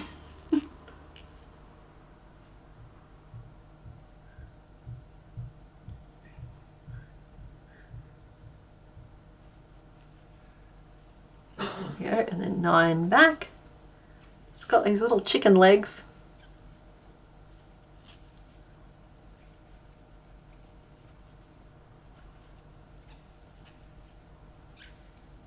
Five. I think that's actually 7, 8, and 9. Cool! He's got his 2 goofy little legs. It was 9 back, I was wrong before. Intense conversation about moving plants, and then I'm gonna make another leg. Yeah, I'm sorry, I got distracted from making my literal plant, right? Just like, no, this is a crochet stream. I have a job to do. Do the job. Brain's like, want to talk about mimic plants. Well, sorry, you gotta make the plant. Yeah, coral are animals, not plants. Why plant-shaped if not plant? Or maybe plants are animal-shaped. It's just we're not giving them the respect due.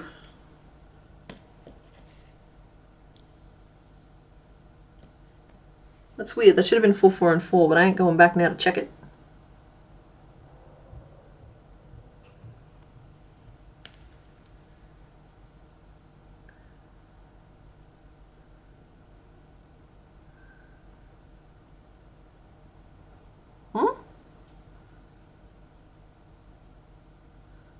One, 2, 3, 4, 5, 6, 7, 8, 9, 10, 11. Ow. Well, I'm not going back because those legs were a pain. I'm just going to chuck an increase in. It'll be fine.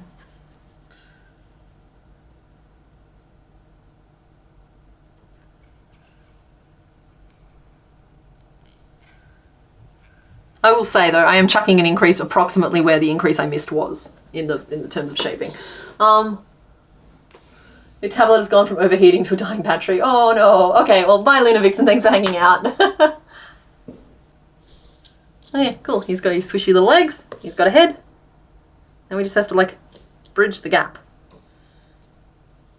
Plonk. So we'll do 12 single crochet around, thinking 2 rows of that. Then we'll do a little decreasey type of round where we take 3 stitches away. Just to sloop it on in. Yeah, slooping sounds like a good idea.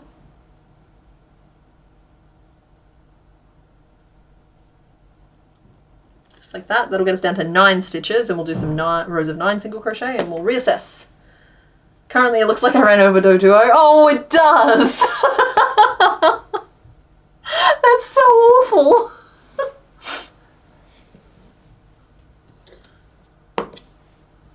Oh.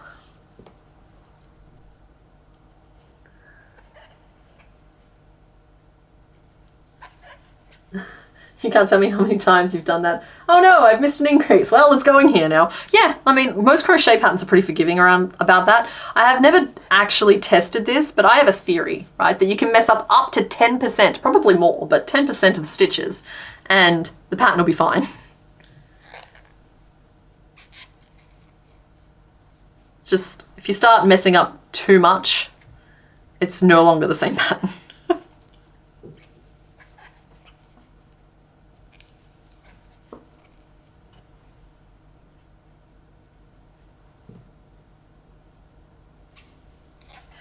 Sorry, you say that coral is plant armor, and now my brain is just like turning it into the world's slowest cavalry charge. Or maybe it's tower defense. That makes sense to me.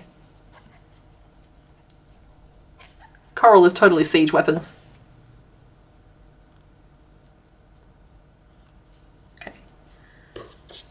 Little butt is sitting. Little butt is sitting right there, and that will go into the little butt, and I do need to trim this off a little bit. Tempted to kind of just like dump.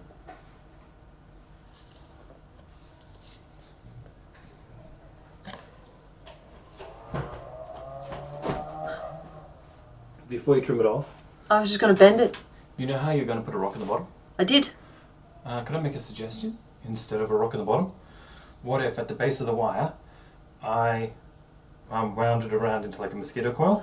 That way you get a bit of a flat base on there. Because otherwise it's trying to balance on the rock, and like you're trying to balance a stick on a rock and it's just going to fall over. But if the base is on the piece of wire, it might have a better chance of staying up.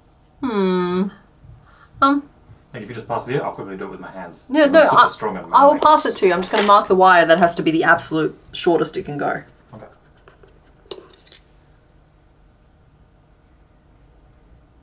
I'll just do it from there and then do the wrappy wrap. Do the pokey wrap.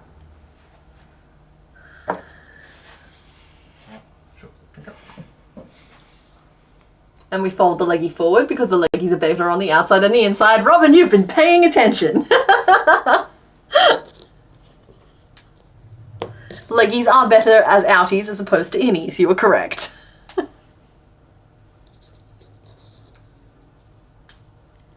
want me to trim it off? Only that was quick. Only if it needs to be trimmed. Like I said, strong. Oh, just fold it back up the body. Like it can always use a little bit more stability. Too easy. And the body is broader. Like this Bellsprout got big.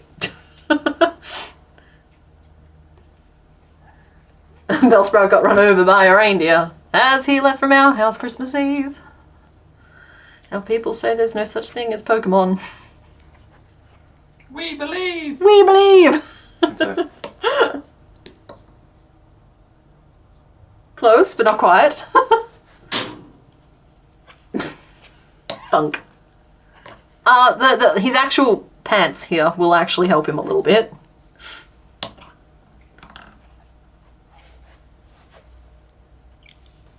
My love, I'm going to ask you to set down the Bellsprout and step away. I know you want this. I want this. You wants it, he can't quite get it to balance. That's what's happening. Oh, I know why. You bit. You. That's why he's so big. When he was flattened, he got stretched. Those are just his little feedy, rooty tentacle things. Like, look, on the screen.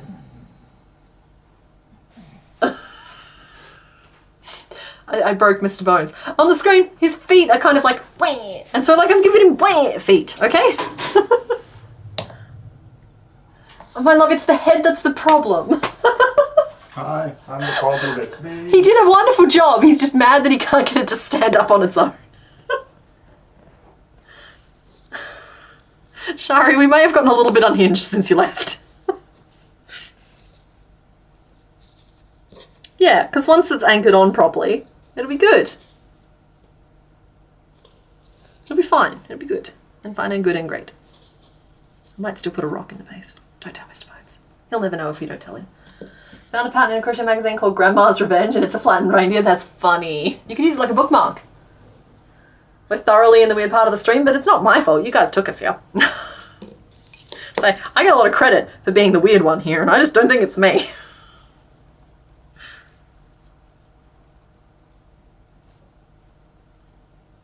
Okay, and stitch 2, 3, 4. Hot glue to the rock to the wire. Oh, it won't be necessary. Once we close it off and stuff it and everything, the rock will stay where it's supposed to be. Also, I don't have hot glue.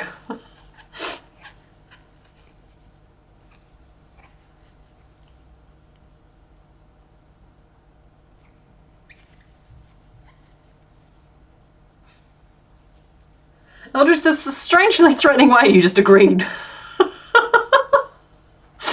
It's like, oh, you could. It's like, oh no, what did I do? Wire plus pebble might help with standing up. Yeah, we're gonna pebble the wire. Don't you worry about that.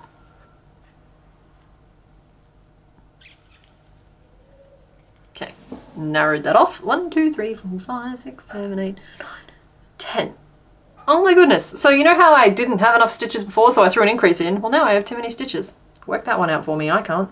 So now I'm going to throw a decrease where I threw the little increase before, and it's going to be fine. Because I'm not going back. Progress has one direction. There we go. The hook squeeze. Oh, am I squeaking? Sorry, it's squeaking. What about 2 rocks? We could stack up as many rocks as we like. He's a Bellsprout. He's a plant. Maybe he appreciates drainage. Landscaping rocks are good for drainage. Let's chuck that in there. Things might be a little bit tight to put more than one in. Because, like, I can kind of just fit that one in. You guys can't see that very well, but this is what he looks like at the moment. Just a little guy. And he sits. And he's happy.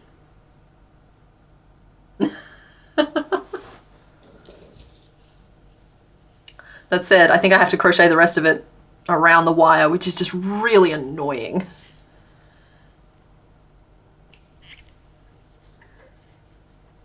Okay, 1.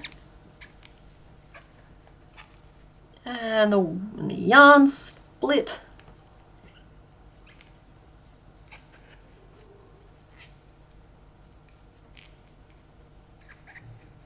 Three, 4,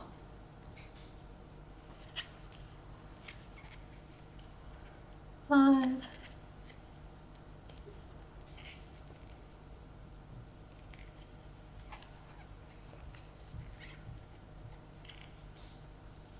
6, 7, 8, and 9.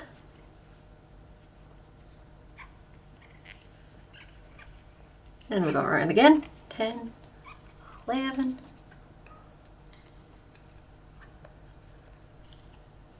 12, 13, 14, 15, 16, 17, and 18. So that's 2 rows of 9, and then I think we're going to go down again. Cram that rock back in there.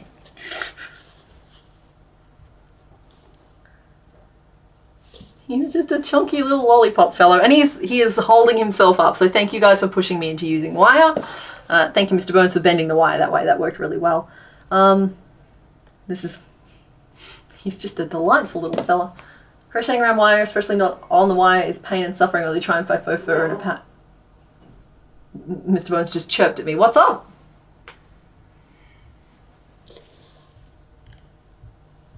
Never mind. 1, 2, 3, 4, 5. I said you're welcome. Ah, good. So yeah, we'll go down to 6 stitches, but then we won't have to drop any lower. We'll just finish it off that way. What's funny is that like the bugs have increased all of my pain thresholds for things like this. It's just like, doing this twice, that's fine. We only have to do it twice. It's like, oh, crochet around the wire holding the whole piece up. That's fine. We've done fiddlier things. We've done the orchid mantis. It's good. It's like, just reset all of the things that I'm willing to do. 1, 2. Sorry, I have to manually count at the moment. There's no room for a stitch marker. 2, 3, 4. How are you guys enjoying your rotisserie Bellsprout? 5, 6, 7, 8, 9, 10, 11,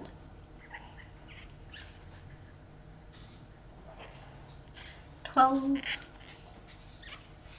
13, 14,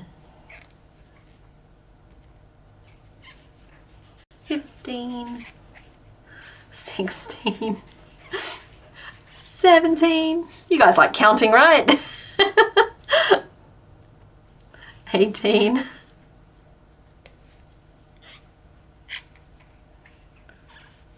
19, 20,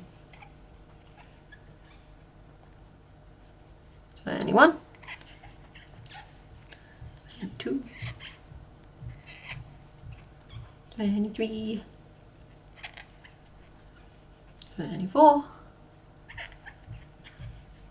25, 26, 27. Starting to put myself to sleep.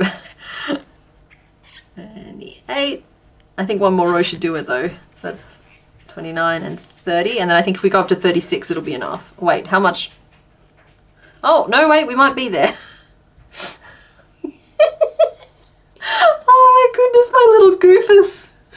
Oh no. 28. Easy there to count. Mr. Bones, you want to give us an update on what the names list is? Because this guy, the rest of him is going to go very quickly.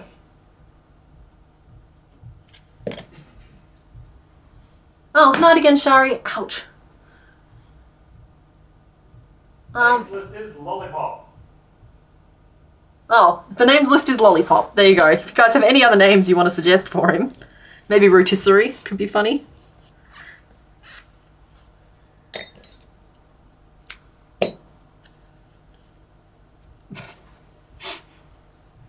Just pin this in place, even though it's just like, I just feel like I've put a turtleneck on him. He's such a little professor.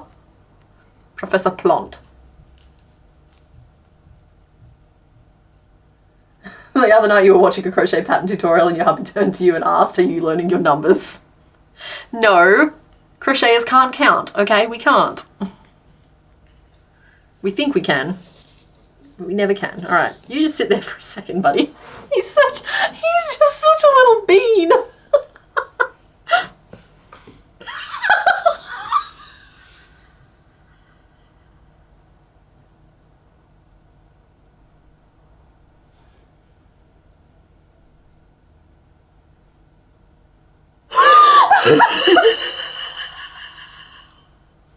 Oh, buddy. What happened?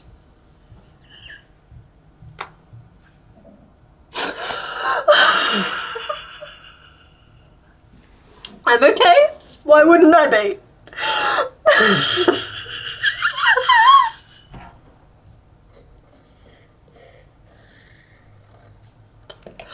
We're making leaves. We're making leaves. And that's what we're doing now. We're making a leaf that looks like this.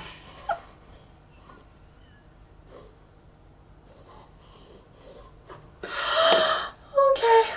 He's gonna look like a little baby bird, that's right. It was just the timing of just like the sitting and then he just went flop.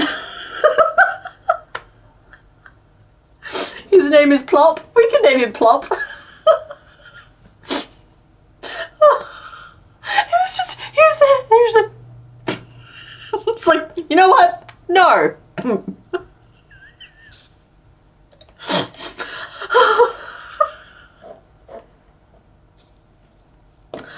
Oh no.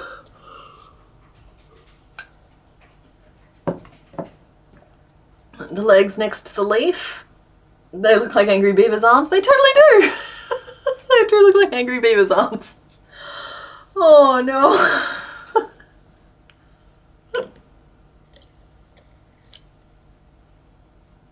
Belly plop. Lollyplop. He could be Lollyplop. He is floppy lasagna.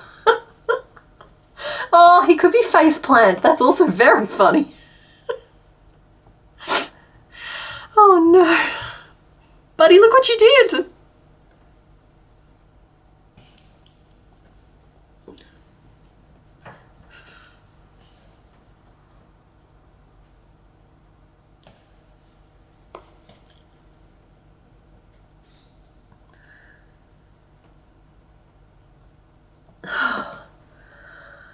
Okay. I'm good. I'm fine. Sorry. I know you enjoy it when I lose it, but I just... Whew. Faceplant or Lollyplop, those, like, they have to be one of the two, right?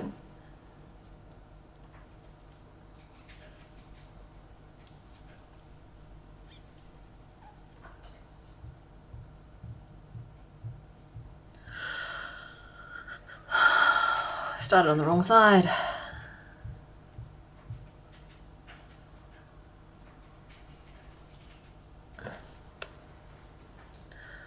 I like faceplant and Lollyplop. I don't know how you guys are going to choose. I'm just glad that I don't have to. Lollyplop the faceplant. Okay, how about we could make him Lollyplop because he's like a lollipop.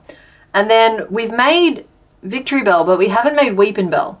Weepin' Bell, who is literally just the head, could be faceplant. How do we feel about that? Where this is Lollyplop, and then we'd have faceplant, and then we have Belladonna, who's named in a reasonable and respectable manner. Anyway, sound off in the chat, let me know. Because I actually think that might work really well for this evolutionary line. 2, 3.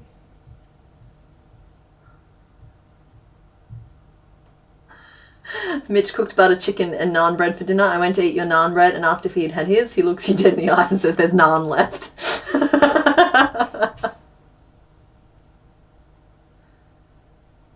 You know what? I'm in. Excellent. You guys are all on the team. Perfect. Loving the level of enthusiasm I am sensing for this idea. Sold. I'm sold. Okay, so this guy is Lollyplop. And then we have faceplant. Made a little handwritten note about it. Because, like, yeah, how do we pick? That both of those names are perfect. 3, 4, 5, 6. So cool. Excellent. I feel like I've solved a problem there today. I've just started from the wrong end of the leaf again, but I don't even care anymore. We're just going to do it from the wrong side. Somebody write faceplant down. I'll add it to my spreadsheet. Loot, don't worry about that.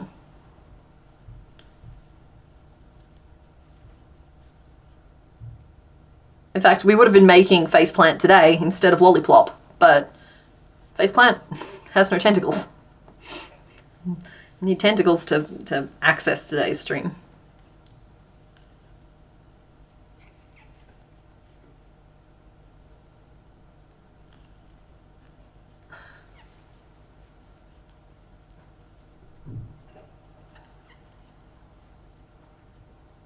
I'll work out the stitches I did afterwards.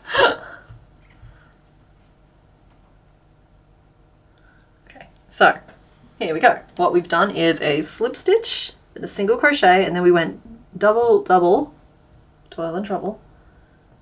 And then we did 1, 2, 3, 4, 5, 6 DCs to turn. Then we did 2 DC, a single crochet, and a slip stitch to finish.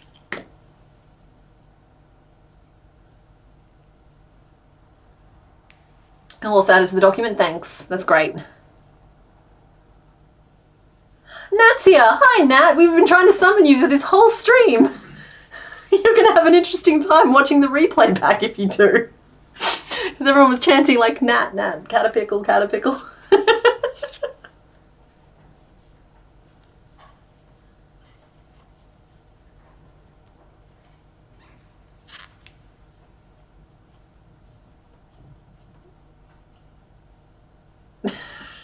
So yeah, leaf, tiny leaf that matches drawing. It's always very satisfying when the tiny leaf matches the drawing. It's maybe a little on the small side, but we'll get over it. The rest of him's on the large side, so it's kind of thematic. Disproportionate plants.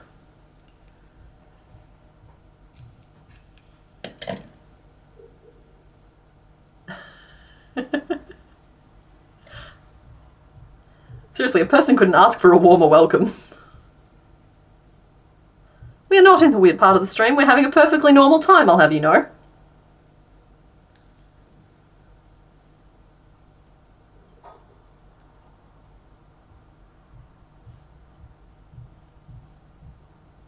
I've forgotten how fun it is just to make Pokemon when there's like no creative decisions. Like there's shaping decisions and design decisions, but like I don't have to worry about, oh hang on, should the body be that size and shape? It's just like it takes all that design pressure off. Note for future streams, Nat's summoning is typically a bit delayed.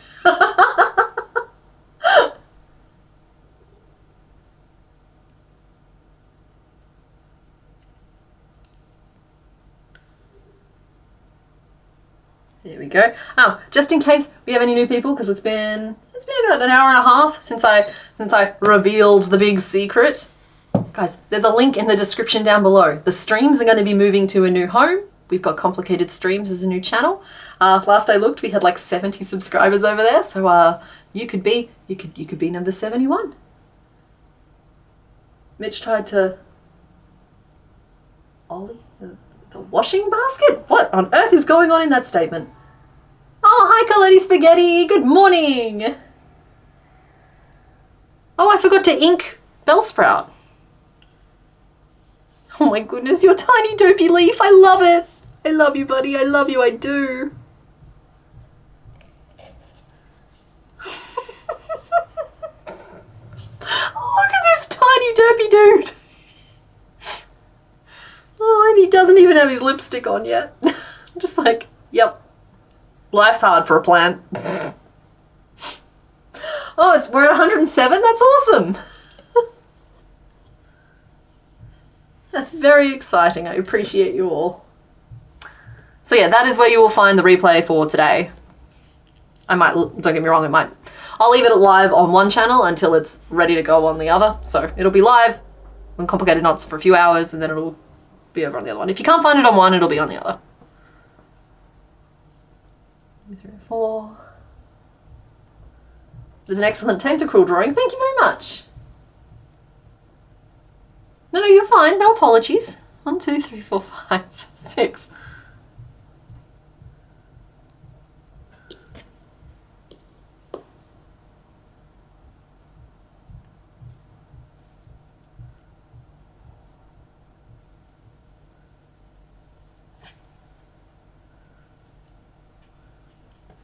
That's an excellent Bellsprout. Thank you very much.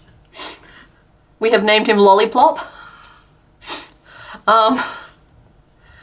Nobody knows why, but nobody knows why we've named him Lollipop, but we've named him Lollipop, and we've named Weepin' Bell, which is the next one up, as Faceplant.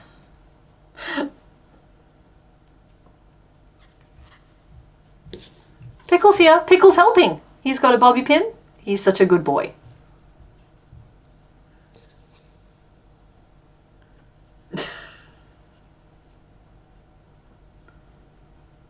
Feel like he has a theme song?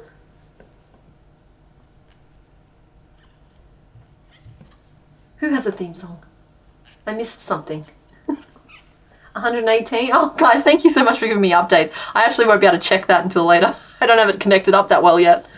I got to get all like the links and the cross connections and stuff set up still. It's not monetized, so you'll be able to watch anything I put over there without ads for at least a little bit, hopefully. As I've mentioned before, though, I quite selfishly hope it gets monetized pretty quick.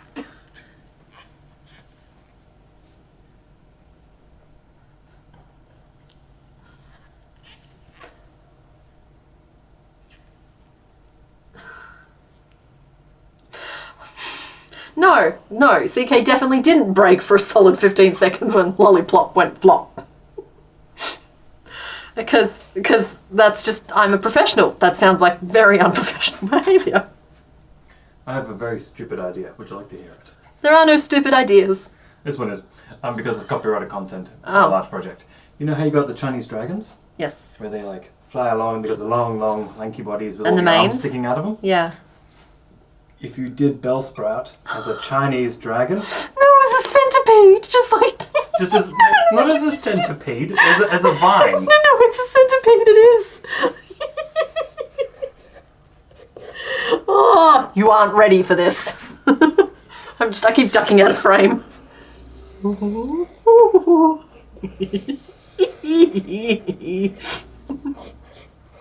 He's still got his leaves. And he has like...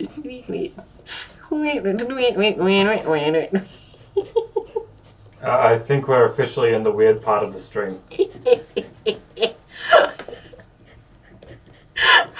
a biblically correct Bellsprout.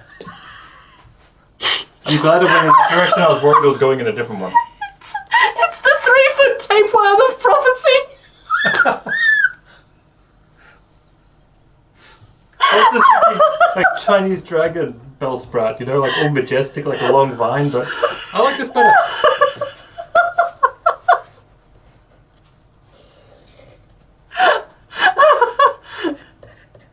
Rar.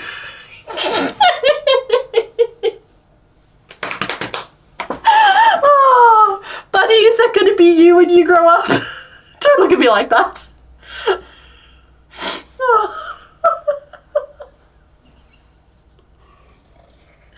Oh, he needs his like funny little like tweet.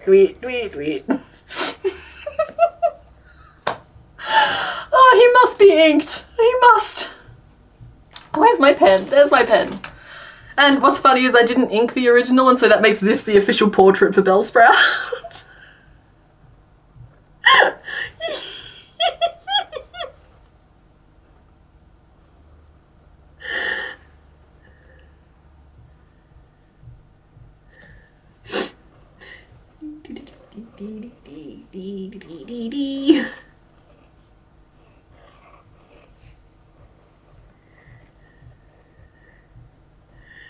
There we go.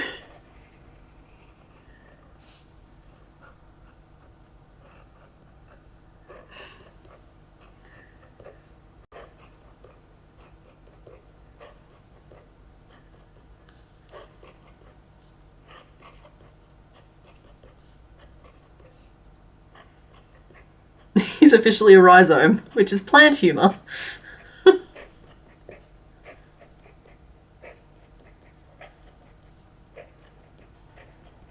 All the legs. There. Guys,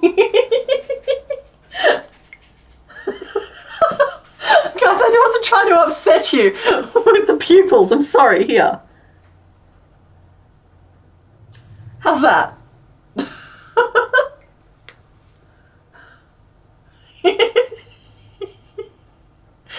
Okay, Pickle is giving me some heckin' side-eye right now. Oh. Gigantamax Bellsprout, Beldritch Sprout. That's funny. You're funny. You guys are funny. Now he's back to one brain cell. Yes. Okay, I'm gonna just finish making this leaf as though that didn't just happen. Oh no. What have I done to our boy?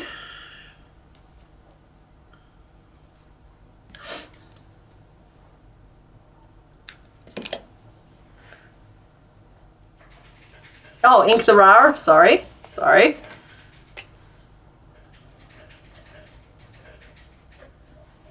Rar. Beldritch, yeah. He's totally Beldritch Sprout.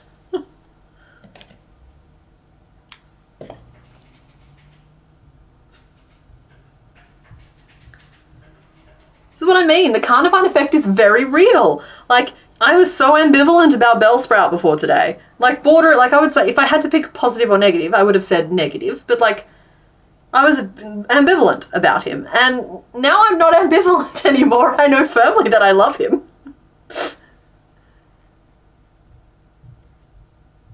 Can you imagine going to a tattoo shop and someone brings that in to get inked? Darcy Rose, don't. I mean, do, you're an adult if you want to, but just like, just think about it carefully and sleep on it first, okay? He flopped. Alright, so yeah, we've named him Lollyflops because of this. I'm just going to try and keep my composure. Ready? I plopped him down and then he did this. It's just such a thorough thwack as he lands on the ground.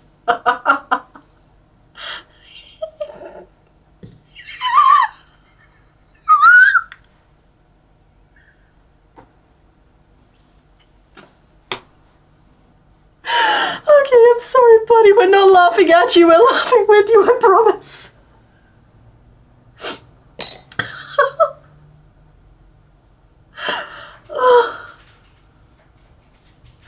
Okay, and then we just pin the other little leaf on and we're done. We're done, buddy. Your torment is over. Because you're a very cute little sprout. We just had to take a little artistic liberties with your booty to make you sit, and it led to much joviality. There we go. Dear Darcy, knock yourself out. I'll even send a high-res image through. It's just like, please think about it first. I'm not, like, I love the look of tattoos, but please just don't do something for a meme, unless that's your vibe, in which case, go ahead. Come on, buddy, you gotta work with me here. Alright, so those legs are very stable. Okay, so today we're wrapping up now, guys. I will reveal who was behind door number 1, who you didn't pick, and you're going to be mad at yourselves for not picking it. So we made Tentacruel, who we named Squiggly. We named him Squiggly. And we made Bellsprout, who we've named Lollyflops. Yes, he will have lips. I'm going to embroider them on, guys. That totally counts as sewing. Like, I will sew the lips on after the stream. Or I can do it on the stream. We can hang out for a little bit longer. Let me get my needle. We'll add lips to him. But before we add lips to him, I will just still reveal what's behind door number 1. So that anyone who is trying to like peel off now that like we've lost the plot a little bit can be free. Because we believe in closure. So here we go. Door number 1. Now you guys might recognize this little lady here. Guys, we could have spent our time making Omastar.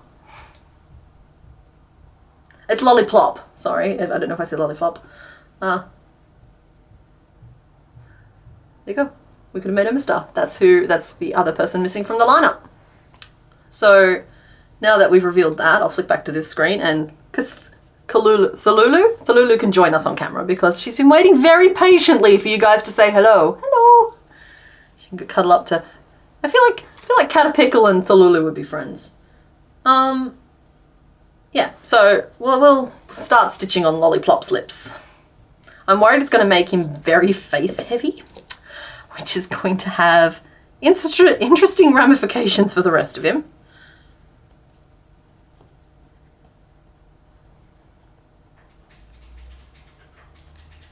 But we have stitches here to use as a guide, so I'm sure it'll be fine.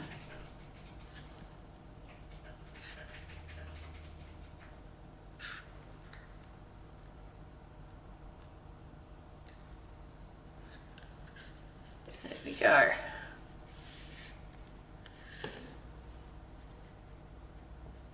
Cord on.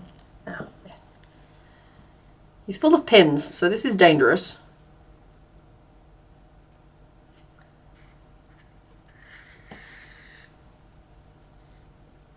however I want to send the image. All right, hold on, just two seconds. Let me just,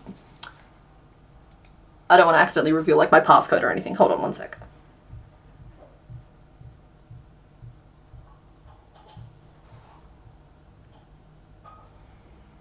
There we go. And I'll just plonk that here.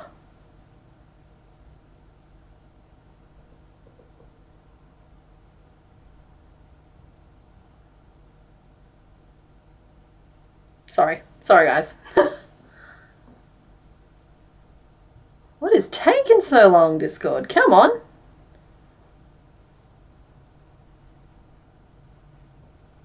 There we go. Okay. There you go. That's as high res of a picture as I can provide. And I'll swap back. And we're back.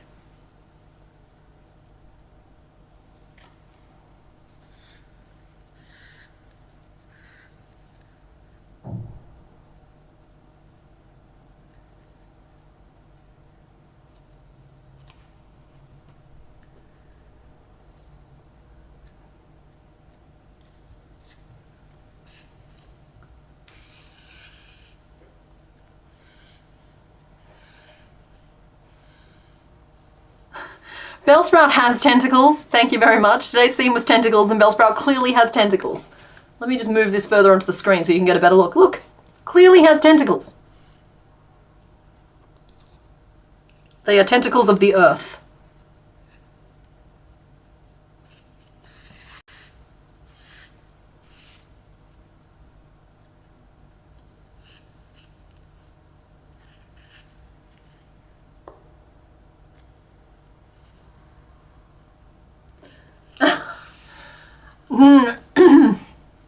I don't know if I've got another rant in me, I'm sorry. The fever has left my brain. But yeah, basically they're tentacles. They're clearly tentacles. I mean, just, they fit every definition of tentacle I can find. It's just they are tentacles of the earth. It's just what I said. That's just basically, that's as simple and as complicated as it is. I looked very hard. I decided that this counts as tentacles. We've already crocheted so many of the tentacled creatures from this generation. And when I was putting this theme together with a lot of careful forethought and planning, and by that I mean 10 minutes before the stream was supposed to start, Bellsprout looked plenty tentacular for me, okay? Yeah, he's absolutely like he's running away. Like he's just like legging it.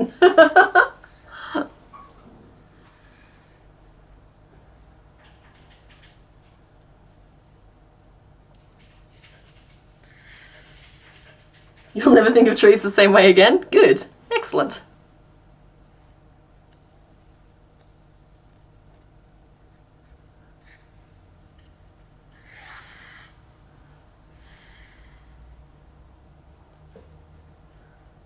Yeah, you're running. Bellsprout has escaped.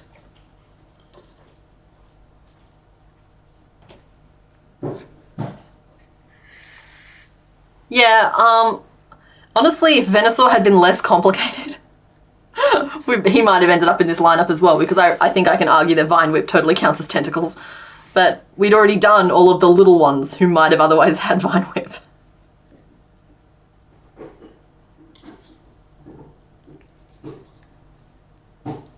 Okay, start of the lips. We baked gingerbread yesterday.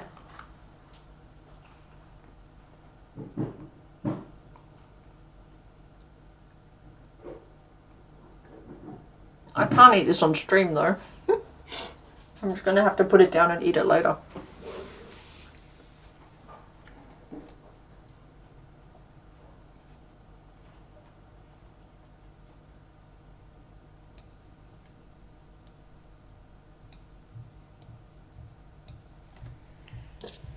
You guys scared him away. He's running.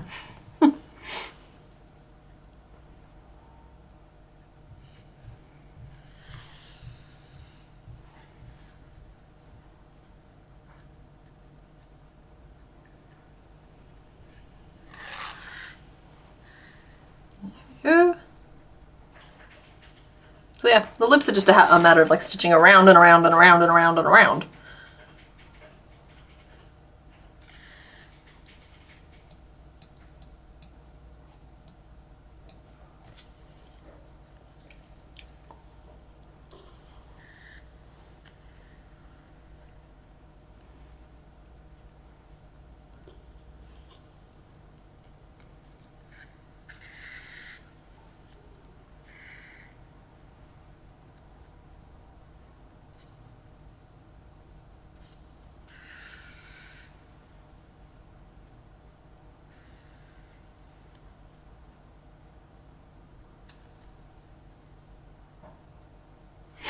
I came up with another fun name.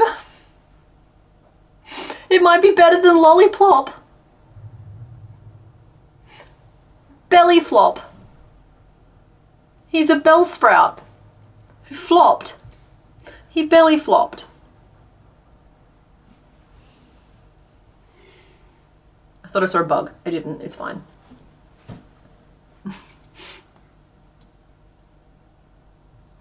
Someone mentioned belly flop. Oh, I missed it. This is now Bellsprout's stream. He has taken over.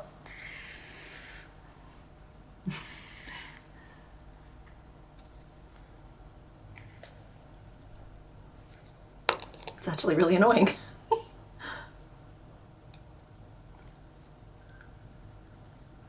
You thought of that one before? We like Lolliplop? Okay, good.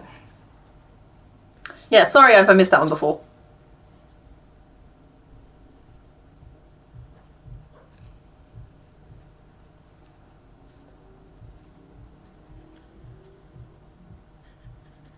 The gingerbread is good. Just gonna... No. Like, we're not great decorators, but we get the job done.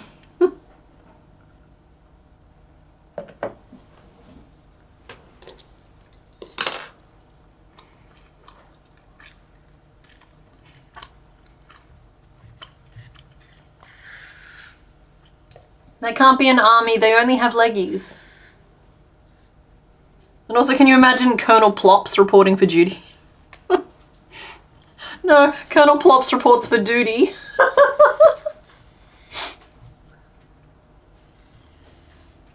Bellsprout VTuber, yeah. Seriously though, how much easier would... Sorry, you guys may not have a frame of reference for this, but like, it'd be so much easier getting ready for a stream if I was just like a digital avatar. But no, I put my own bendy face on display. And no sleeveys, exactly, no armies, no sleeveys. He always faces defeat.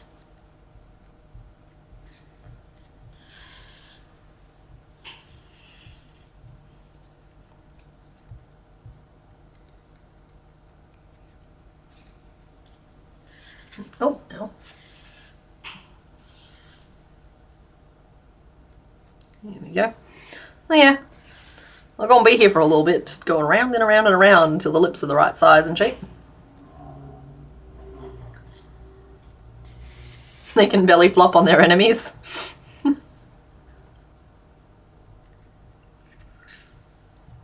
If the roots are tentacles, then the leaves are arms. Or the leaves are wings. Because I arguably would have, like, don't put it past me, I probably would have put Bellsprout in, like, a winged creature lineup as well. And made the argument that leaves are wings. Purely for the quote of, I am a leaf on the wind, watch how I soar.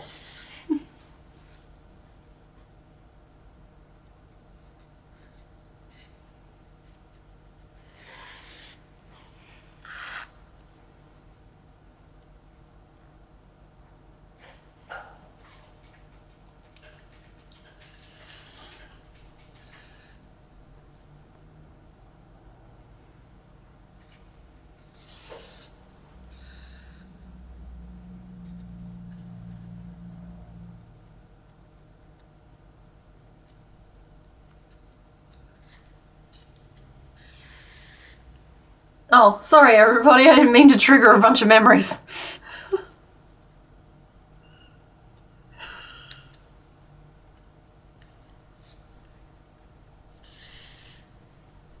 Oh no!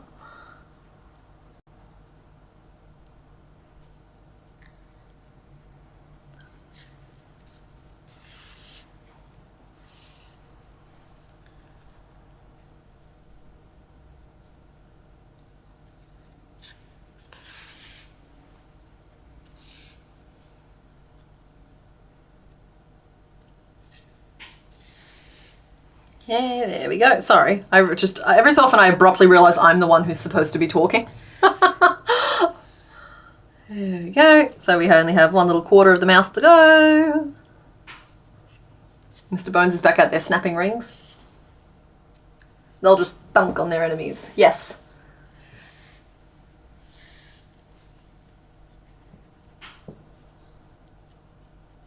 I did not, if you prefer. No, it's fine, honey. I was just explaining it to anyone who didn't recognize what the sound was. Okay, guys, Wash is a character from a show called Firefly, which is about 20 to 25 years old at this point. And no one who ever saw it will ever get over the fact that they cancelled it after one season.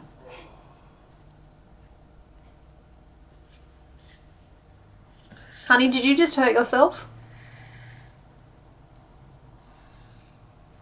Excuse me, everybody.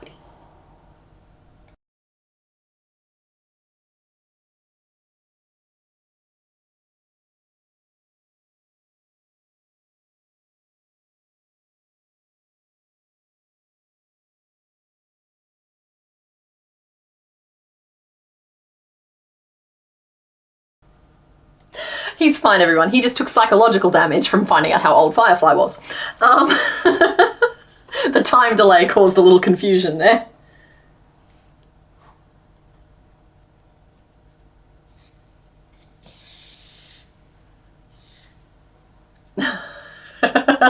Never. Well, what they did to Wash in the movie, canonically there is no movie. So I don't know what you're talking about.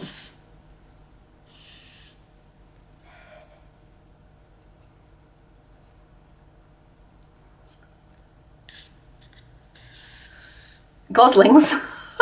They juggle them.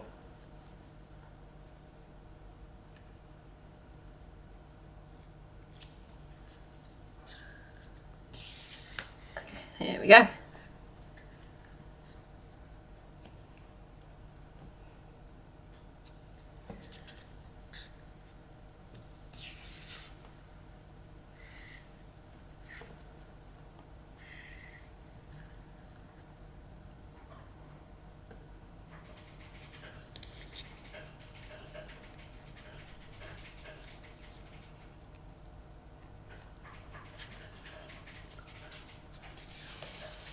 Stick to fan fiction, they always get it right. Fair enough.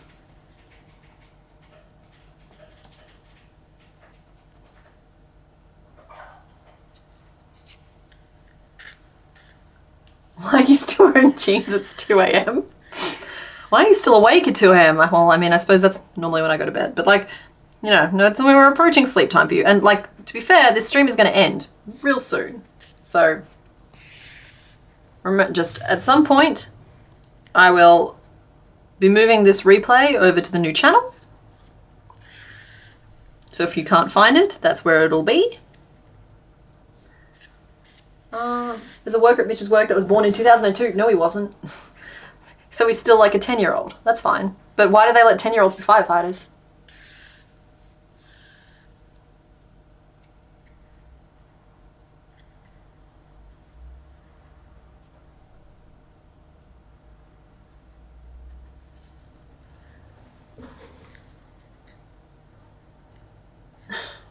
No, and yeah. Well, guys, we're out of material. We've made 2 full Pokemon. I'm even doing the sewing on stream. Like, I appreciate your ongoing enthusiasm, and I'm sad to go too, but I think it's best to leave while we're still looking forward to it. What's the new channel? There is a link in the description down below. It is Complicated Streams. It'll be the home for the streams, and the VODs will be slowly moved You're over. out of material? I've been making some. I still haven't worked out how to do increases or decreases. That's fine, huh? But I will work it out. I can help you work it out at some point. I'm a master, some might say. I understand that the part of the joy is working it out, though. So I like the saddle shape that can form. it's very nice, though. It's very cool. They wanted to see it on Caterpillar if you were willing to put it on Caterpillar. No, I was going to make a caterpillar out of chainmail. You heard it. He called him Caterpillar. Make a caterpillar out of it. Oh, you're gonna make a chainmail Caterpillar. Yeah! That's kind of cool. He's a bit big, actually. I'd probably pick a small Pokemon. Will the other streams be re-uploaded there as well? That is the plan at the moment. I'm going to try and do what I can to try and preserve the chat log by just like screen recording it. It was an idea from Mitch and Darcy Rose, which I appreciate, but that's going to take some time to do. But in the meantime, today's will go up there just to start that channel in the process of like growing a little bit, or like you know, becoming a thing. In future, I'll probably be streaming from that channel as well, but for now, the streams will still happen here and then just be moved over there until we reach a certain threshold. Like, one of the Fireys is 14. She was born in 2010. Yeah, no. Wait, what?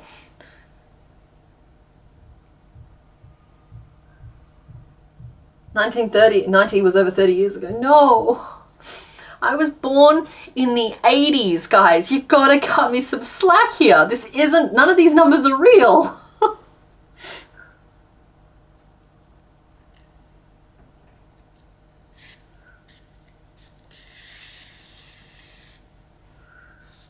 It's fine. It's fine. Like, aging is fine. It's just sometimes the number feels a little bit disconnected from everything else.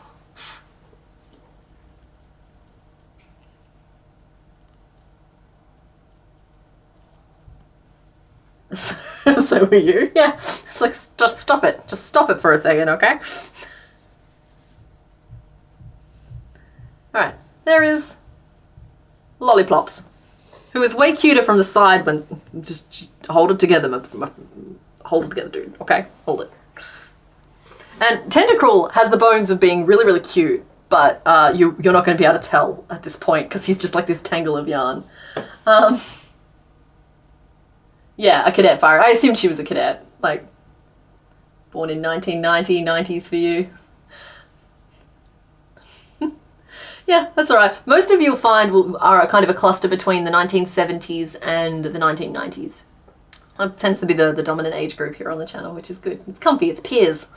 Yeah, we're not allowed to age ourselves, but like decade is fine as long as you're not born after the 90s. No, actually, you know what? It's probably fine up until the 20s as well. For the 14-year-old firefighter, Okay. Twilight is a movie that came out before they were born. Edward is someone from before they were born. We think of Edward as a name from history. They think of it, then there was a period of time when people thought Edward was a name from Twilight, and now they're back to thinking Edward is a name from history. Yep.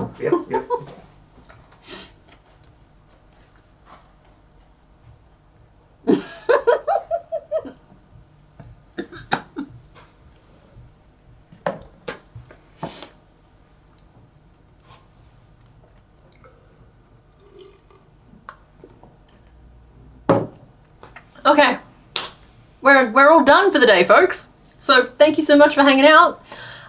This was really fun. It's really good to get back into the Pokemon streams. I'm still planning on streaming next week. I got 2 videos coming out still this month, which are the day 13 video. Should be out in a couple of days. And then I have a Christmas Cryptids video that should be out before Christmas. Let's see, what else do I need to remember to say? Go subscribe to the stream channel. That'd be really great if you would. A bunch of you already have. Thank you very much for that. And the tapestry video is ticking along, but it takes me 25 minutes to stitch up one square. So it's going to be ticking along for a while. I don't want to rush it because I'm enjoying the process. So that's where that's sitting as well. So everybody